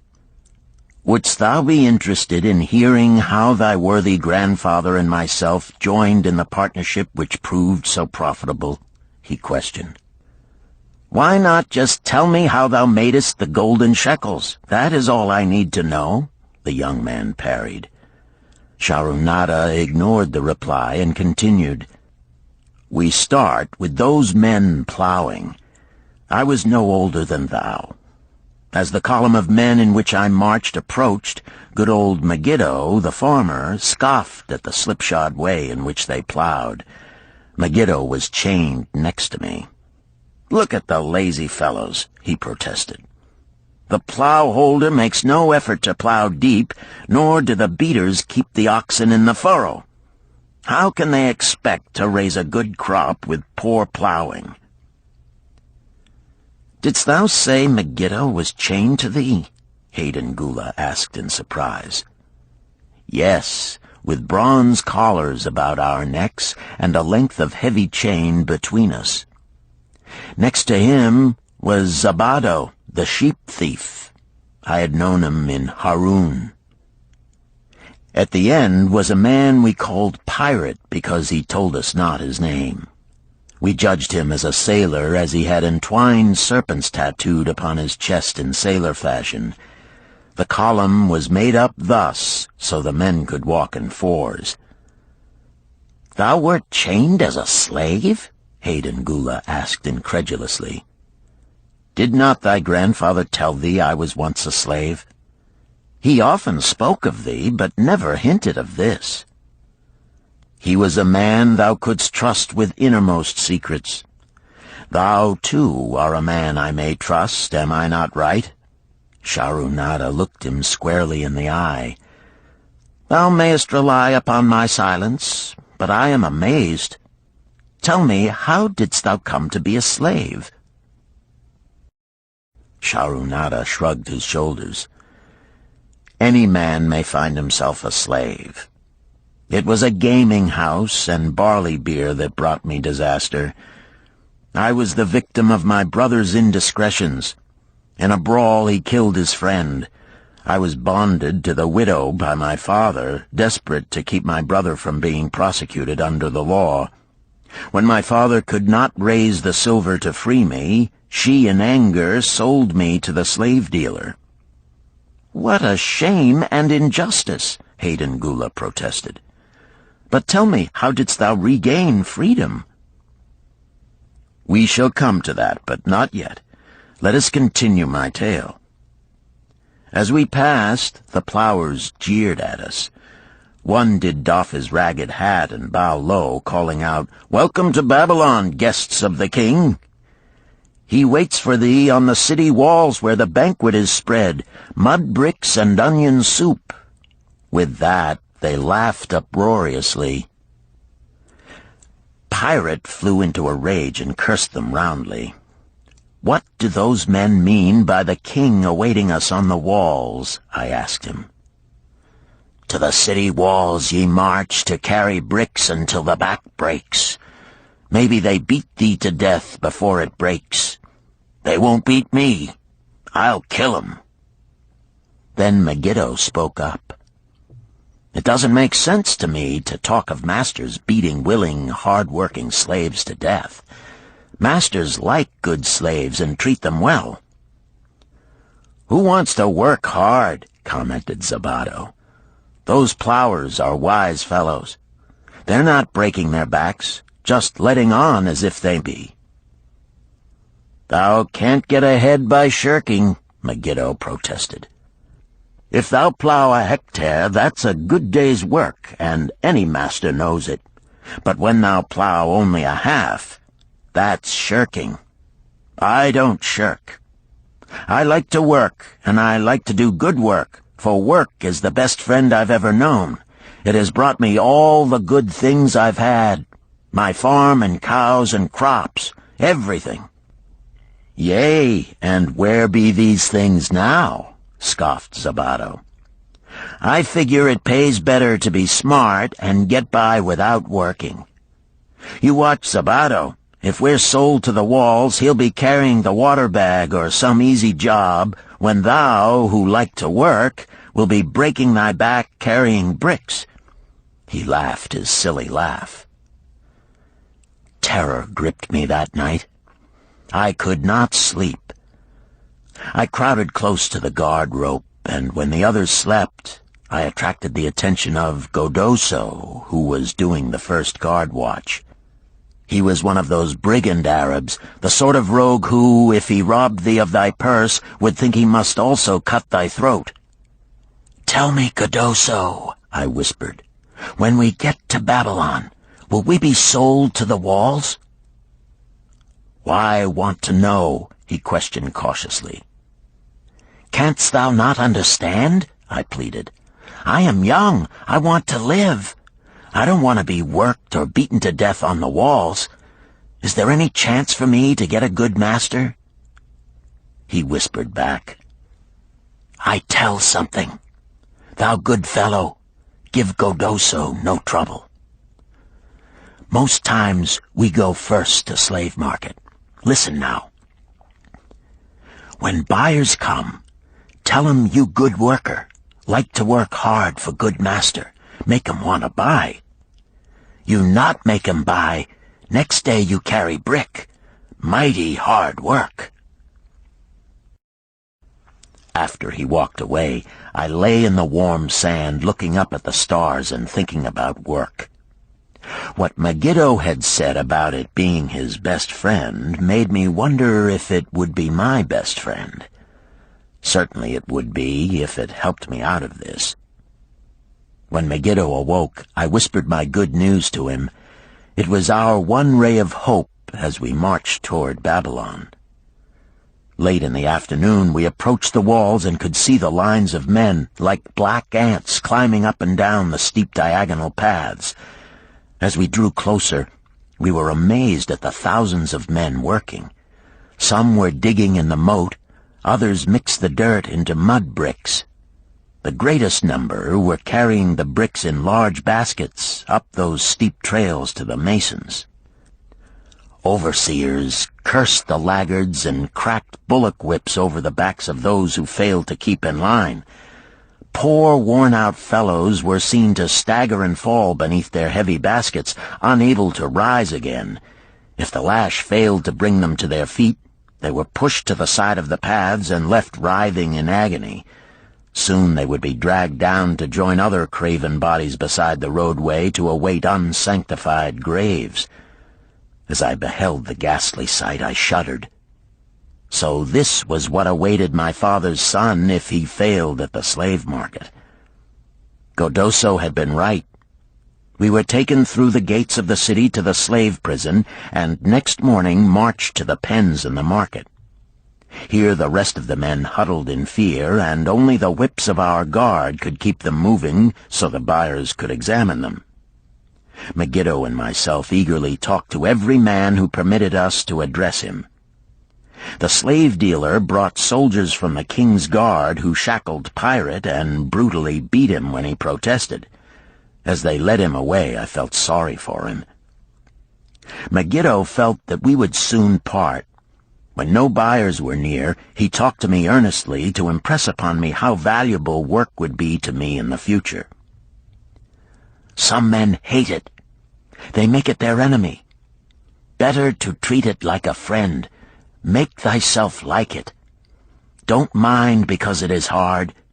If thou thinkest about what a good house thou build, then who cares if the beams are heavy and it is far from the well to carry the water for the plaster? Promise me, boy, if thou get a master, work for him as hard as thou canst. If he does not appreciate all thou do, never mind. Remember, work well done does good to the man who does it. It makes him a better man. He stopped as a burly farmer came to the enclosure and looked at us critically. Megiddo asked about his farm and crops, soon convincing him that he would be a valuable man. After violent bargaining with the slave dealer, the farmer drew a fat purse from beneath his robe, and soon Megiddo had followed his new master out of sight. A few other men were sold during the morning. At noon, Godoso confided to me that the dealer was disgusted and would not stay over another night, but would take all who remained at sundown to the king's buyer. I was becoming desperate when a fat, good-natured man walked up to the wall and inquired if there was a baker among us. I approached him, saying, "Why should a good baker like thyself seek another baker of inferior ways? Would it not be easier to teach a willing man like myself thy skilled ways? Look at me. I am young, strong, and like to work. Give me a chance, and I will do my best to earn gold and silver for thy purse." He was impressed by my willingness, and began bargaining with the dealer who had never noticed me since he had bought me, but now waxed eloquent on my abilities, good health, and good disposition. I felt like a fat ox being sold to a butcher. At last, much to my joy, the deal was closed.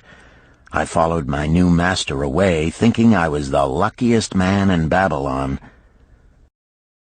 My new home was much to my liking. Nananeid, my master, taught me how to grind the barley in the stone bowl that stood in the courtyard, how to build the fire in the oven, and then how to grind very fine the sesame flour for the honey cakes. I had a couch in the shed where his grain was stored. The old slave housekeeper, Swasti, fed me well and was pleased at the way I helped her with the heavy tasks. Here was the chance I had longed for to make myself valuable to my master, and, I hoped, to find a way to earn my freedom. I asked Nananeid to show me how to knead the bread and to bake. This he did, much pleased at my willingness. Later, when I could do this well, I asked him to show me how to make the honey cakes, and soon I was doing all the baking. My master was glad to be idle, but Swasti shook her head in disapproval. "No work to do is bad for any man," she declared. I felt it was time for me to think of a way by which I might start to earn coins to buy my freedom.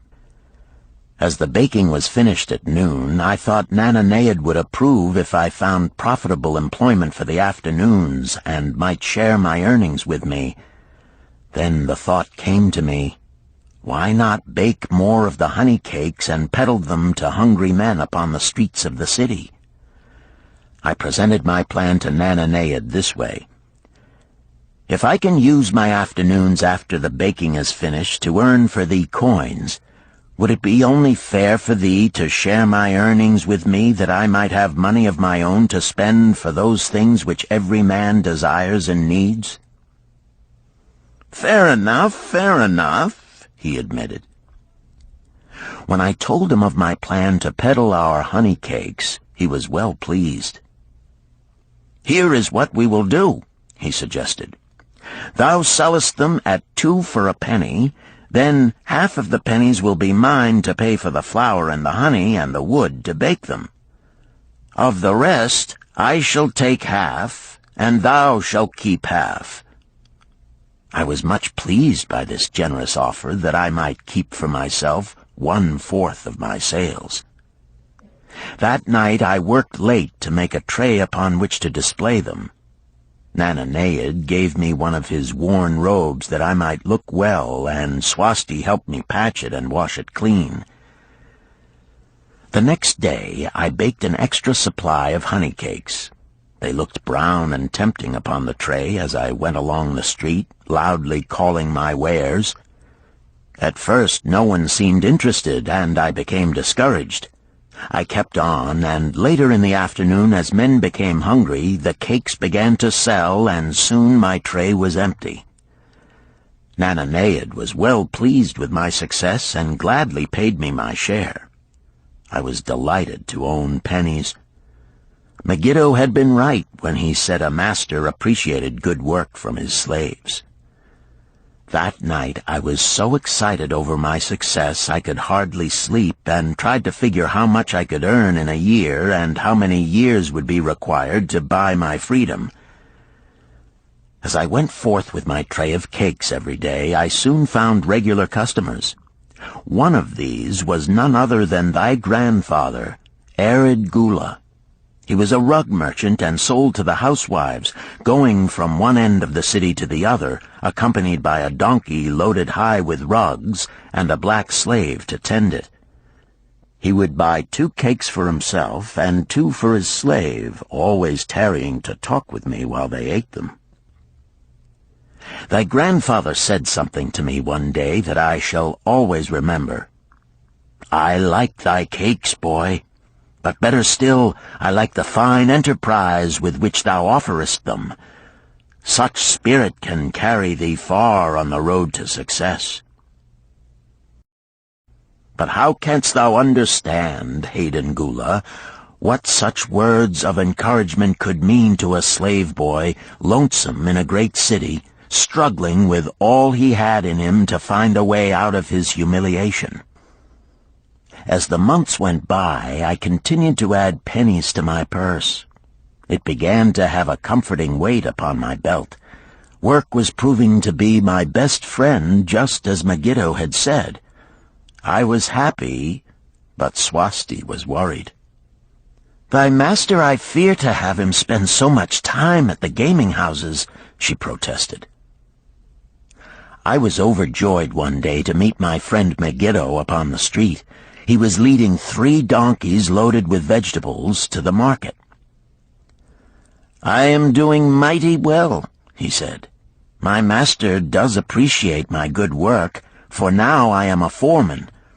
See, he does trust the marketing to me. And also he is sending for my family. Work is helping me to recover from my great trouble. Someday it will help me to buy my freedom and once more own a farm of my own." Time went on, and Nananeid became more and more anxious for me to return from selling. He would be waiting when I returned, and would eagerly count and divide our money.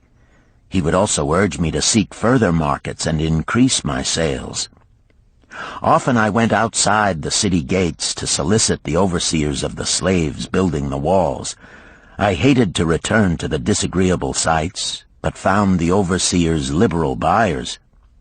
One day I was surprised to see Zabado waiting in line to fill his basket with bricks. He was gaunt and bent, and his back was covered with welts and sores from the whips of the overseers. I was sorry for him, and handed him a cake which he crushed into his mouth like a hungry animal. Seeing the greedy look in his eyes, I ran before he could grab my tray. "Why dost thou work so hard?" Arid Gula said to me one day. "Almost the same question thou asked of me today, dost thou remember?" I told him what Megiddo had said about work and how it was proving to be my best friend. I showed him with pride my wallet of pennies and explained how I was saving them to buy my freedom. "When thou art free, what wilt thou do?" he inquired. "Then," I answered, "I intend to become a merchant." At that he confided in me, something I had never suspected. "Thou knowest not that I also am a slave. I am in partnership with my master." "Stop," demanded Hayden Gula. "I will not listen to lies defaming my grandfather. He was no slave." His eyes blazed in anger. Sharunada remained calm. "I honor him for rising above his misfortune and becoming a leading citizen of Damascus. Art thou his grandson, cast of the same mold? Art thou man enough to face true facts, or dost thou prefer to live under false illusions?" Hayden Gula straightened in his saddle. In a voice suppressed with deep emotion, he replied, "My grandfather was beloved by all. Countless were his good deeds. When the famine came, did not his gold buy grain in Egypt, and did not his caravan bring it to Damascus and distribute it to the people so none would starve? Now thou sayest he was but a despised slave in Babylon. Had he remained a slave in Babylon, that he might well have been despised, but when, through his own efforts, he became a great man in Damascus, the gods indeed condoned his misfortunes and honored him with their respect," Sharunada replied. "After telling me that he was a slave," Sharunada continued, "he explained how anxious he had been to earn his freedom. Now that he had enough money to buy this, he was much disturbed as to what he should do. He was no longer making good sales and feared to leave the support of his master." I protested his indecision. "Cling no longer to thy master. Get once again the feeling of being a free man. Act like a free man and succeed like one. Decide what thou desirest to accomplish, and then work will aid thee to achieve it." He went on his way, saying he was glad I had shamed him for his cowardice. One day I went outside the gates again, and was surprised to find a great crowd gathering there. When I asked a man for an explanation, he replied, "Hast thou not heard? An escaped slave who murdered one of the king's guards has been brought to justice and will this day be flogged to death for his crime. Even the king himself is to be here." So dense was the crowd about the flogging post, I feared to go near lest my tray of honey cakes be upset. Therefore I climbed up the unfinished wall to see over the heads of the people. I was fortunate in having a view of Nebuchadnezzar himself as he rode by in his golden chariot. Never had I beheld such grandeur, such robes and hangings of gold cloth and velvet. I could not see the flogging, though I could hear the shrieks of the poor slave. I wondered how one so noble as our handsome king could endure to see such suffering, yet when I saw he was laughing and joking with his nobles, I knew he was cruel and understood why such inhuman tasks were demanded of the slaves building the walls. After the slave was dead, his body was hung upon a pole by a rope attached to his leg so all might see. As the crowd began to thin, I went close. On the hairy chest, I saw tattooed 2 entwined serpents. It was Pirate. The next time I met Arid Gula, he was a changed man. Full of enthusiasm, he greeted me. "Behold, the slave thou knewest is now a free man. There was magic in thy words. Already my sales and my profits are increasing. My wife is overjoyed. She was a free woman, the niece of my master. She much desires that we move to a strange city where no man shall know I was once a slave. Thus our children shall be above reproach for their father's misfortune. Work has become my best helper. It has enabled me to recapture my confidence and my skill to sell." I was overjoyed that I had been able, even in a small way, to repay him for the encouragement he had given me. One evening Swasti came to me in deep distress. "Thy master is in trouble. I fear for him. Some months ago he lost much at the gaming tables. He pays not the farmer for his grain, nor his honey. He pays not the money-lender. They are angry and threaten him. Why should we worry over his folly? We are not his keepers, I replied thoughtlessly. Foolish youth, thou understandest not. To the moneylender didst he give thy title to secure a loan? Under the law he can claim thee and sell thee. I know not what to do.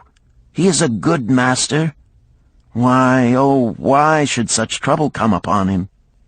Not were Swasti's fears groundless. While I was doing the baking next morning, the moneylender returned with a man he called Sasi. This man looked me over and said I would do. The moneylender waited not for my master to return, but told Swasti to tell him he had taken me.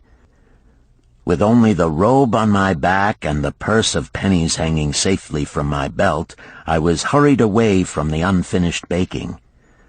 I was whirled away from my dearest hopes as the hurricane snatches the tree from the forest and casts it into the surging sea. Again a gaming house and barley beer had caused me disaster. Sasi was a blunt, gruff man. As he led me across the city, I told him of the good work I had been doing for Nananeid, and said I hoped to do good work for him. His reply offered no encouragement.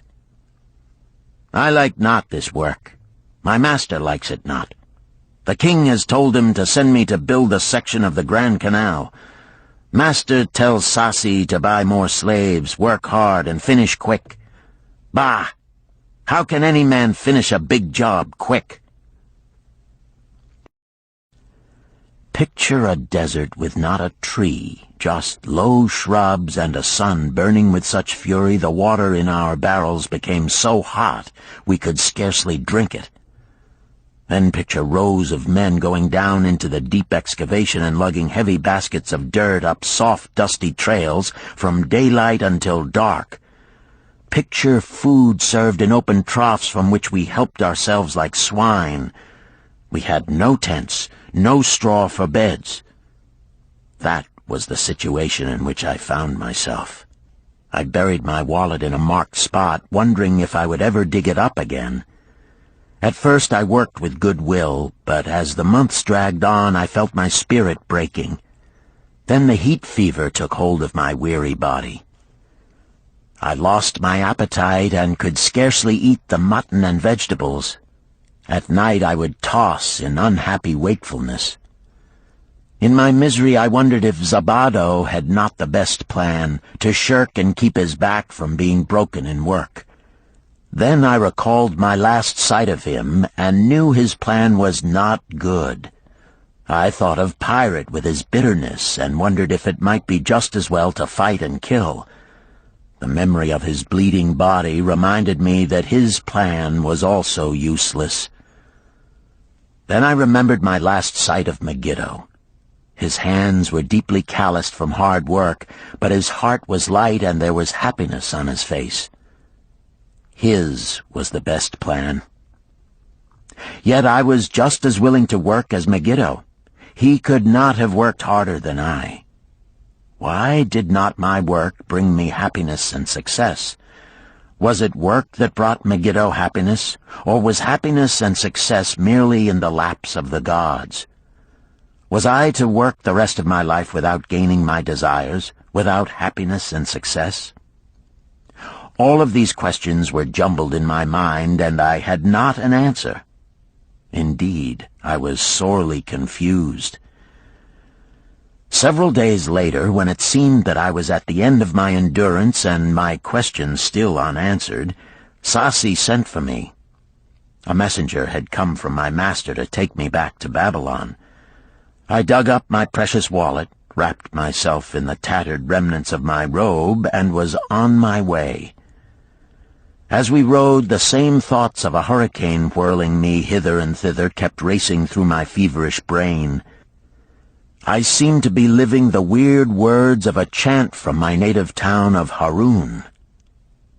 Besetting a man like a whirlwind, driving him like a storm, whose course no one can follow, whose destiny no one can foretell. Was I destined to be ever thus punished for I knew not what? What new miseries and disappointments awaited me? When we rode to the courtyard of my master's house, imagine my surprise when I saw Arid Gula awaiting me. He helped me down and hugged me like a long-lost brother. As we went our way, I would have followed him as a slave should follow his master, but he would not permit me. He put his arm about me, saying, "I hunted everywhere for thee. When I had almost given up hope, I did meet Swasti, who told me of the money-lender who directed me to thy noble owner. A hard bargain he did drive, and made me pay an outrageous price. But thou art worth it. Thy philosophy and thy enterprise have been my inspiration to this new success." "Megiddo's philosophy, not mine," I interrupted. "Megiddo's and thine. Thanks to thee both, we are going to Damascus, and I need thee for my partner." "See," he exclaimed, "in one moment thou wilt be a free man." So saying, he drew from beneath his robe the clay tablet carrying my title. This he raised above his head and hurled it to break in 100 pieces upon the cobblestones. With glee he stamped upon the fragments until they were but dust. Tears of gratitude filled my eyes. I knew I was the luckiest man in Babylon. Work, thou see, by this, in the time of my greatest distress, didst prove to be my best friend. My willingness to work enabled me to escape from being sold to join the slave gangs upon the walls. It also so impressed thy grandfather, he selected me for his partner. Then Hayden Gula questioned, "Was work my grandfather's secret key to the golden shekels?" "It was the only key he had when I first knew him," Sharunada replied. "Thy grandfather enjoyed working. The gods appreciated his efforts and rewarded him liberally." "I begin to see," Hayden Gula was speaking thoughtfully. "Work attracted his many friends who admired his industry and the success it brought. Work brought him the honors he enjoyed so much in Damascus. Work brought him all those things I have approved. And I thought work was fit only for slaves." "Life is rich with many pleasures for men to enjoy," Sharunada commented. "Each has its place. I am glad that work is not reserved for slaves. Were that the case, I would be deprived of my greatest pleasure. Many things do I enjoy, but nothing takes the place of work." Sharunada and Hayden Gula rode in the shadows of the towering walls up to the massive bronze gates of Babylon. At their approach, the gate guards jumped to attention and respectfully saluted an honored citizen. With head held high, Sharunada led the long caravan through the gates and up the streets of the city. "I have always hoped to be a man like my grandfather," Hayden Gula confided to him. "Never before did I realize just what kind of man he was. This thou hast shown me. Now that I understand, I do admire him all the more and feel more determined to be like him. I fear I can never repay thee for giving me the true key to his success. From this day forth I shall use his key. I shall start humbly as he started, which befits my true station far better than jewels and fine robes." So saying, Hayden Gula pulled the jeweled baubles from his ears and the rings from his fingers. Then, reining his horse, he dropped back and rode with deep respect behind the leader of the caravan.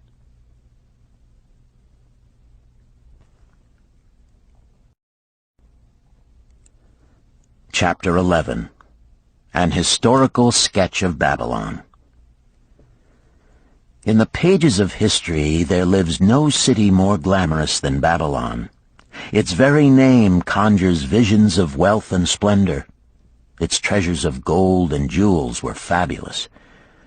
One naturally pictures such a wealthy city as located in a suitable setting of tropical luxury, surrounded by rich natural resources of forests and mines. Such was not the case. It was located beside the Euphrates River in a flat, arid valley. It had no forests, no mines, not even stone for building. It was not even located upon a natural trade route. The rainfall was insufficient to raise crops. Babylon is an outstanding example of man's ability to achieve great objectives using whatever means are at his disposal. All of the resources supporting this large city were man-developed. All of its riches were man-made. Babylon possessed just two natural resources: a fertile soil and water in the river. With one of the greatest engineering accomplishments of this or any other day, Babylonian engineers diverted the waters from the river by means of dams and immense irrigation canals. Far out across that arid valley went these canals to pour the life-giving waters over the fertile soil. This ranks among the first engineering feats known to history. Such abundant crops as were the reward of this irrigation system the world had never seen before. Fortunately, during its long existence, Babylon was ruled by successive lines of kings to whom conquest and plunder were but incidental. While it engaged in many wars, most of these were local or defensive against ambitious conquerors from other countries who coveted the fabulous treasures of Babylon. The outstanding rulers of Babylon live in history because of their wisdom, enterprise, and justice. Babylon produced no strutting monarchs who sought to conquer the known world that all nations might pay homage to their egotism. As a city, Babylon exists no more. When those energizing human forces that built and maintained the city for thousands of years were withdrawn, it soon became a deserted ruin. The site of the city is in Asia, about 600 miles east of the Suez Canal, just north of the Persian Gulf. The latitude is about 30 degrees above the equator, practically the same as that of Yuma, Arizona. It possessed a climate similar to that of this American city, hot and dry. Today, this valley of the Euphrates, once a populous irrigated farming district, is again a windswept arid waste. Scant grass and desert shrubs strive for existence against the wind-blown sands. Gone are the fertile fields, the mammoth cities, and the long caravans of rich merchandise. Nomadic bands of Arabs, securing a scant living by tending small herds, are the only inhabitants. Such it has been since about the beginning of the Christian era. Dotting this valley are earthen hills. For centuries they were considered by travelers to be nothing else. The attention of archaeologists were finally attracted to them because of broken pieces of pottery and brick washed down by the occasional rainstorms. Expeditions, financed by European and American museums, were sent here to excavate and see what could be found. Picks and shovels soon proved these hills to be ancient cities. City graves, they might well be called. Babylon was one of these. Over it for something like 20 centuries, the winds had scattered the desert dust. Built originally of brick, all exposed walls had disintegrated and gone back to earth once more. Such is Babylon, the wealthy city, today. A heap of dirt, so long abandoned that no living person even knew its name until it was discovered by carefully removing the refuse of centuries from the streets and the fallen wreckage of its noble temples and palaces. Many scientists considered the civilization of Babylon and other cities in this valley to be the oldest of which there is a definite record.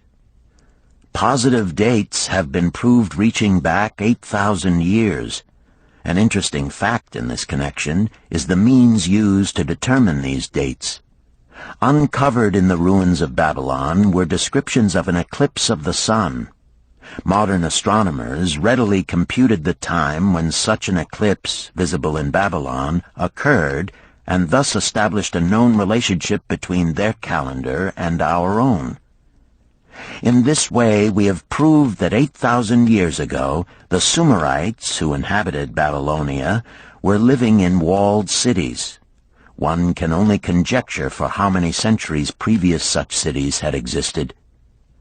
Their inhabitants were not mere barbarians living within protecting walls. They were an educated and enlightened people. So far as written history goes, they were the first engineers, the first astronomers, the first mathematicians, the first financiers, and the first people to have a written language. Mention has already been made of the irrigation systems which transformed the arid valley into an agricultural paradise. The remains of these canals can still be traced, although they are mostly filled with accumulated sand.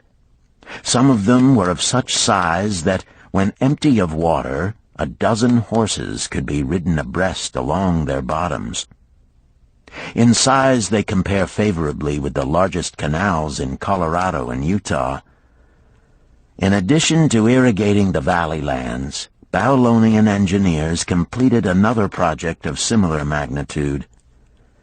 By means of an elaborate drainage system, they reclaimed an immense area of swampland at the mouths of the Euphrates and Tigris rivers and put this also under cultivation. Herodotus, the Greek traveler and historian, visited Babylon while it was in its prime and has given us the only known description by an outsider. His writings give a graphic description of the city and some of the unusual customs of its people. He mentions the remarkable fertility of the soil and the bountiful harvest of wheat and barley which they produced. The glory of Babylon has faded, but its wisdom has been preserved for us. For this we are indebted to their form of records. In that distant day, the use of paper had not been invented. Instead, they laboriously engraved their writing upon tablets of moist clay. When completed, these were baked and became hard tile. In size, they were about 6 by 8 inches and an inch in thickness. These clay tablets, as they are commonly called, were used much as we use modern forms of writing. Upon them were engraved legends, poetry, history, transcriptions of royal decrees, the laws of the land, titles to property, promissory notes, and even letters which were dispatched by messengers to distant cities. From these clay tablets we are permitted an insight into the intimate personal affairs of the people. For example, one tablet, evidently from the records of a country storekeeper, relates that upon the given date, a certain named customer brought in a cow and exchanged it for 7 sacks of wheat, 3 being delivered at the time, and the other 4 to await the customer's pleasure. Safely buried in the wrecked cities, archaeologists have recovered entire libraries of these tablets, hundreds of thousands of them. One of the outstanding wonders of Babylon was the immense walls surrounding the city. The ancients ranked them with the Great Pyramid of Egypt as belonging to the 7 wonders of the world. Queen Semiramis is credited with having erected the first walls during the early history of the city. Modern excavators have been unable to find any trace of the original walls, nor is their exact height known. From mention made by early writers, it is estimated they were about 50 to 60 feet high, faced on the outer side with burnt brick, and further protected by a deep moat of water. The later and more famous walls were started about 600 years before the time of Christ by King Nabopolassar. Upon such a gigantic scale did he plan the rebuilding, he did not live to see the work finished. This was left to his son Nebuchadnezzar, whose name is familiar in biblical history. The height and length of these later walls staggers belief. They are reported upon reliable authority to have been about 160 feet high, the equivalent of the height of a modern 15-story office building. The total length is estimated as between 9 and 11 miles. So wide was the top that a 6-horse chariot could be driven around them. Of this tremendous structure, little now remains except portions of the foundations and the moat. In addition to the ravages of the elements, the Arabs completed the destruction by quarrying the brick for building purposes elsewhere. Against the walls of Babylon marched, in turn, the victorious armies of almost every conqueror of that age of wars of conquest. A host of kings laid siege to Babylon, but always in vain. Invading armies of that day were not to be considered lightly. Historians speak of such units as 10,000 horsemen, 25,000 chariots, 1,200 regiments of foot soldiers with 1,000 men to the regiment. Often 2 or 3 years of preparation would be required to assemble war materials and depots of food along the proposed line of march. The city of Babylon was organized much like a modern city. There were streets and shops. Peddlers offered their wares through residential districts. Priests officiated in magnificent temples. Within the city was an inner enclosure for the royal palaces. The walls about this were said to have been higher than those about the city. The Babylonians were skilled in the arts. These included sculpture, painting, weaving, gold working, and the manufacture of metal weapons and agricultural implements. Their jewelers created most artistic jewelry. Many samples have been recovered from the graves of its wealthy citizens and are now on exhibition in the leading museums of the world. At a very early period, when the rest of the world was still hacking at trees with stone-headed axes, or hunting and fighting with flint-pointed spears and arrows, the Babylonians were using axes, spears, and arrows with metal heads. The Babylonians were clever financiers and traders. So far as we know, they were the original inventors of money as a means of exchange, of promissory notes, and written titles to property. Babylon was never entered by hostile armies until about 540 years before the birth of Christ. Even then the walls were not captured. The story of the fall of Babylon is most unusual. Cyrus, one of the great conquerors of that period, intended to attack the city and hoped to take its impregnable walls.